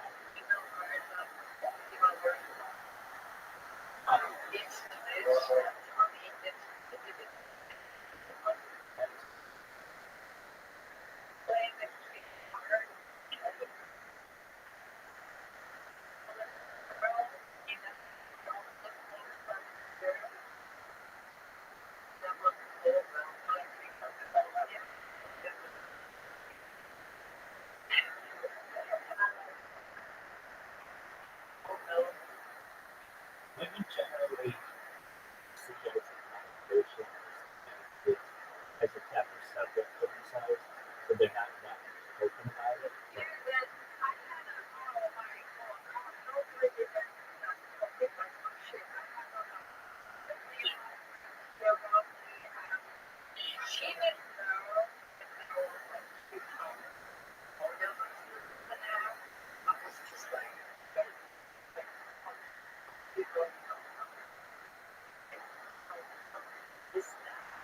There, there are actually there are actually there are 13 different.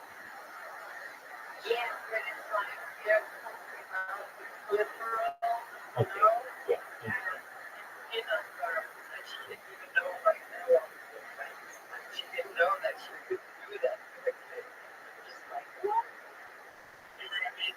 What's up, man? How are you? Living the dream.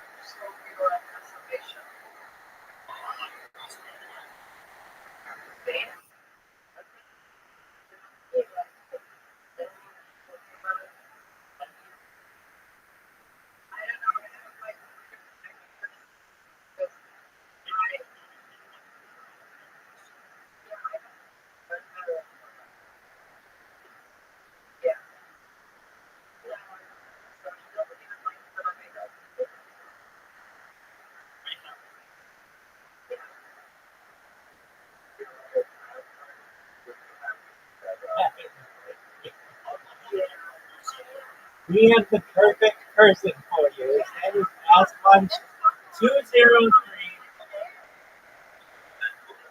Oh, you guys take one of the private rooms, knock yourself out. You guys can screen share. You can.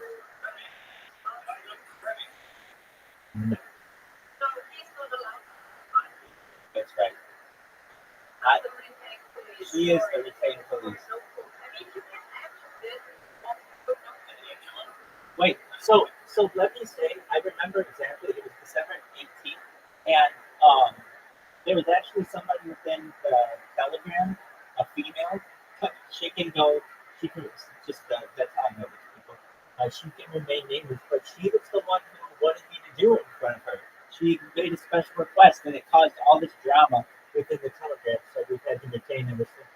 And I even talk about retaining in interviews. Like I've been interviewed by people on like YouTube and Kick and stuff like that, and they asked me about it, and I'm like, yeah, we retain within our community. And I remember Borderline being like, dude, you hit all the things about Harry Obama, Sonic Canino, and you brought in the retain. That's pretty good. So I felt pretty proud of that. Do I post on my Instagram? Allegedly, could be a deep fake. You never know. Yeah. Hey, computers are advanced nowadays. Most expensive. Hey, whatever report you got now. Okay. There's no reason to be afraid. You can embrace it. You can be a tool for benefit. What's new in your neck of the woods, Bieber?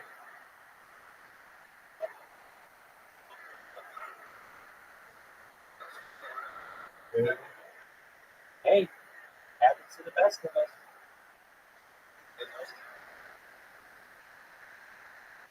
Well, we were just reviewing the synonym phrases for female masturbation. Clicking the bead. And you have some of the which you can speak with your doctor. I'm not going to tell you in one way or another whatever is appropriate for your body.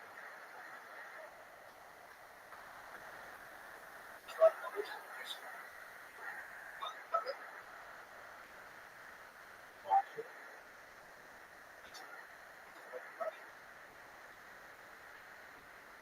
I don't have pictures, so I'm not going to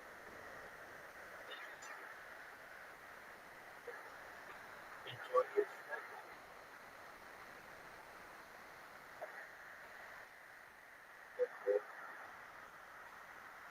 Oh, you poor thing. Oh, you poor thing.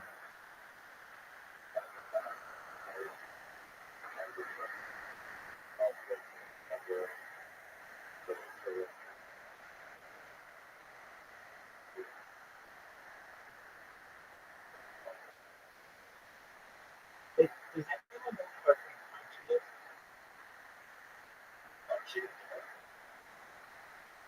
You're just I thought Crunchy. I don't know. But Crunchy is just another one. Just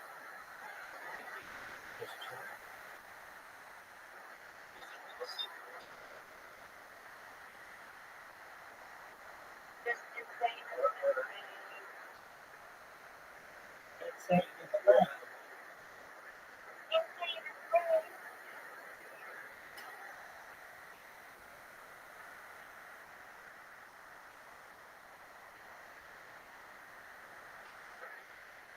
Your dog. Yeah.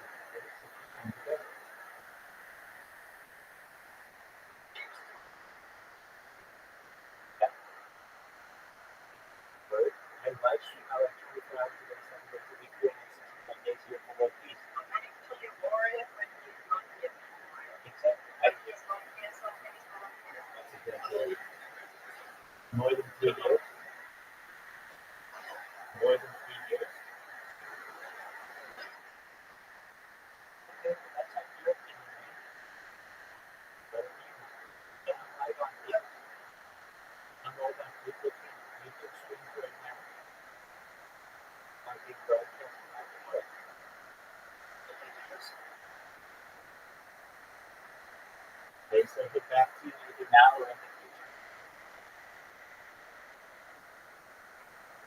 That's right. In fact, I do make a little bit of money from streaming.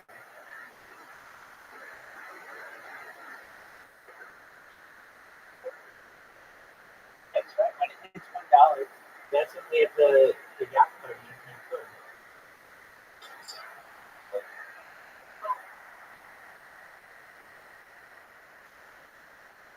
Hey, Beaver, how'd you find out about this? Okay, very well. Excellent. Well, you should know each other. Always welcome here. These are some friends of mine from a cryptocurrency that sponsors me. It's known as Harry Potter Obama Stock Candy. Absolutely. The ticker is Bitcoin. It's the best cryptocurrency in the world. It is backed by data. You can literally go back for the last year and a half and see how the ticker has been doing every single day. And we've essentially created the world's largest archive of any cryptocurrency in the world.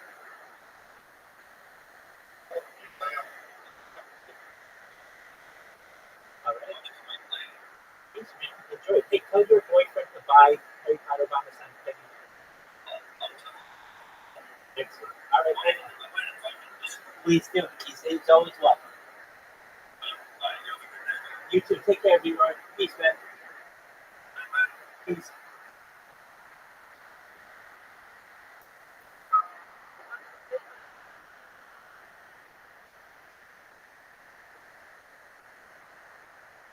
Hey, ma'am. You want this list?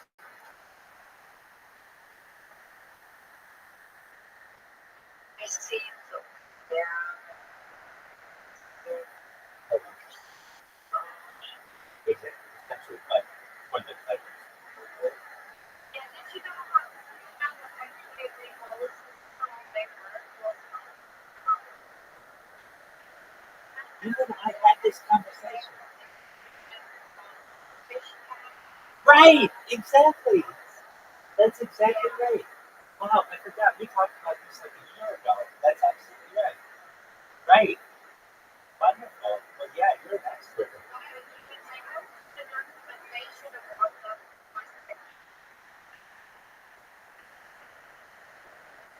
Shout out to that person.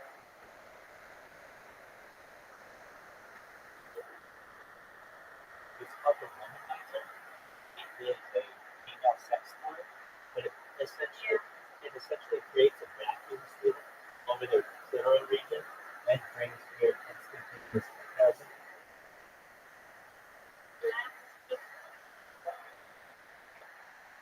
And the way that I found out about it is like a decade ago, pretty much, because I went on Amazon and just ranked all the sex toys from highest rated to lowest rated, and then just bought the top female sex toys and gave them to a bunch of girlfriends and asked them to judge them. And then they basically ranked them for me. And that came out top of the heap.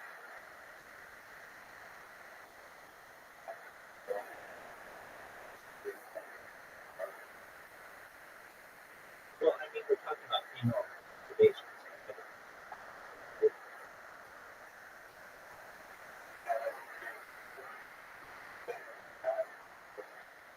Oh, yeah, absolutely. Have you seen my universal translator? Have you seen that?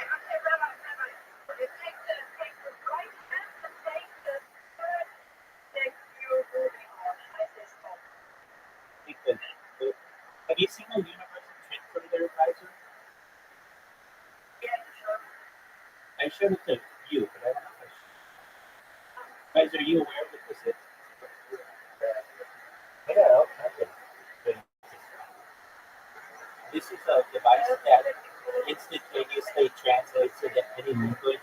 It's essentially a universal translator. I think it can help with the world again.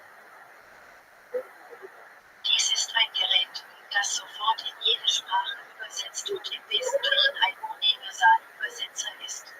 Ich denke, er kann dazu beitragen, die Welt zusammenzubringen. Because I was using it. But it did.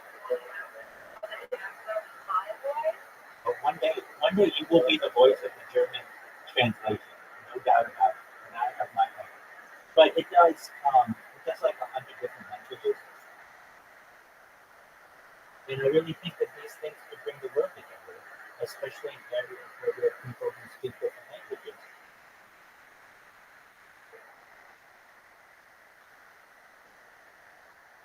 Yeah, but not as quickly. Like basically, if I want to talk to you on my phone right now, I have to go to Google Translate, and it doesn't do it back and forth as quickly. This one is just a push of a button. I think that's a lot faster.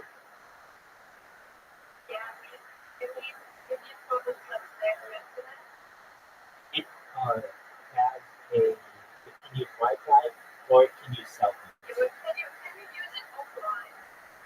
You can use it with a cell phone. It has a cell line. No. You're saying does it have? I think you need to. I think it needs. Almost where you can use it when you don't have any connection to internet. I think it needs. And I would think that Google Translate works as well. Yeah, but that's not like my point where maybe where you need to let go. Yeah, that's. But if it would work also without like it's not like with updated languages, for example, and use the just offline. Right. Just download the dictionary. Yeah. Yeah, I don't know all of those features, but also it does a lot of things that Google Translate does. It just doesn't work. I mean, here's what happens a lot of times. I was telling this to Ma'am. People come in the Harry Potter Obama side, 10 years, they don't know English or their English isn't very strong. Once I'm able to find out what their language is, I can communicate with them very, very quickly with this thing. I mean, it would, I guess, there's so much more on the phone. Like to make sure my volume is up, I have,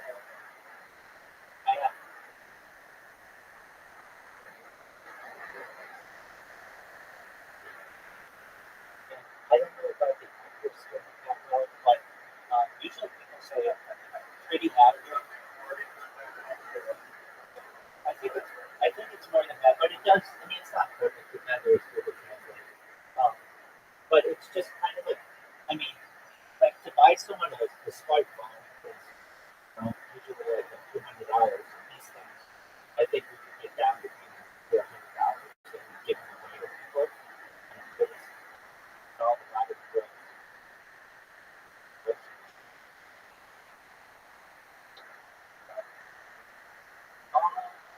I mean, we could just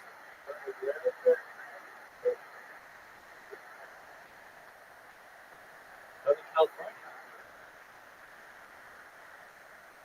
I mean, more than 50% of LA County speaks Spanish.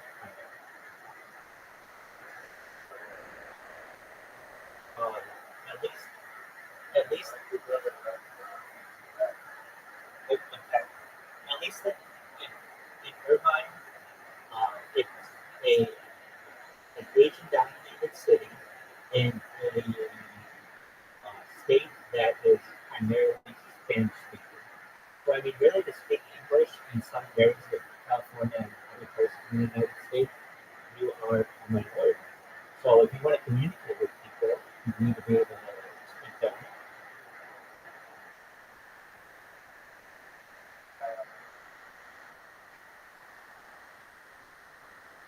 But like what you said, more areas I think would be very helpful. But especially like children who are in school but may not have English speaking or native speaking parents, um, they're usually pretty far behind many times because they don't get to use the language as much. But this would allow them to at least have an instantaneous translator. And another thing, don't like if you if a kid has one of these, there aren't games on it. It's not like you're gonna get distracted. It's only for translating. So you can give these to kids and they wouldn't have to worry about them, going on the app store and playing solitaire or whatever. This is really it has only one purpose, which is to translate. It also has a camera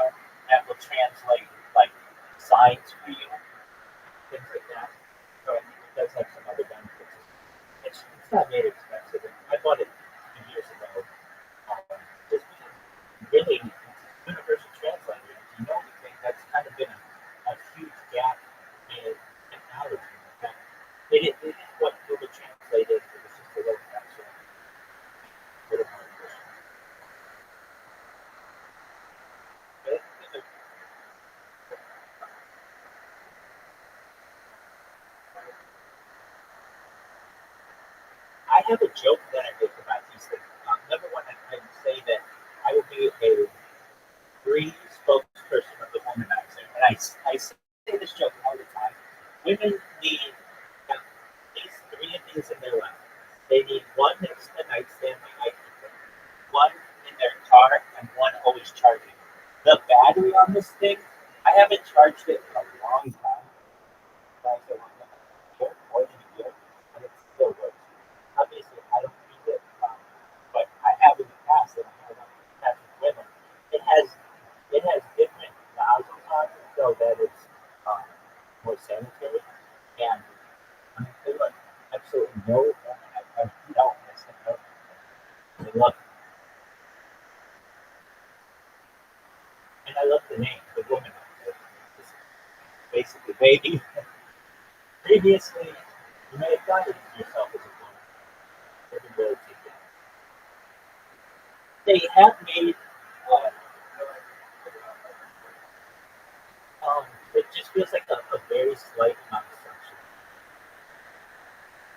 and vibrating. It's like a vibrating suction, and also more. Um, and then I've seen versions of it that I think are better. I don't think this is the best sex toy on the planet. I bought this other one that is like it electronically stimulates a woman's Google muscles, basically her pelvic floor. It's for a lot of women who have issues like urinating. It's like a medical device. But basically, it like electro stimulates a woman's pelvic floor. And okay, so what happens is it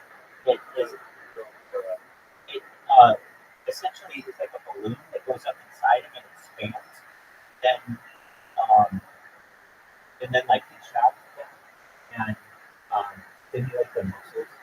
And I've heard some girls say that they like it, other girls don't like it. The womanizer is the one that everybody likes. Um, there's one that I've seen that is like the womanizer, but also has like a dildo connected to it that also vibrates. I think that that's certainly perhaps a beneficial sort of one. But yeah, I'd like to in the future be like a sex aficionado. If it been over. But in answer to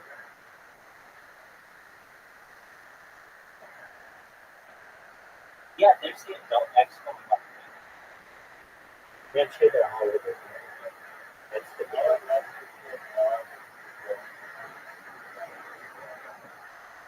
gravity. I'm not against it. They have one in LA as well, but it's not the Las Vegas but it's big, but fine. And basically, it's have like a bunch of cars there, and people who have different sex toys and different services that stuff you don't have fun. And I think it's also the same weekend when they have the like adult the 18 like the one something like that. They have the same. But yeah, I mean, I don't think it should be taboo. It's basically like, look, I want people, whether you're male or female or whatever you want to define yourself as, to have more enjoyment in life. So I don't think it's a negative thing at all.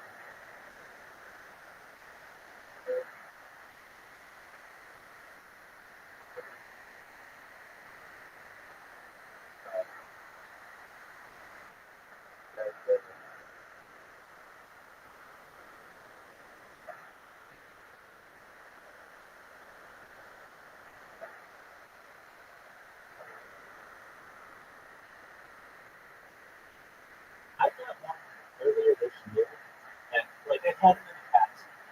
I got a bunch of pocket pussy flashbacks. There's one that I have that is like a vacuum pump, and I don't know. There's just something about the connection that with me, but they can't do this. But if you're just looking to basically have a vacuum pump on your head, that stimulates you to the point where no, that's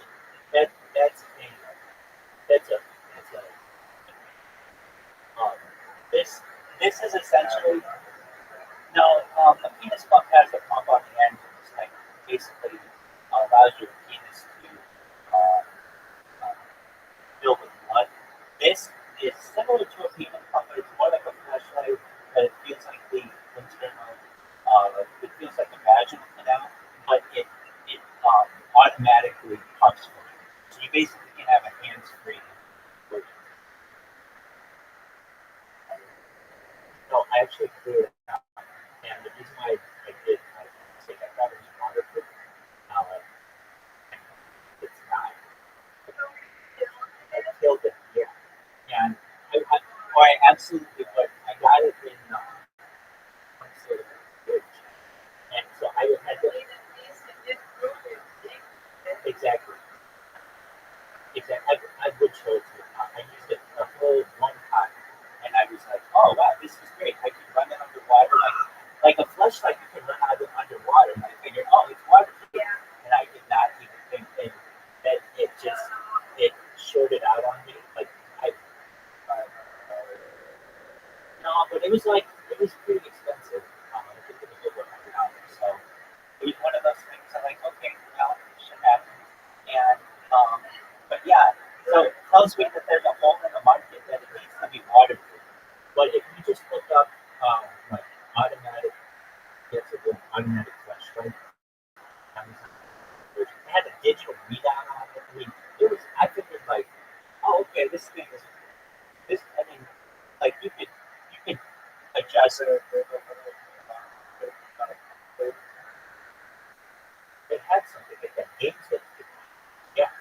Um, it was, yeah, yeah. So like, you could go by beats per minute, or like you can adjust the suction amount.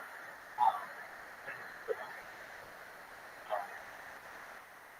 I think they're making them so that they connect to Bluetooth and whatever you're watching.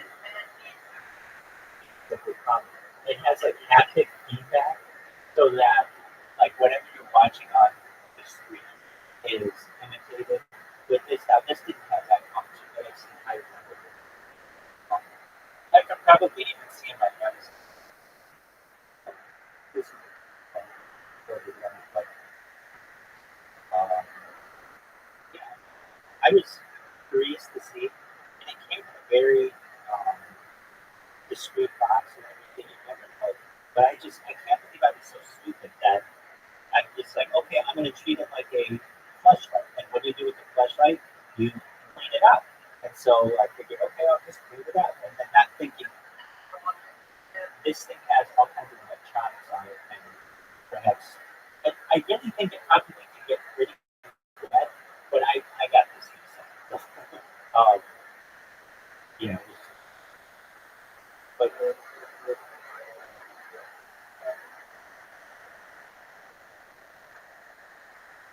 let me see. I don't know if there's this. But, um,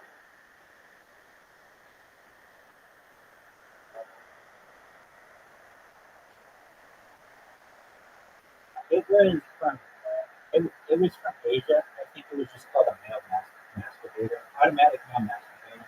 Something like that. Which you know, that it's um I I'm really good. Let's just say I'm undefeated when it comes to that world. I in terms of sex, it's not in my opinion. I know it does. In terms of sex, I really don't think it's better than sex, just because sex has so many more elements to it. Um, but if you like, if you've never had sex, you would think it's the best thing in the world. Okay, um, but yeah, I mean, it's just basically like an automatic pump, and with the flashlight on it, and have just a bunch of settings that they have. So, like, if I would say no, that's another thing. I've always felt strange about this. I don't want to have to have tools. I mean, it's fine if you do. Um, I would say if sex is literally this is what happened. It arrived. I took it out of the packaging. I'm like, all right, I'm gonna use that. Oh fuck yeah, same fucking hour. I fucking use it, and then allegedly, and then I'm like, okay, well I'm gonna clean it up. So here's what a lot of times happens: is I'll be like, oh, all right, I want to sleep. They're like, no, I'm gonna clean this out. I want to keep it nice. I went to the sink and started washing it out, and then turned it on, and not under the sink. I washed it out and like dried it and everything, and turned it on, and noticed that the digital screen started like short circuiting. I was like, oh shit. And then I'm like, I've read about people who have returned things to Amazon and wonder if it's possible. I'm like, well, I don't think it is because I don't think they accept that kind of stuff. So I don't really know what to do with it, so I just threw it out. It's not like I'm going to keep a machine do this with me.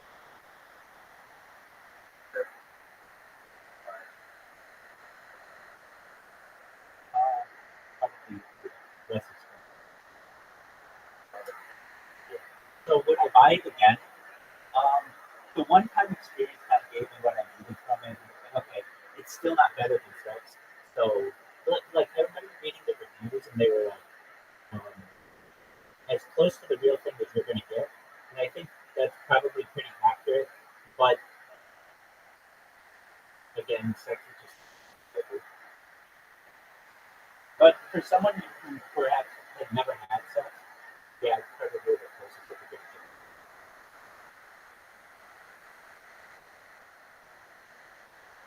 Yeah, I haven't explored the real doll world yet. I don't know, perhaps in the future, might it might be their test dummy. Um, that's it. That's basically, I think, the next one. Exactly.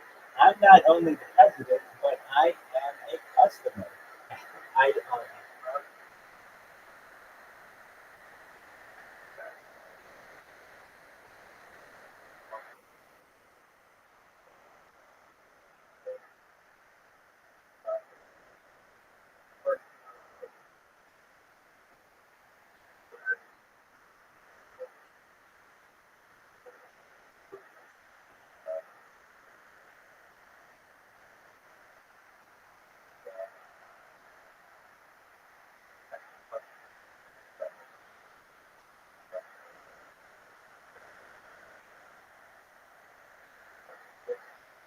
have you seen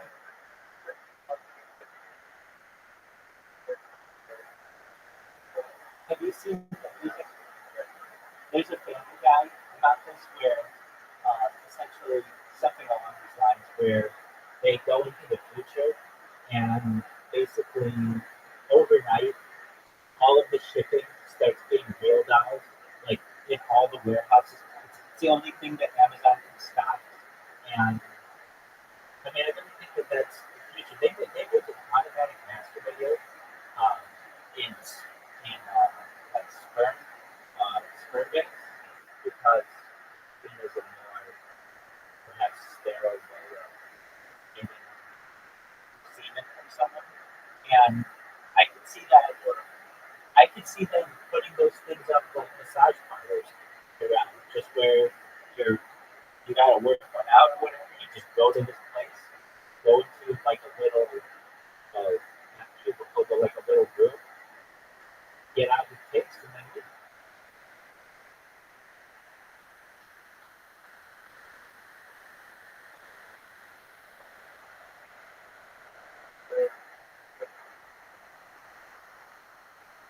well, let's say for the world, it should be waterproof. Let's make that clear to everyone. Yeah. But yeah, I would say that that is a it's a future for a lot of people.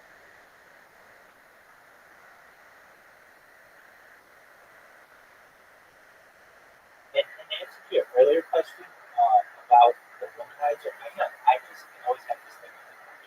Not that I use it, but if ever any chicks out there, you should know I'm prepared.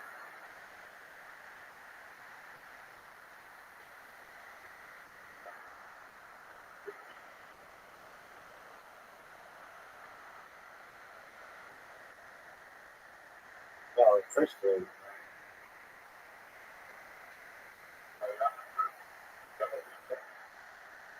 Outside.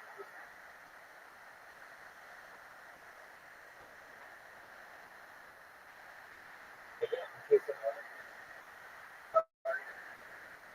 well, they're generally we're not super close. There's one guy down the hall who like from the Philippines. Had another guy next door from the Philippines that he moved out. The guy is like a trainer who lives there now. Upstairs. So you're renting that. It's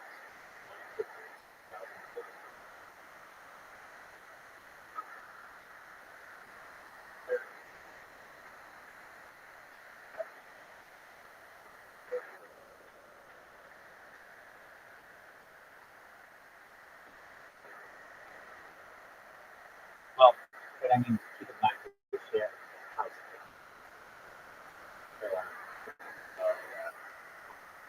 But yeah, I think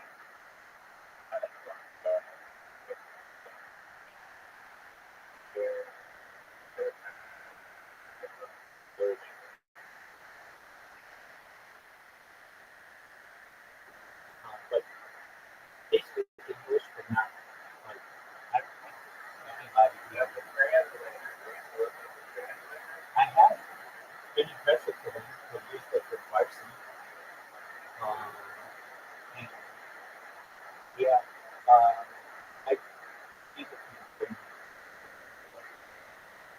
one of my opinions is like he likes to use English. That he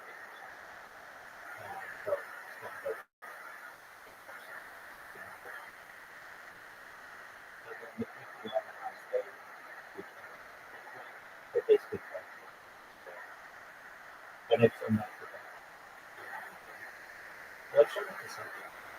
And it's impressive. I mean, they're basically like, that's great. It's great that work. The issue arises where, okay, like they want to talk back to me, which isn't hard. You just have to press one button and it flips. So it knows Dutch or Dutch. It knows German. And it'll, so if I'm talking to you, I do English or whatever language, and then you want to talk, you do it. So it's pretty easy. Okay? But generally, they know English well enough to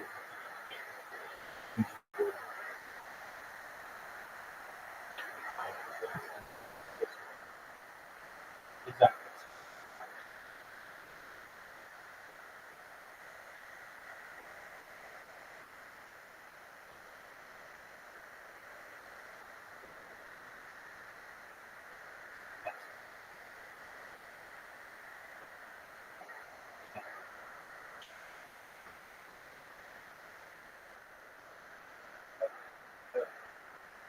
Oh, it is.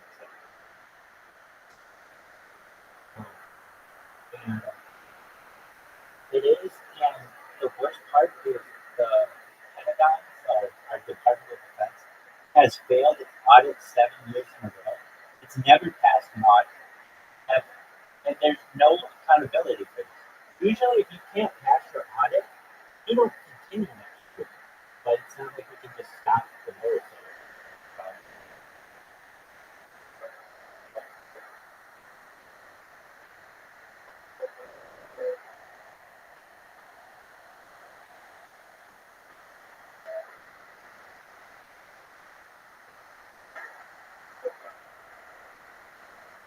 No one knows. And if you ever see, like, it's really sad. They'll do a thing where they'll shoot off a cannon, not a cannon, just like guns off of a ship and show how much that costs. And it costs like thousands of dollars. And then they'll shoot off a cruise missile and it's like $1.2 million. Then they'll show the homeless that we have in the United States and nobody's getting help.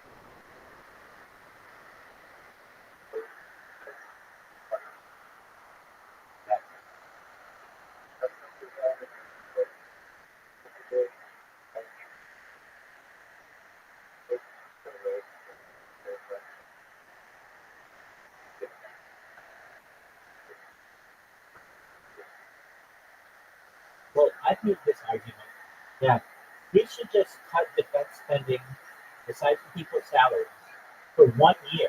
It's like we still have F-15s and B-2 bombers and all the guns and stuff. Just don't buy it for 1 year and give all that money. Exactly. Exactly. Just and if we do, just buy them in 366 days. But for 365 days, if we could just not buy new shit and give that to the homeless, we would have. Well, I read this. The Department of Education, all the homeless would be housed, and they'd have really nice houses. And then in addition to that, you could pay for the entire Department of Education for like 75 years. It's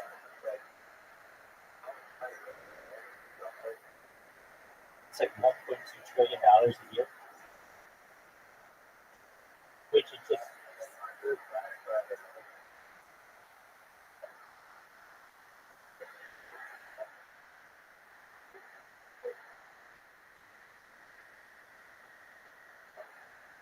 absolutely.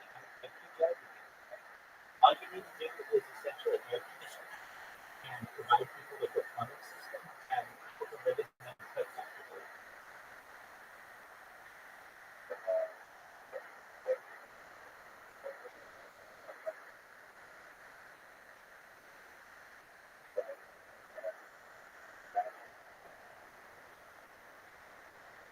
Then you put insulation in. Exactly.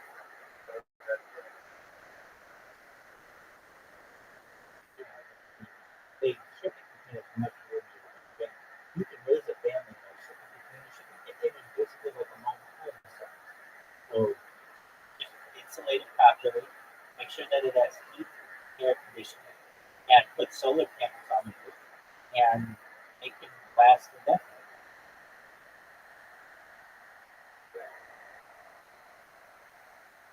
There have been ways to do it, especially in the state of California. It's so big, and just basically people only live on the coast, and you have all this desert that can be used. It's really unfortunate. And really, just the entire United States. I mean, we have of the western states, more than 50% of all the western states are just federal land that don't do anything. I mean, I'm not talking like national parks. I'm talking like military bases or just federal land for bombing. We don't need to use all this land. We can literally have every man multiple times over in this country, and then invite other people in to live the American dream. I mean that, and to go. If he even tried to touch me,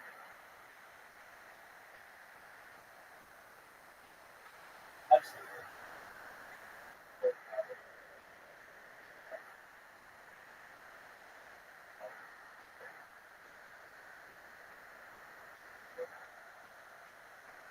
It's definitely.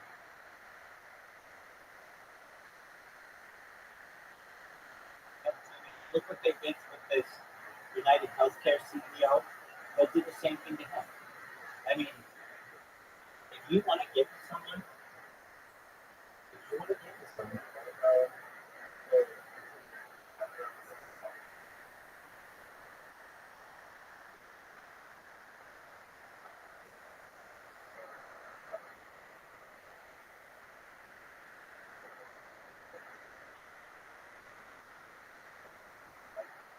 that's how, that's how it should be.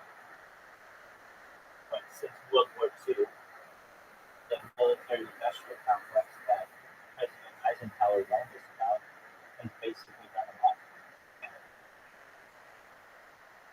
has essentially created a black budget that no one was allowed to contract.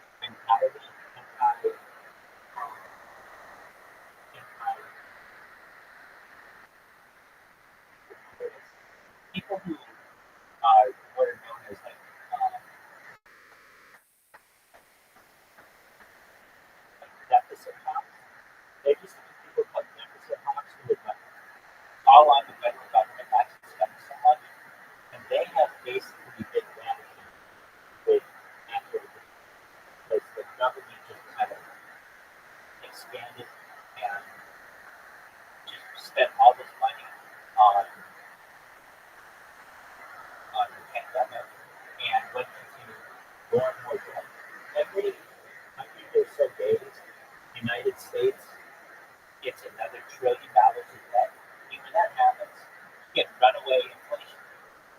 It becomes a Walmart republic.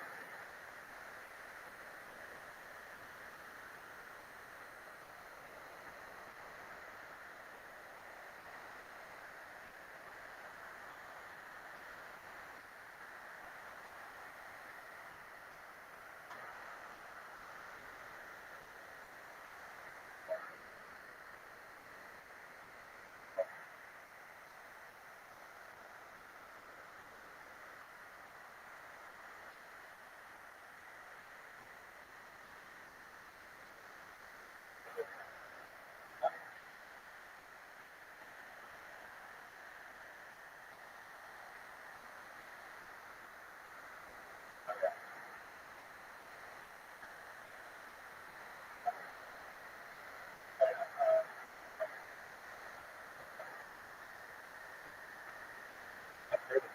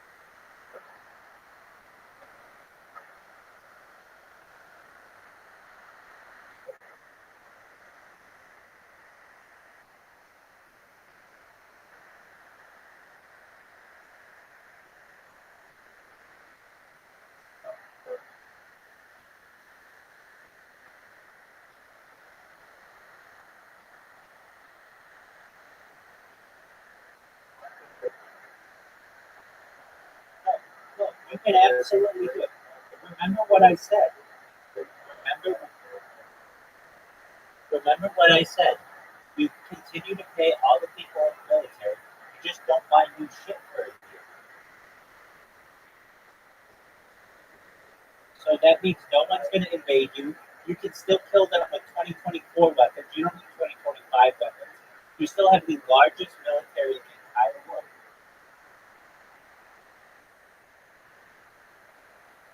You get what I'm saying? There's no threat. No one would, even today, fight a year 2018 United States or year 20, even the year 2001 United States is stronger than every other military in the world.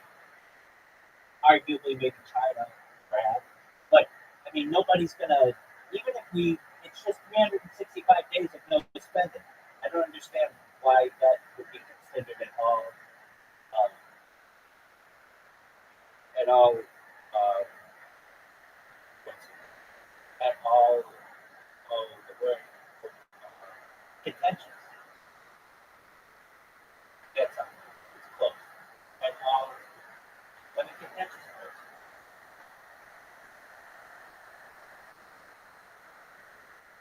And it's not like you're going to get invaded. It's not like I said you have to throw away all of the weapons of the world, all the weapons that the United States has. No, you just use last year's model base for 1 year, and you can pay for education.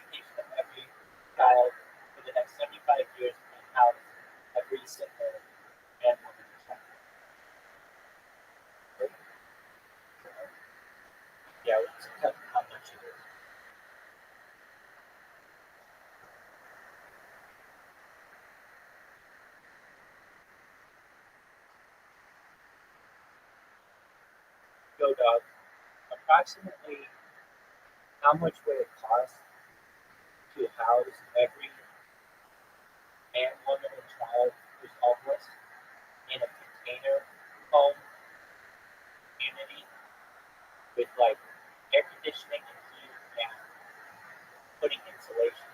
I don't know, put like $10,000 into each one of these things and give them Wi-Fi and solar panels. And could this be paid for with just 1 year of United States military spending?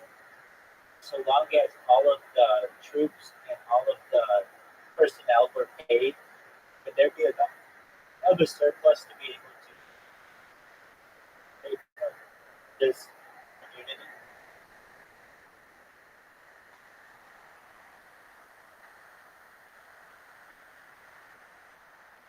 Let's break it down.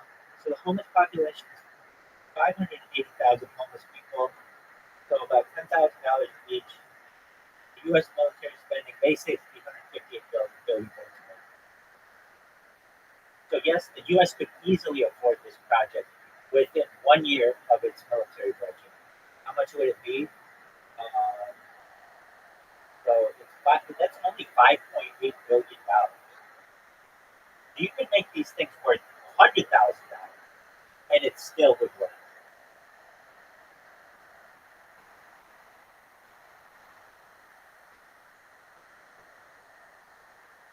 Absolutely. But no, think about it. It wouldn't just be a container home. Every person could have $100,000 house, and that would still only be $58 billion.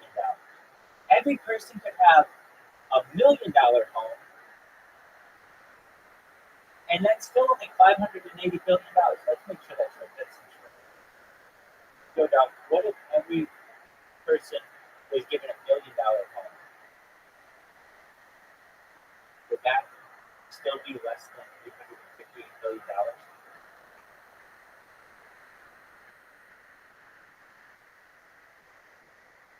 All right, so if each of the 580,000 homeless people were given $1 million, I mean, let's talk like they're just given $1 billion. Okay. Um, so, yeah, that's $580 billion. You could give every homeless person in this country $1 billion, and that's only $580 billion, and the defense budget is $858 billion. Isn't that a fucking joke? So you would still have $278 billion left. In other words, it's totally possible to provide every homeless person with a luxury home and still have significant funds remaining for military expenses. No, they have $1 million. And wait, hold on a second. And still keep in mind, many of these homeless people still get food stamps and things from the state that aren't included in that. So they still have all the food that they needed too. In $1 million house.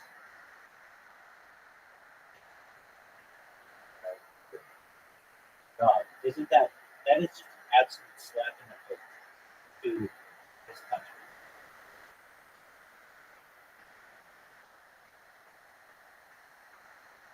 I don't even know what to say.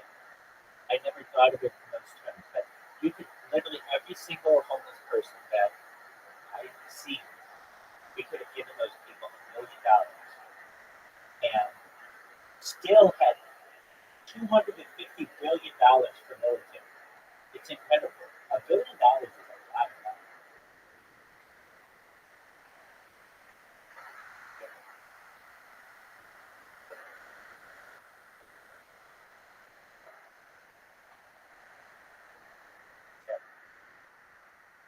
So 580,000 homeless people have each one to be given $1 million, and we'd still have $250 billion to spend on military. And that's just for 1 year. You can still spend $858 billion. It just shows you that the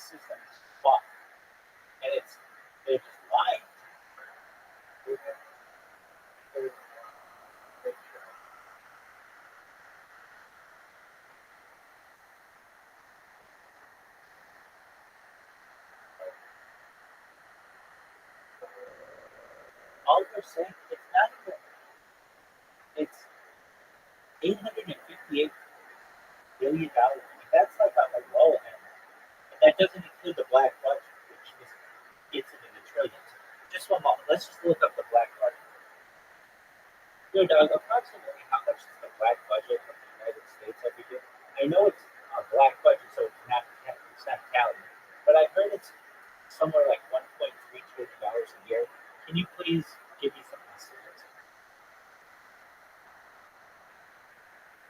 You're right. The black budget refers to classified secret government spending, particularly on intelligence and military operations, which isn't fully disclosed to the public. Exact figures are not officially available. But, yeah,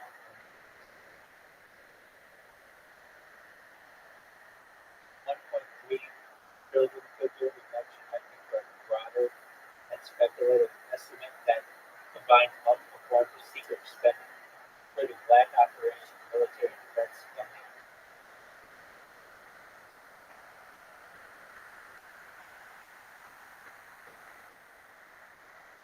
Just fucking blind. It's sickening. Every fucking homeless person. We could just go down to 6th Street or Skid Row and literally get every single person there $1 million and still have enough money. Meaning that the United States citizen would never know the difference whether their military budget was $858 billion or $250 billion. It would be the exact same.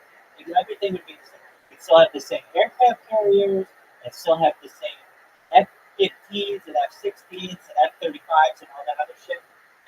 We'd still have all the nuclear weapons, all the cruise missiles, all of the troops would still get paid exactly the same amount. Yet, every single man, woman, and child is homeless in this country. That's incredible.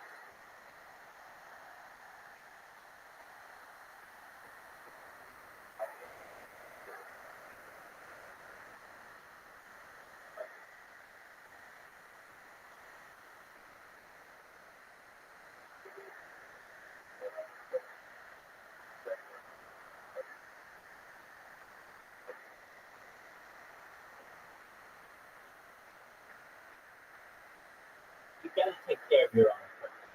You have to take care of your own. Once you take care of your own, the people who are in other countries who need assistance get those assistance. The United States still provides.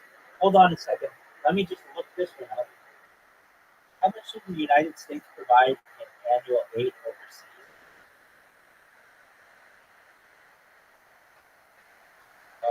Okay, so $50 billion at least. So hold on, let me look at total. 50 billion. Okay, so that means like there are 8 billion people in the world. That's not a whole lot. It's only like $6 each person. But that's what we're already providing.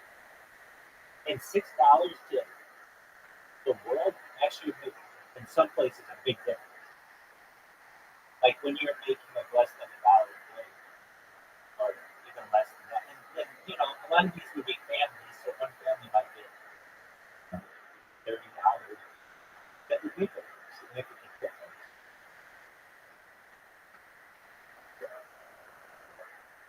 No.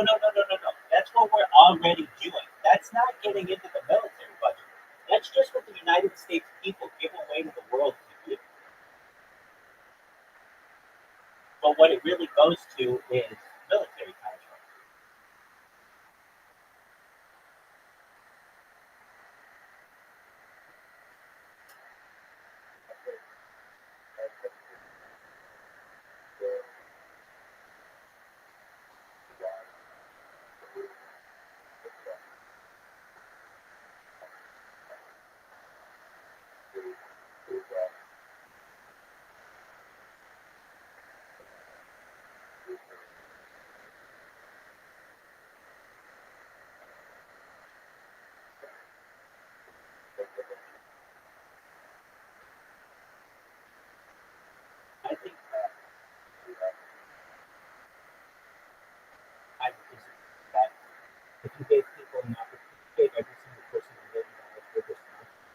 they would cherish it. They'd never let it go.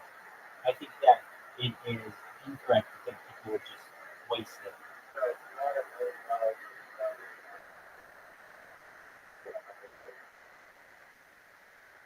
Okay, so it could be either. No, trickle sucks. No, it's just, hey, you're homeless. Here's your $100,000 shipping container, and on a piece of land that's worth $100,000, and here's your furniture that's worth $50,000, and all your electronics that are worth $50,000, and a food stipend of $100,000 a year, and then here's another $500,000 a year to do whatever you want.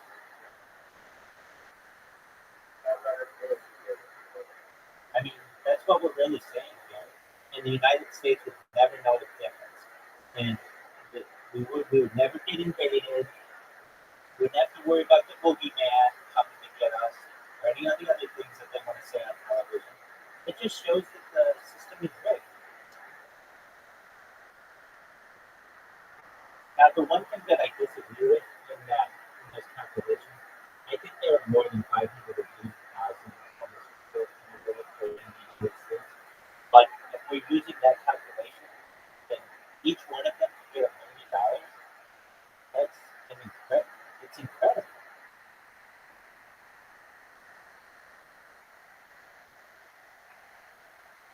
It's very sad. So that statistic that I read, I think is correct. That let me look this up too. Hold on.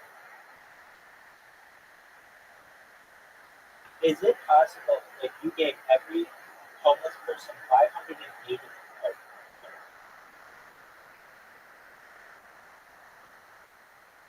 If you gave every person, if you gave every person in the United States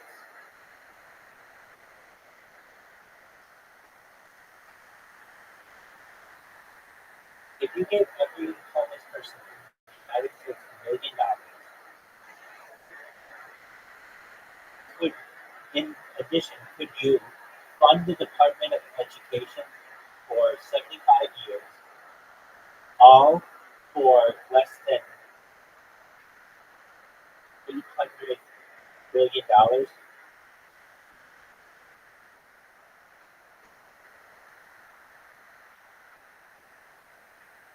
Department of, yeah, oh yeah, definitely.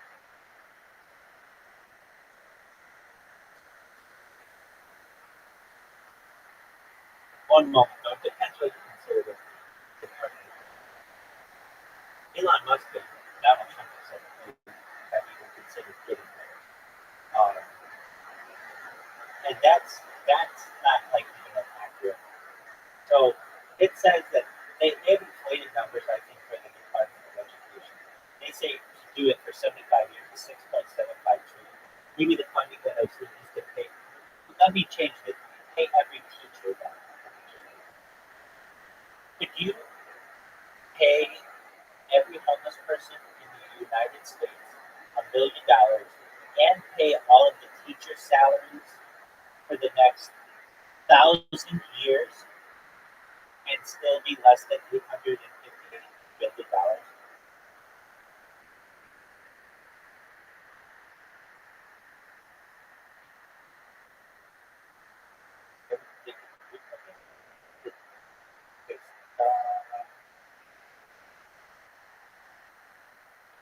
Okay, so maybe not 1,000,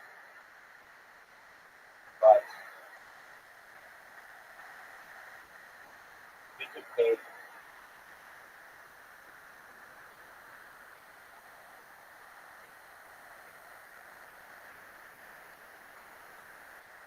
What up, Rossley? How you doing, man?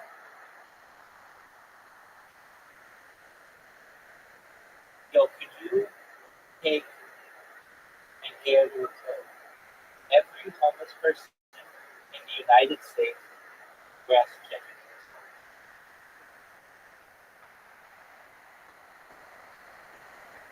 Could you give every homeless person in the United States $1 million and pay the teacher salaries of all the teachers in the world for how many years?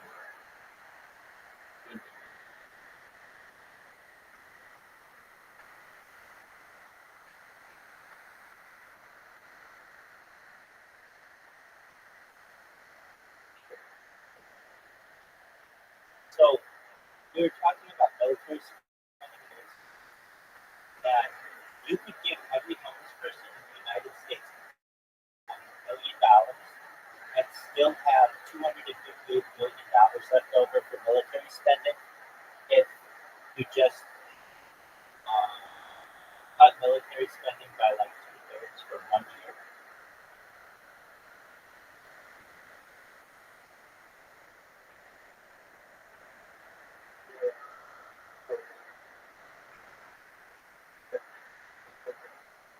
Oh, so, and I was just thinking for how many years you could pay yourself.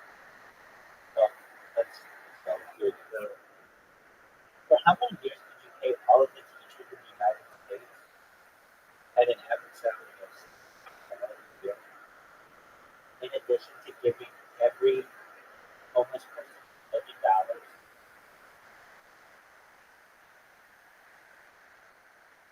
or less than $900 billion?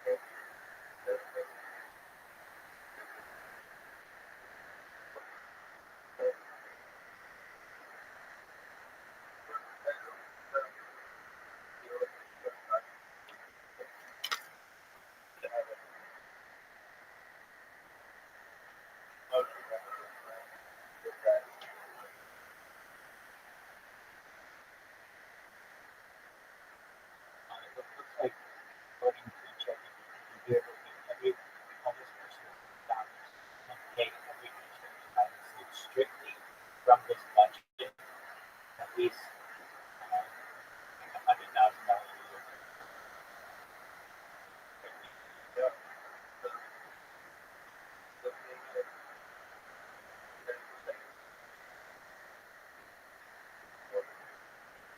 Frosty, frosty, frosty, frosty, frosty, frosty, frosty. This has nothing to do with LGBT.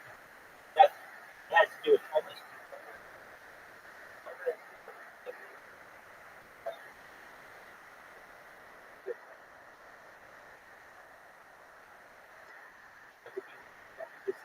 We're already spending it just in the military.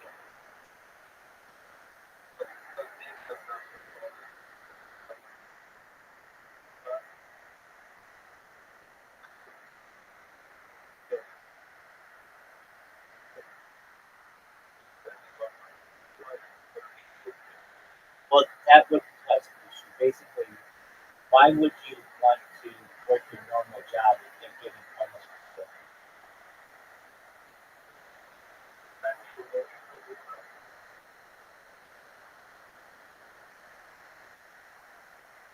Well, it just shows that a handout could be given. I mean, just how much would that be for every this house? If we did not fund, if we did not fund, if we did not fund the military for 1 year, how much money could be given to every man, woman, and child in the United States?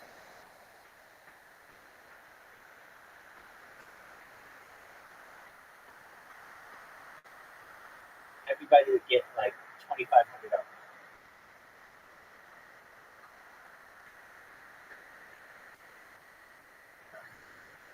So basically, that's like a universal basic income right there.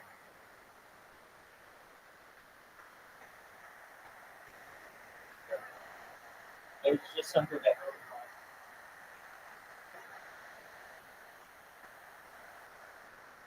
I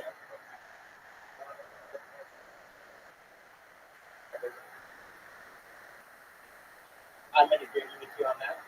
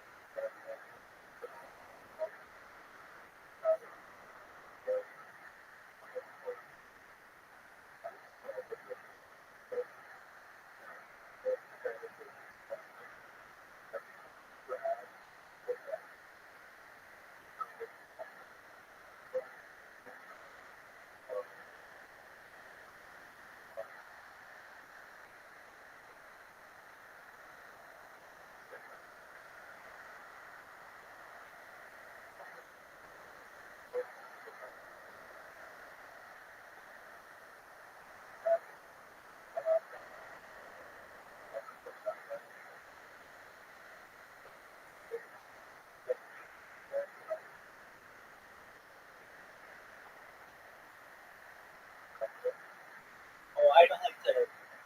I tend to think that I'm neither, but that's how it's defined into that.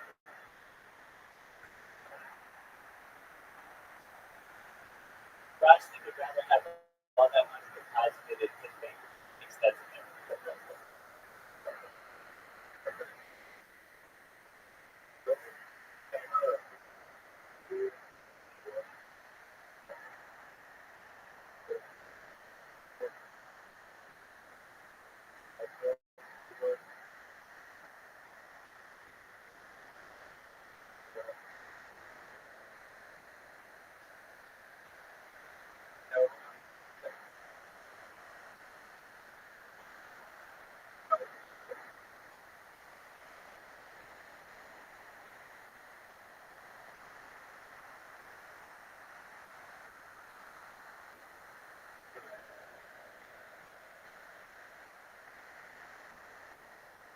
What's good in your neck of the woods, Frosty?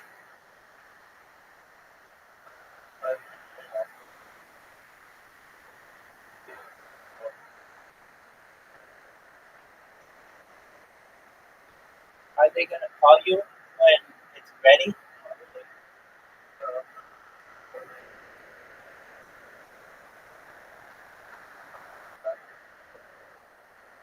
And you're going to play them here?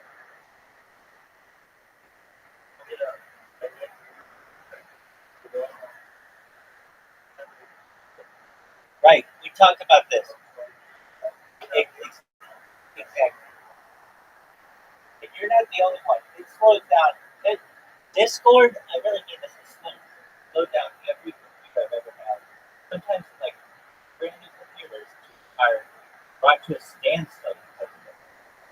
It's very, it's very heavy.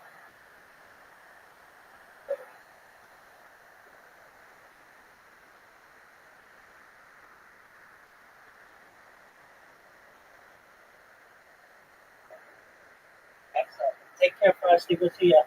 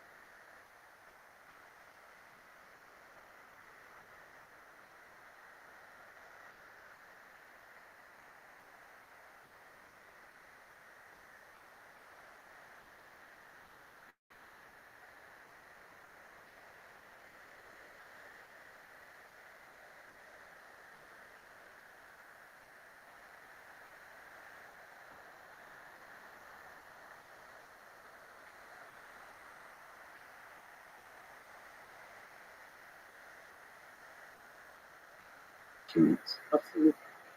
You mentioned that the fear of boredom might be a kind of proxy for the fear of death. So, what role does the fear of death play in the human condition? Are you afraid of death? Yes, I think everybody is afraid of death. I mean, all our fears come out of the fear of death. But the fear of death is just so deep and difficult. We can't face it directly. So we cut it into little pieces and we face just little pieces. Oh, I lost my smartphone. That's a little piece of the fear of death, which is of losing everything. So I can't deal with losing everything. I'm dealing now with losing my phone or losing a book or whatever. Somebody, I feel pain. That's a small bit of the fear of death. Somebody who